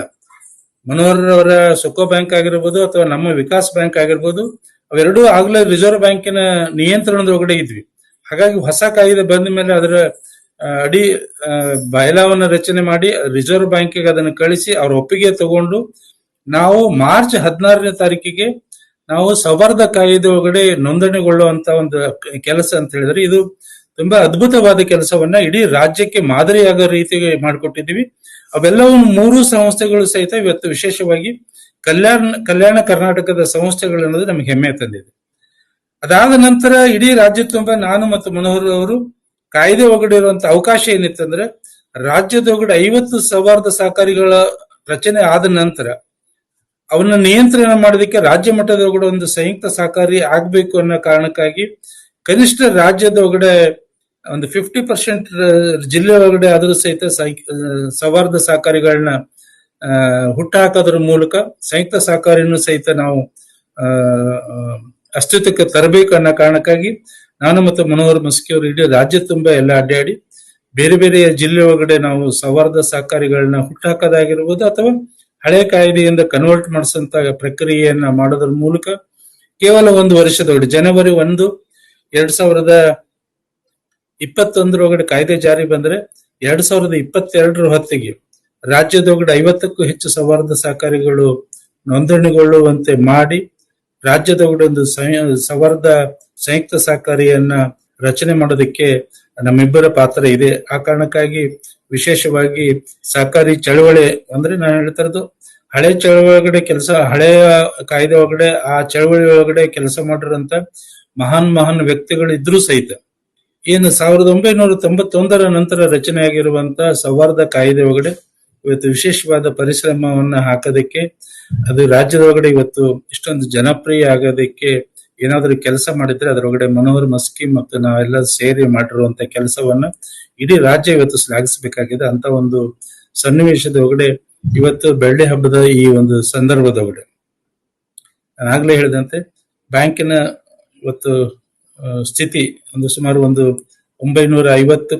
ಕೋಟಿ ಹೆಚ್ಚು ವ್ಯವಹಾರವನ್ನು ಹೊಂದಿರುವಂತ ವಿಕಾಸ್ ಸವರ್ದ ಕೋಆಪರೇಟಿವ್ ಬ್ಯಾಂಕ್ ಈ ಮಟ್ಟಕ್ಕೆ ಬರೋದಕ್ಕೆ ನಾನಾಗ್ಲೇ ಹೇಳಿದಂಗೆ ಸಾಕಷ್ಟು ಜನ ನಮಗೆ ಸಹಕಾರವನ್ನ ನೀಡಿದ್ದಾರೆ.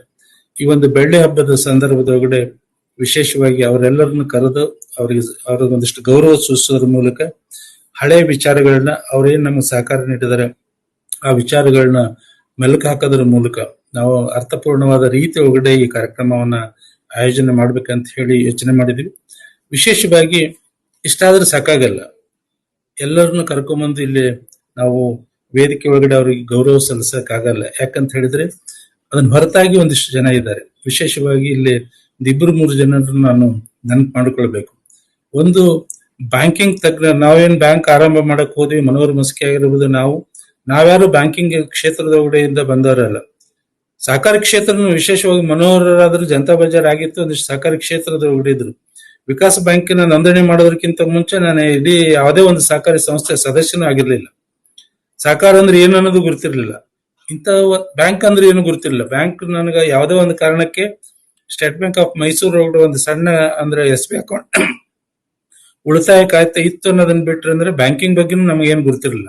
ಆದ್ರೂ ರಿಸರ್ವ್ ಬ್ಯಾಂಕಿನ ಲಿಬರಲೈಸ್ ಪಾಲಿಸಿ ಒಳಗಡೆ ನಾವು ಒಂದು ಬ್ಯಾಂಕ್ ಅನ್ನು ಮಾಡೋದಕ್ಕೆ ಅವಕಾಶ ಇದ್ದಾಗ ಅದನ್ನ ಮಾಡಿದ್ವಿ. ಆ ಸನ್ನಿವೇಶದೊಳಗಡೆ ಒಂದಿಷ್ಟು ವಿಶೇಷವಾಗಿ ಬ್ಯಾಂಕಿಂಗ್ ತಜ್ಞರನ್ನ ಒಂದಿಷ್ಟು ಭೇಟಿಯಾದ್ವಿ. ಆ ಸಂದರ್ಭದೊಳಗಡೆ KR ರಂಗನಾಥ್ ಅಂತ ಹೇಳಿ ಬೆಂಗಳೂರಿನವರು, ವಿಶೇಷವಾಗಿ ರಿಸರ್ವ್ ಬ್ಯಾಂಕಿನ ಜನರಲ್ ಮ್ಯಾನೇಜರ್ ಆಗಿ ವಾಲಂಟರಿ ರಿಟೈರ್ಮೆಂಟ್ ತಗೊಂಡಿದ್ರು. ಅವರು ಇವತ್ತು ನಮ್ಮ ಮಧ್ಯೆ ಇಲ್ಲ. ಆದರೆ ಆರಂಭದ ದಿನದಿಂದನೂ ಸಹಿತ ನಮ್ಮ ಬ್ಯಾಂಕಿನ ಬೆಳವಣಿಗೆ ಒಳಗಡೆ ಅವರದೇನು ಒಂದಿಷ್ಟು ಕಾಣಿಕೆ ಇದೆ, ಅದನ್ನು ನಾವು ಮರೆಯೋದಕ್ಕೆ ಸಾಧ್ಯ ಇಲ್ಲ. ಇವತ್ತು ವಿಶೇಷವಾಗಿ ಸುಕೋ ಬ್ಯಾಂಕ್ ಆಗ್ಲಿ ಅಥವಾ ವಿಕಾಸ್ ಬ್ಯಾಂಕ್ ಆಗ್ಲಿ ಉಳಿದ ಬ್ಯಾಂಕ್ಗಳಿಗಿಂತ ಭಿನ್ನವಾಗಿ ನಿಲ್ತೀವಿ. ಆಗ್ಲೇ ಮನೋಹರ್ ಮಸ್ಕಿ ಅವರು ಹೇಳಿದಂಗ ಬ್ಯಾಂಕಿಂಗ್ ಅಂತ ಹೇಳಿದ್ರೆ ದಕ್ಷಿಣ ಕನ್ನಡ ಅಂತ ಹೇಳಿ ನಾವು ಯೋಚನೆ ಮಾಡ್ತಿದ್ವಿ. ಇವತ್ತು ಸಾಕಷ್ಟು ಬ್ಯಾಂಕ್ಗಳು ದಕ್ಷಿಣ ಕನ್ನಡದ ಅಂದ್ರೆ ಮಂಗಳೂರು, ಆ ದಕ್ಷಿಣ ಕನ್ನಡ ಜಿಲ್ಲೆಯಿಂದ ಹುಟ್ಟಿರುವಂತ ಬ್ಯಾಂಕ್ಗಳು ಇದ್ರೂ ಸಹಿತ ಬ್ಯಾಂಕಿಂಗ್ ಕ್ಷೇತ್ರಕ್ಕೆ ಅಷ್ಟೊಂದು ದೊಡ್ಡ ಕೊಡುಗೆಯನ್ನು ಇವತ್ತು ದಕ್ಷಿಣ ಕನ್ನಡ ಜಿಲ್ಲೆ ಕೊಟ್ಟಿದ್ರು ಸಹಿತ ಇವತ್ತು ನಾವೇನಾದ್ರೂ ಬ್ಯಾಂಕು, ವಿಶೇಷವಾಗಿ ಸಹಕಾರಿ ಬ್ಯಾಂಕಿನವರು ನಮ್ಮ ಕಡೆ ನೋಡ್ತಾ ಇದ್ದಾರೆ. ಸಾಕಷ್ಟು ಜನ ನಮ್ಮ ಎರಡೂ ಬ್ಯಾಂಕ್ಗಳಿಗೆ ಬಂದು ಮಾಹಿತಿಯನ್ನ ತೆಗೆದುಕೊಳ್ಳುವ ಮಟ್ಟಕ್ಕೆ ನಾವೇನಾದ್ರೂ ಇವತ್ತು ಬ್ಯಾಂಕ್ ಅನ್ನು ಬೆಳೆಸೋದಕ್ಕೆ ಸಾಧ್ಯ ಆಗಿದೆ, ಅಥವಾ ಬ್ಯಾಂಕಿನ ಒಳಗಡೆ ವಿಶೇಷವಾದ ಸರ್ವಿಸ್ಗಳನ್ನ ವಿಶೇಷವಾದ ರೀತಿ ಒಳಗಡೆ ನಾವು ಮಾಡೋದಕ್ಕೆ ಸಾಧ್ಯ ಆಗಿದೆ ಅಂತ ಹೇಳಿದ್ರೆ ಅದರಿಂದ KR ರಂಗನಾಥ್ ಅವರ ಕೊಡುಗೆ ತುಂಬಾ ಇದೆ. ಸಾಕಷ್ಟು ಸಂದರ್ಭಗಳು ಇವತ್ತು ಸಹಿತ ನನ್ನ ನೆನಪಿದೆ. ನಮ್ಮ ಪಾಂಪ್ಲೆಂಟ್ ಅನ್ನು, deposit rate of interest pamphlet ಅನ್ನು ನಾವು ಪ್ರಕಟಿಸಿದಾಗ ಬಹಳಷ್ಟು ಜನ ಇಲ್ಲ ನಿಮ್ಮ ಪಾಂಪ್ಲೆಂಟ್ ಒಳಗಡೆ ತಪ್ಪಾಗಿದೆ ನೋಡ್ರಿ, ನಾರ್ಮಲಿ ನಂಬರ್ ಆಫ್ ಡೇಸ್ ಜಾಸ್ತಿ ಆದಂಗೆಲ್ಲ ಇಂಟ್ರೆಸ್ಟ್ ರೇಟ್ ಜಾಸ್ತಿ ಇರುತ್ತೆ ಅಂತ ಹೇಳಿ, ಅಥವಾ 5 ವರ್ಷದ ಡೆಪಾಸಿಟ್ ಅಂದ್ರೆ 10%, ಅದು 10 ವರ್ಷಕ್ಕೆ ಕೊಡ್ತೀನಿ ಅಂದ್ರೆ 12% ಈ ರೀತಿ ಇರುತ್ತೆ. ನಿಮ್ದು 1 ವರ್ಷ 2 ವರ್ಷದ ನಂತರ ಕಡಿಮೆ ಆಗಿದೆ, 2 ವರ್ಷಕ್ಕೆ ಹೈಯೆಸ್ಟ್ ಇದೆ ಅಂತ ಹೇಳಿ ಅವರು ಹೇಳಿರುವಂತ ಸಾಕಷ್ಟು ಗ್ರಾಹಕರಿದ್ದಾರೆ. ಆದ್ರೆ ಅವ್ರ ಯೋಚನೆ ಹೆಂಗಿತ್ತು, ಲಾಂಗ್ ಟರ್ಮಿಗೆ ಡೆಪಾಸಿಟ್ ಅಕ್ಸೆಪ್ಟ್ ಮಾಡ್ಕೊಂಡಾಗೆ ಮುಂದಿನ ಒಂದು ಮಾರುಕಟ್ಟೆಯ ಏರಿಳಿತಗಳಿಗೆ ನಾವು ಹೊಂದಿಕೊಳ್ಳೋದಕ್ಕೆ ಕಷ್ಟ ಆಗುತ್ತೆ ಅಂತ ಹೇಳಿ ನಮಗೆ 21 ವರ್ಷದಿಂದನೇ ಹೇಳಿ ಯಾವುದೇ ಸಂದರ್ಭದೊಳಗಡೆ ಲಾಂಗ್ ಟರ್ಮ್ ಡೆಪಾಸಿಟ್ ಅನ್ನ ತಗೊಳ್ಳೋದು ಆರೋಗ್ಯಪೂರ್ಣ ಅಲ್ಲ ಅನ್ನೋ ಒಂದು ಮಾಹಿತಿಯನ್ನು ಕೊಟ್ಟರು. ಅದರ ಅನುಗುಣವಾಗಿ ನಾವು ಅವ್ರನ್ನ ನಡ್ಕೊಂಡ್ ಬಂದಿದ್ದಕ್ಕಾಗಿ ಇವತ್ತು ವಿಶೇಷವಾಗಿ ಬೇರೆ ಬ್ಯಾಂಕ್ಗಳಿಗಿಂತ ಸ್ವಲ್ಪ ಭಿನ್ನವಾದ ರೀತಿ ಒಳಗಡೆ ನಮ್ಮ ಬೆಳವಣಿಗೆ ಇದೆ, ನಮ್ಮ ಚಟುವಟಿಕೆಗಳಿದಾವೆ ಅಂತ ಹೇಳಿ ನಾನು ಭಾವಿಸ್ತೇನೆ. ಹಾಗಾಗಿ ಅವರ ಸ್ಮರಣೆಯನ್ನ ಅವ್ರನ್ನ ಕರ್ಕೊಂಡ್ಬಂದು ಇವತ್ತು ಗೌರವ ಸಲ್ಲಿಸೋದಕ್ಕೆ ಆಗಲ್ಲ. ಆ ಕಾರಣಕ್ಕಾಗಿ ಅವರ ಸ್ಮರಣಾರ್ಥವಾಗಿ ಒಂದಿಷ್ಟು ಕಾರ್ಯಕ್ರಮಗಳನ್ನ ಹಮ್ಮಿಕೋಬೇಕಂತ ಅನ್ಕೊಂಡಿದ್ದೆ. ವಿಶೇಷವಾಗಿ ನಮ್ಮ ಆಡಳಿತ ಮಂಡಳಿ ತೀರ್ಮಾನ ಕೈಗೊಂಡಿದೆ. ಎವ್ರಿ ಕ್ವಾರ್ಟರ್ಲಿ ಒಂದ್ ಬೇರೆ ಕಥಾ ರಚನಾ ಸ್ಪರ್ಧೆ ಅಥವಾ ಕವನ ರಚನಾ ಸ್ಪರ್ಧೆ ಅಥವಾ ಚಿತ್ರಕಲಾ ರಚನೆ ಸ್ಪರ್ಧೆಗಳನ್ನ ಇಡಬೇಕಂತ ಹೇಳಿ ಯೋಚನೆ ಮಾಡಿದ್ವಿ. ಆ ಒಂದು ಕಥಾ ರಚನೆ ಸ್ಪರ್ಧೆ ಆಗಿರುತ್ತೋ ಅಥವಾ ಕವನ ರಚನಾ ಸ್ಪರ್ಧೆ ಏನಿದೆಯಲ್ಲ ಅದು ಆನ್ಲೈನ್ ಒಳಗಡೆ ಇರುತ್ತೆ, ಜಗತ್ತಿನಾದ್ಯಂತ ಯಾರಾದರೂ ಭಾಗವಹಿಸಬಹುದು ಅನ್ನೋ ಒಂದು ಕಾರ್ಯಕ್ರಮವನ್ನು ಹಮ್ಮಿಕೊಂಡಿದ್ವಿ. ಅಂತ ಕಾರ್ಯಕ್ರಮವನ್ನ KR ರಂಗನಾಥ್ ಅವರ ಸ್ಮರಣಾರ್ಥವಾಗಿ ನಾವು ಆ ಕಾರ್ಯಕ್ರಮವನ್ನ ಹಮ್ಮಿಕೊಳ್ಬೇಕು ಅಂತ ಹೇಳಿ ಯೋಚನೆ ಮಾಡಿದ್ವಿ. ಅದೇ ಮಾದರಿ ಒಳಗಡೆ ವಿಶೇಷವಾಗಿ ನಾ ಇನ್ನೊಬ್ಬ ವ್ಯಕ್ತಿಯ ಹೆಸರನ್ನು ಹೇಳ್ತೀವಿ. ನಾನು ಆಗ್ಲೇ ಹೇಳ್ದಂಗೆ, ಮನೋಹರ್ ಹೇಳ್ದಂಗೆ, ಒಂದು ಯುವಕರ ಟೀಮ್ ಇಷ್ಟೊಂದು ದೊಡ್ಡ ಕೆಲಸವನ್ನ ಮಾಡಿದೀವಿ ಅಂದ್ರೆ ನಾನು ಇವತ್ತು ನಾವು ಯುವಕರಲ್ಲ ಅಂತ ಆಗಿರ್ಬೋದು, 60 ವರ್ಷ ಸೀನಿಯರ್ ಸಿಟಿಜನ್ ಒಳಗಡೆ ಬಂದಿರ್ಬೋದು. ಆದ್ರೆ ಆರಂಭ ಮಾಡೋ ಹೊತ್ತಿಗೆ ನಮ್ಮೆಲ್ಲ ಯುವಕರ ತಂಡ ಈ ಕೆಲಸವನ್ನ ಆರಂಭ ಮಾಡಿರೋದ್ರಿಂದ ನಮ್ಮೆಲ್ಲ ಕಾರ್ಯಕ್ರಮಕ್ಕೂ ಸಹಿತ ಬೆನ್ನೆಲುಬಾಗಿ ವಿಶೇಷವಾಗಿ ಉಮಾಶಂಕರ್ ಬೋಸ್ ಅವರು ಇಲ್ಲಿಯ ಪೋಸ್ಟಲ್ ಡಿಪಾರ್ಟ್ಮೆಂಟ್ ಒಳಗಡೆ ಇದ್ದರು. ಅವರು ಪೋಸ್ಟಲ್ ಸೂಪರಿಂಟೆಂಡೆಂಟ್ ಆಗಿ ರಿಟೈರ್ಡ್ ಆದರು. ಅವರು ನಮ್ಮ ಎಲ್ಲ ಕಾರ್ಯಕ್ರಮಕ್ಕೂ ಸಹಿತ ಬೆನ್ನಿಗೆ ನಿಂತು ಕೆಲಸ ಮಾಡಿದ್ದಾರೆ.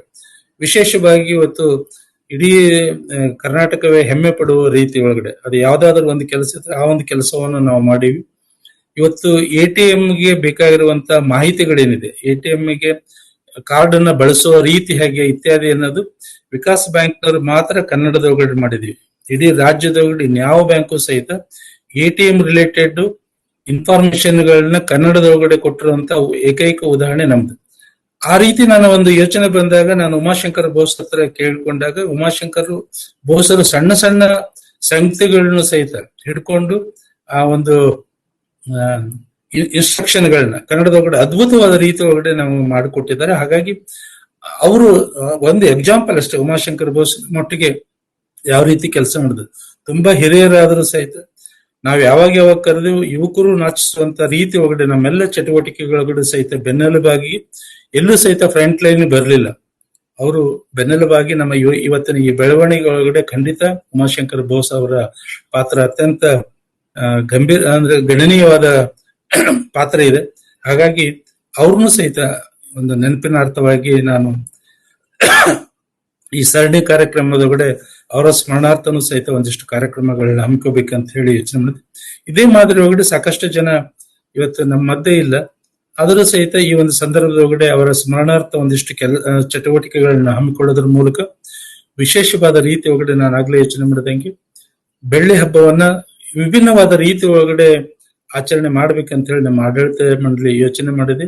ಈಗಾಗಲೇ ಇವತ್ತು 8ನೇ ದಿನ, ನಮ್ಮ ಬೆಳ್ಳಿ ಹಬ್ಬದ ಕಾರ್ಯಕ್ರಮದ 8ನೇ ದಿನ. ಆರಂಭದ ಒಳಗಡೆ ಒಂದಿಷ್ಟು ಇದೆ ನಾವು ಯೋಚನೆ ಮಾಡಿದೀವಿ. ಉದಾಹರಣೆಗೆ ಇವತ್ತು ನಾವೇನು ಸಭೆ ಸೇರಿದೀವಿ, ಏರ್ ಮೀಟ್ ಮಿಲ್ಕ್ ಸಭೆ ಸೇರಿದ್ವಿ. ವಿಶೇಷವಾಗಿ ನಮ್ಮ ವಿಶ್ವಾಸ ಏನಂತ ಹೇಳಿದ್ರೆ, ಬೇರೆ ಒಂದು ಪ್ಲಾಟ್ಫಾರ್ಮ್ ಒಳಗಡೆ ಹೋದ್ರೆ ತುಂಬಾ ಕಡಿಮೆ ವೆಚ್ಚದೊಳಗಡೆ ಆ ಪ್ಲಾಟ್ಫಾರ್ಮ್ ಸಿಗ್ತಿತ್ತು ನಮಗೆ, ಆದ್ರೆ ಸಂಖ್ಯೆ ತುಂಬಾ ಕಡಿಮೆ ಸೇರಬಹುದಾಗಿತ್ತು. ಆದ್ರೆ ವಿಶೇಷವಾಗಿ ಈ ಆನ್ಲೈನ್ ಕಾರ್ಯಕ್ರಮಗಳೊಳಗಡೆ 1000 ಜನವರೆಗೂ ಸೇರಿದ್ರು ಸಹಿತ ನಮಗೆ ಯಾವುದೇ ರೀತಿಯ ತೊಂದರೆ ಆಗಬಾರ್ದು, ಆ ರೀತಿಯ ವ್ಯವಸ್ಥೆಯನ್ನ ಕಲ್ಪಿಸೋದ್ರ ಮೂಲಕ ಇವತ್ತು ಏರ್ ಮೀಟ್ ಅನ್ನ ಈ ಒಂದು ಕಾರ್ಯಕ್ರಮವನ್ನ ಅಂದ್ರೆ ಈ ಒಂದು ಪ್ಲಾಟ್ಫಾರ್ಮ್ ಅನ್ನ ಯೂಸ್ ಮಾಡ್ತಾ ಇದ್ವಿ. ಒಟ್ಟಾರೆ ಸಂಕ್ಷಿಪ್ತವಾಗಿ ವರ್ಷದ 365 ದಿನ ಕಾರ್ಯಕ್ರಮದ ಕುರಿತನ್ನ ಹೇಳೋದಾದರೆ, ವಾರದ 7 ದಿನಗಳನ್ನು ಸಹಿತ ವಿಶೇಷವಾದ ಕಾರ್ಯಕ್ರಮಗಳನ್ನ ಹಮ್ಮಿಕೊಳ್ಳೋದ್ರ ಮೂಲಕ ವರ್ಷದೊಳಗಡೆ 364 ಕಾರ್ಯಕ್ರಮಗಳಾಗುತ್ತೆ. ಈಗಾಗಲೇ ಹೇಳಿದಂಗೆ ಶನಿವಾರ ಉಪನ್ಯಾಸ ಮಾಲೆಯನ್ನು ಇಟ್ಕೊಂಡಿದ್ವಿ. ಭಾನುವಾರ ವಿಕಾಸ್ ಒಗಟೊಗಟು ಅನ್ನೋ ಒಂದು ಕಾರ್ಯಕ್ರಮವನ್ನ ಆಕಾಶವಾಣಿಯ ಸಹಯೋಗದ ಒಳಗಡೆ ಅದನ್ನ ಮಾಡ್ತಾ ಇದ್ದೀವಿ. ಹಾಗೆ ಡಾಕ್ಟರ್ ಸೋಮೇಶ್ವರ ಅವರ ಒಂದು ನೇತೃತ್ವದೊಳಗಡೆ ಏನ್ ತಟ್ ಅಂತ ಹೇಳಿ ಕಾರ್ಯಕ್ರಮ ಬರ್ತಾ ಇದೆ, ಅದನ್ನ ವಿಕಾಸ್ ಬ್ಯಾಂಕ್ ತಟ್ ಅಂತ ಹೇಳಿ ಕಾರ್ಯಕ್ರಮವನ್ನ ಆಯೋಜನೆ ಮಾಡಿದ್ವಿ ಪ್ರತಿ ಸೋಮವಾರ. ಪ್ರತಿ ಮಂಗಳವಾರ ಒಂದು ಪುಣೆ ಬೇಸ್ನ ಏಕಲವ್ಯ ಇನ್ಸ್ಟಿಟ್ಯೂಟ್ ನವರ ಜೊತೆಗೆ ಸಹಯೋಗದೊಳಗಡೆ ರಸಪ್ರಶ್ನೆ ಕಾರ್ಯಕ್ರಮವನ್ನ ಹಮ್ಮಿಕೊಂಡಿದ್ವಿ. ಅದು ಯಾರಾದರೂ ಆ ರಸಪ್ರಶ್ನೆ ಕಾರ್ಯಕ್ರಮದೊಳಗಡೆ ಭಾಗವಹಿಸು ತಕ್ಷಣಕ್ಕೆ ಒಂದು ಅರ್ಧ ಗಂಟೆ ಒಳಗಡೆ ರಿಸಲ್ಟ್ ಅನ್ನು ಅನೌನ್ಸ್ ಮಾಡ್ತೀವಿ ಮತ್ತು ಪ್ರೈಜ್ಗಳನ್ನ ವಿತರಣೆ ಮಾಡುವಂತ ಕೆಲಸವನ್ನ ಪ್ರತಿ ಮಂಗಳವಾರ ಹಾಕೊಂಡಿದ್ವಿ. ಪ್ರತಿ ಬುಧವಾರ ಯುವ ವಿಕಾಸ ಅನ್ನೋ ಒಂದು ಶೀರ್ಷಿಕೆ ಅಡಿ ಯುವಕರಿಗೆ ಉದ್ಯೋಗ ಅಥವಾ ಕೌಶಲ್ಯ ಅಭಿವೃದ್ಧಿ ಇರ್ಬೋದು, ಅವರಿಗೆ ಕಿರು ಉದ್ಯಮಗಳನ್ನ, ಸಣ್ಣ ಉದ್ಯಮಗಳನ್ನ ಆರಂಭ ಮಾಡಕ್ಕೆ ಬೇಕಾಗಿರುವಂತ ಚಟುವಟಿಕೆಯನ್ನ ಮಾಡ್ಬೇಕು ಅನ್ಕೊಂಡಿದೀವಿ. ಪ್ರತಿ ಗುರುವಾರ ಸಹಕಾರಿಗಳ ಕೌಶಲ್ಯ ಅಭಿವೃದ್ಧಿ ಆಗಿರ್ಬೋದು, ಅವರಿಗೆ ವೃತ್ತಿಪರತೆಯನ್ನು ಹೆಚ್ಚು ಮಾಡುವಂತ ಕಾರ್ಯಕ್ರಮಗಳನ್ನು ಸಹಿತ ಪ್ರತಿ ಗುರುವಾರ ಹಾಕೊಂಡಿದ್ವಿ. ಪ್ರತಿ ಶುಕ್ರವಾರ ಮಹಿಳೆಯರಿಗಾಗಿ ವಿಶೇಷವಾಗಿ ಮಹಿಳಾ ವಿಕಾಸ ಕಾರ್ಯಕ್ರಮದಡಿ ಅವ್ರಿಗೂ ಸಹಿತ ಅವರ ಆರೋಗ್ಯ ಕಾಪಾಡೋದು ಹೇಗೆ, ಅವರ ಕೌಶಲ್ಯ ಅಭಿವೃದ್ಧಿ ಮತ್ತು ಅವ್ರಿಗೂ ಸಹಿತ ಗುಡಿ ಕೈಗಾರಿಕೆ ಇತ್ಯಾದಿ ಕೈಗಾರಿಕೆಗಳನ್ನ ಆರಂಭ ಮಾಡಕ್ ಬೇಕಾಗಿರುವಂತ ಚಟುವಟಿಕೆಗಳನ್ನ ಅವರಿಗೆ ಮಾಡಿ ಅದರ ಮಾಹಿತಿಯನ್ನು ಕೊಡುವಂತ ಕಾರ್ಯಕ್ರಮಗಳನ್ನ ವರ್ಷದ ಈ ಎಲ್ಲ ಕಾರ್ಯಕ್ರಮಗಳು 52 ಕಾರ್ಯಕ್ರಮಗಳು ವರ್ಷ ಪೂರ್ತಿ ನಡೀತಾವೆ. ಹಾಗಾಗಿ ಈ ಒಂದು ವಿಶೇಷವಾದ ರೀತಿ ಒಳಗಡೆ ಕಾರ್ಯಕ್ರಮವನ್ನು ಆಯೋಜನೆ ಮಾಡಿವಿ. ನಮ್ಮೆಲ್ಲ ಸಹಕಾರಿ ಬಂಧುಗಳು, ನಮ್ಮೆಲ್ಲ ಗ್ರಾಹಕರು ಈ ಒಂದು ಕಾರ್ಯಕ್ರಮಕ್ಕೆ ಯಶಸ್ವಿಗೆ ತಾವು ಸಹಕರಿಸಬೇಕು ಅನ್ನೋದ್ರ ಜೊತೆಗೆ ಕೇವಲ ಇದು ಕಾರ್ಯಕ್ರಮ ಅಂತ ಭಾವಿಸಿಲ್ಲ ನಾನು. ಒಂದು ಸನ್ಮಾನ್ಯ ಶ್ರೀ ಸೋಂದ ಲಕ್ಷ್ಮೀಶ್ ಹೆಗ್ಡೆ ಅವರು ಹೇಳಿದಂಗೆ ಬ್ಯಾಂಕ್ ಆಗಿ ಕೇವಲ ಇದು CSR ಆಕ್ಟಿವಿಟಿ ಅಥವಾ ಪ್ರಚಾರಕ್ಕಾಗಿ ಅಂತ ಹೇಳಿ ಯೋಚನೆ ಮಾಡಿಲ್ಲ. ಕಾರ್ಯಕ್ರಮ ರೂಪಿಸಬೇಕಾದಾಗ ಸಹಿತ ಒಂದಿಷ್ಟು ಪ್ರಚಾರಕ್ಕೆ, ಅಂದ್ರೆ ಇವತ್ತು ಉಪನ್ಯಾಸ ಕಾರ್ಯಕ್ರಮ ಇದೆ, ಇದು ನಮ್ಮ ಪ್ರಚಾರಕ್ಕಾಗಿ ಅಂತ ಆಗಿರ್ಬೋದು. ಒಂದಿಷ್ಟು CSR ಆಕ್ಟಿವಿಟೀಸ್ಗಳಿದೆ, ಅಂದ್ರೆ ಉದಾಹರಣೆಗೆ ಮಕ್ಕಳಿಗೆ ರಸಪ್ರಶ್ನೆ ಕಾರ್ಯಕ್ರಮ ಆಗಿರ್ಬೋದು ಅಥವಾ ತಟ್ ಅಂತ ಹೇಳಿ ಕಾರ್ಯಕ್ರಮ ಆಗಿರ್ಬೋದು, ಒಗಟೊಗಟು ಕಾರ್ಯಕ್ರಮ, ಇದು CSR ಆಕ್ಟಿವಿಟಿ ಅಂತ ಭಾವಿಸಿದ್ವಿ. ಅದನ್ನು ಹೊರತುಪಡಿಸಿದ್ರೆ ಯುವಕರ ಕಾರ್ಯಕ್ರಮ ಆಗಿರ್ಬೋದು, ಮಹಿಳೆಯರ ಕಾರ್ಯಕ್ರಮ ಆಗಿರ್ಬೋದು, ಸಹಕಾರಿಗಳ ಕಾರ್ಯಕ್ರಮ, ಇಲ್ಲಿ ಒಂದಿಷ್ಟು ಬಿಸಿನೆಸ್ ಇದೆ. ಯುವಕರಿಗೆ ಒಂದಿಷ್ಟು ಮಾರ್ಗದರ್ಶನ ಮಾಡ್ತಾ ಇದೀವಿ. ಅವರು ಉದ್ಯಮ ಹೆಂಗ್ ಆರಂಭಿಸಬೇಕು ಅದಕ್ಕೆ ಬೇಕಾಗಿರೋ ಮಾಹಿತಿ ಕೊಡೋದ್ರ ಜೊತೆಗೆ ಅವರಿಗೆ ಬೇಕಾಗಿರುವಂತ ಸಾಲದ ಪ್ರಾಡಕ್ಟ್ಗಳನ್ನು ಸಹಿತ ಮಾಡಿ ಆ ಮೂಲಕ CSR ಮತ್ತು ಬಿಸಿನೆಸ್ ಈ ರೀತಿಯ ಒಟ್ಟು, ಅಂದ್ರೆ ಕೇವಲ ಇದು CSR ಆಕ್ಟಿವಿಟಿ ಅಲ್ಲ, ಇದರೊಟ್ಟಿಗೆ ಒಂದಿಷ್ಟು ಬಿಸಿನೆಸ್, ಒಂದು ಬ್ಯಾಂಕ್ ಆಗಿ ಬಿಸಿನೆಸ್ ಅನ್ನು ಸಹಿತ ಯೋಚನೆ ಮಾಡಿದೆ ಅನ್ನೋ ಒಂದು ಮಾತನ್ನ ಹೇಳ್ತಾ ಈ ಒಂದು ಸಂಪೂರ್ಣ ಕಾರ್ಯಕ್ರಮದ ಪ್ರಯೋಜನವನ್ನ ವಿಶೇಷವಾಗಿ ಮಹಿಳೆಯರಿರ್ಬಹುದು, ಯುವಕರಿರ್ಬಹುದು ಅಥವಾ ಸಹಕಾರಿಗಳಿರ್ಬೋದು, ಈ ಎಲ್ಲ ಕಾರ್ಯಕ್ರಮಗಳ ಸದುಪಯೋಗವನ್ನು ಪಡಿಸಿಕೊಳ್ಬೇಕು ಅಂತ ಹೇಳಿ ಈ ಸಂದರ್ಭದಲ್ಲಿ ವಿಶೇಷವಾಗಿ ಹೇಳ್ತಾ ಒಂದು ಈ ಕಾರ್ಯಕ್ರಮಕ್ಕೆ ತಾವೆಲ್ಲ ಸಹಕಾರ ನೀಡ್ಬೇಕಂತ ಹೇಳಿ ಮತ್ತೆ ವಿನಂತಿ ಮಾಡಿಕೊಳ್ತಾ ನನ್ನ ಮಾತುಗಳು ಮುಗಿಸ್ತೇನೆ. ಜೈ ಹಿಂದ್, ಜೈ ಸಹಕಾರ. ಕಾರ್ಯಕ್ರಮದ ಔಚಿತ್ಯ ಸೇರಿದಂತೆ ಕಾರ್ಯಕ್ರಮದ ಸಮಗ್ರ ಮಾಹಿತಿ ನೀಡಿದ ಅಧ್ಯಕ್ಷರಿಗೆ ಧನ್ಯವಾದಗಳು. 2 ನಿಮಿಷಗಳ ವಿರಾಮ ತೆಗೆದುಕೊಂಡು ಮರಳಿ ಮತ್ತೆ ಬರೋಣ.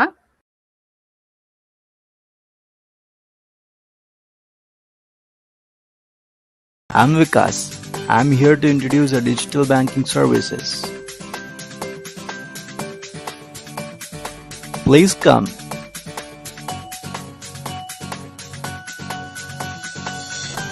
Mobile banking, banking at your fingertips. Fund transfer, balance inquiry, mini statement. Download app from Play Store and Apple Store. ATM cum debit card. It's a multi-purpose case. Cash withdrawal, purchase at online, purchase at POS. CardSafe app for card security purpose. Block unlock card by yourself. Set transaction limit. Stop being victim. Internet banking. Account view, real-time balance view, Yum passbook, download statement. UPI. Link your account to any UPI payment app. Google Pay, PhonePe, Paytm. Experience the convenient digital banking channels. For more information, please visit your nearest branch.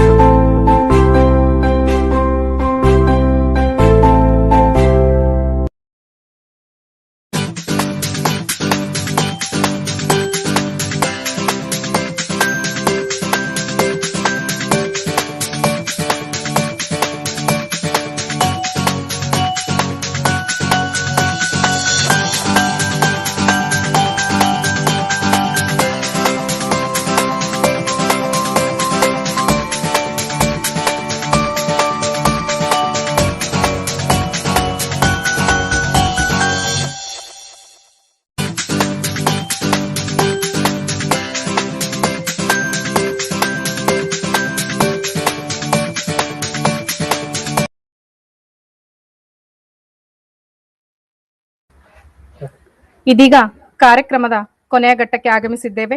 ಅಂತಿಮವಾಗಿ ವಂದನಾರ್ಪಣೆ ಸಲ್ಲಿಸುವಂತೆ ನನ್ನ ಸಹೋದ್ಯೋಗಿಯಾದ ಕುಮಾರಿ ಜಯಶ್ರೀ ಅವರಲ್ಲಿ ಕೇಳಿಕೊಳ್ಳುತ್ತೇನೆ.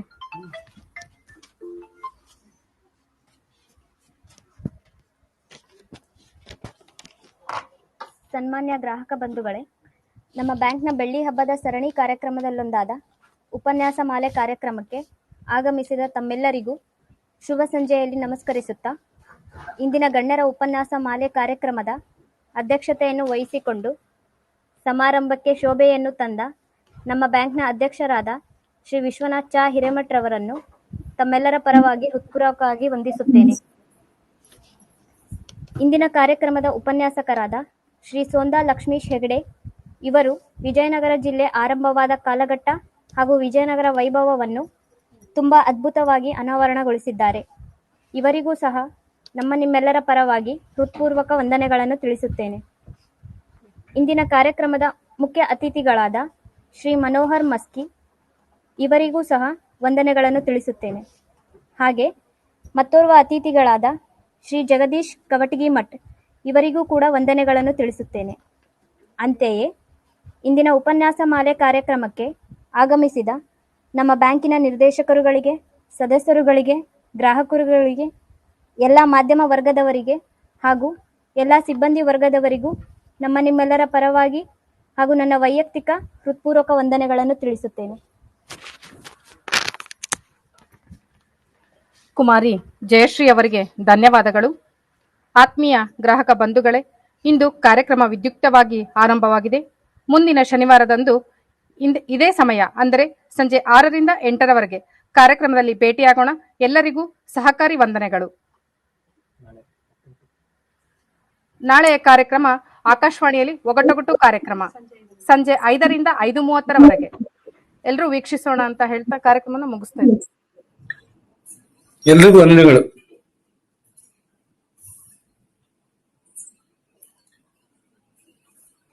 ಲಕ್ಷ್ಮೇಶ್ ಹೆಗಡೆಯವರಿಗೆ ವಂದನೆಗಳು, ಮನೋಹರ್ಗೆ ಮತ್ತು ಜಗದೀಶ್ ಕೌಟಿಮಠ ಎಲ್ರಿಗೂ ವಂದನೆಗಳು. ಸಭೆ ಒಳಗಡೆ ಸೇರಿರೋ ಎಲ್ರಿಗೂ ವಂದನೆಗಳು.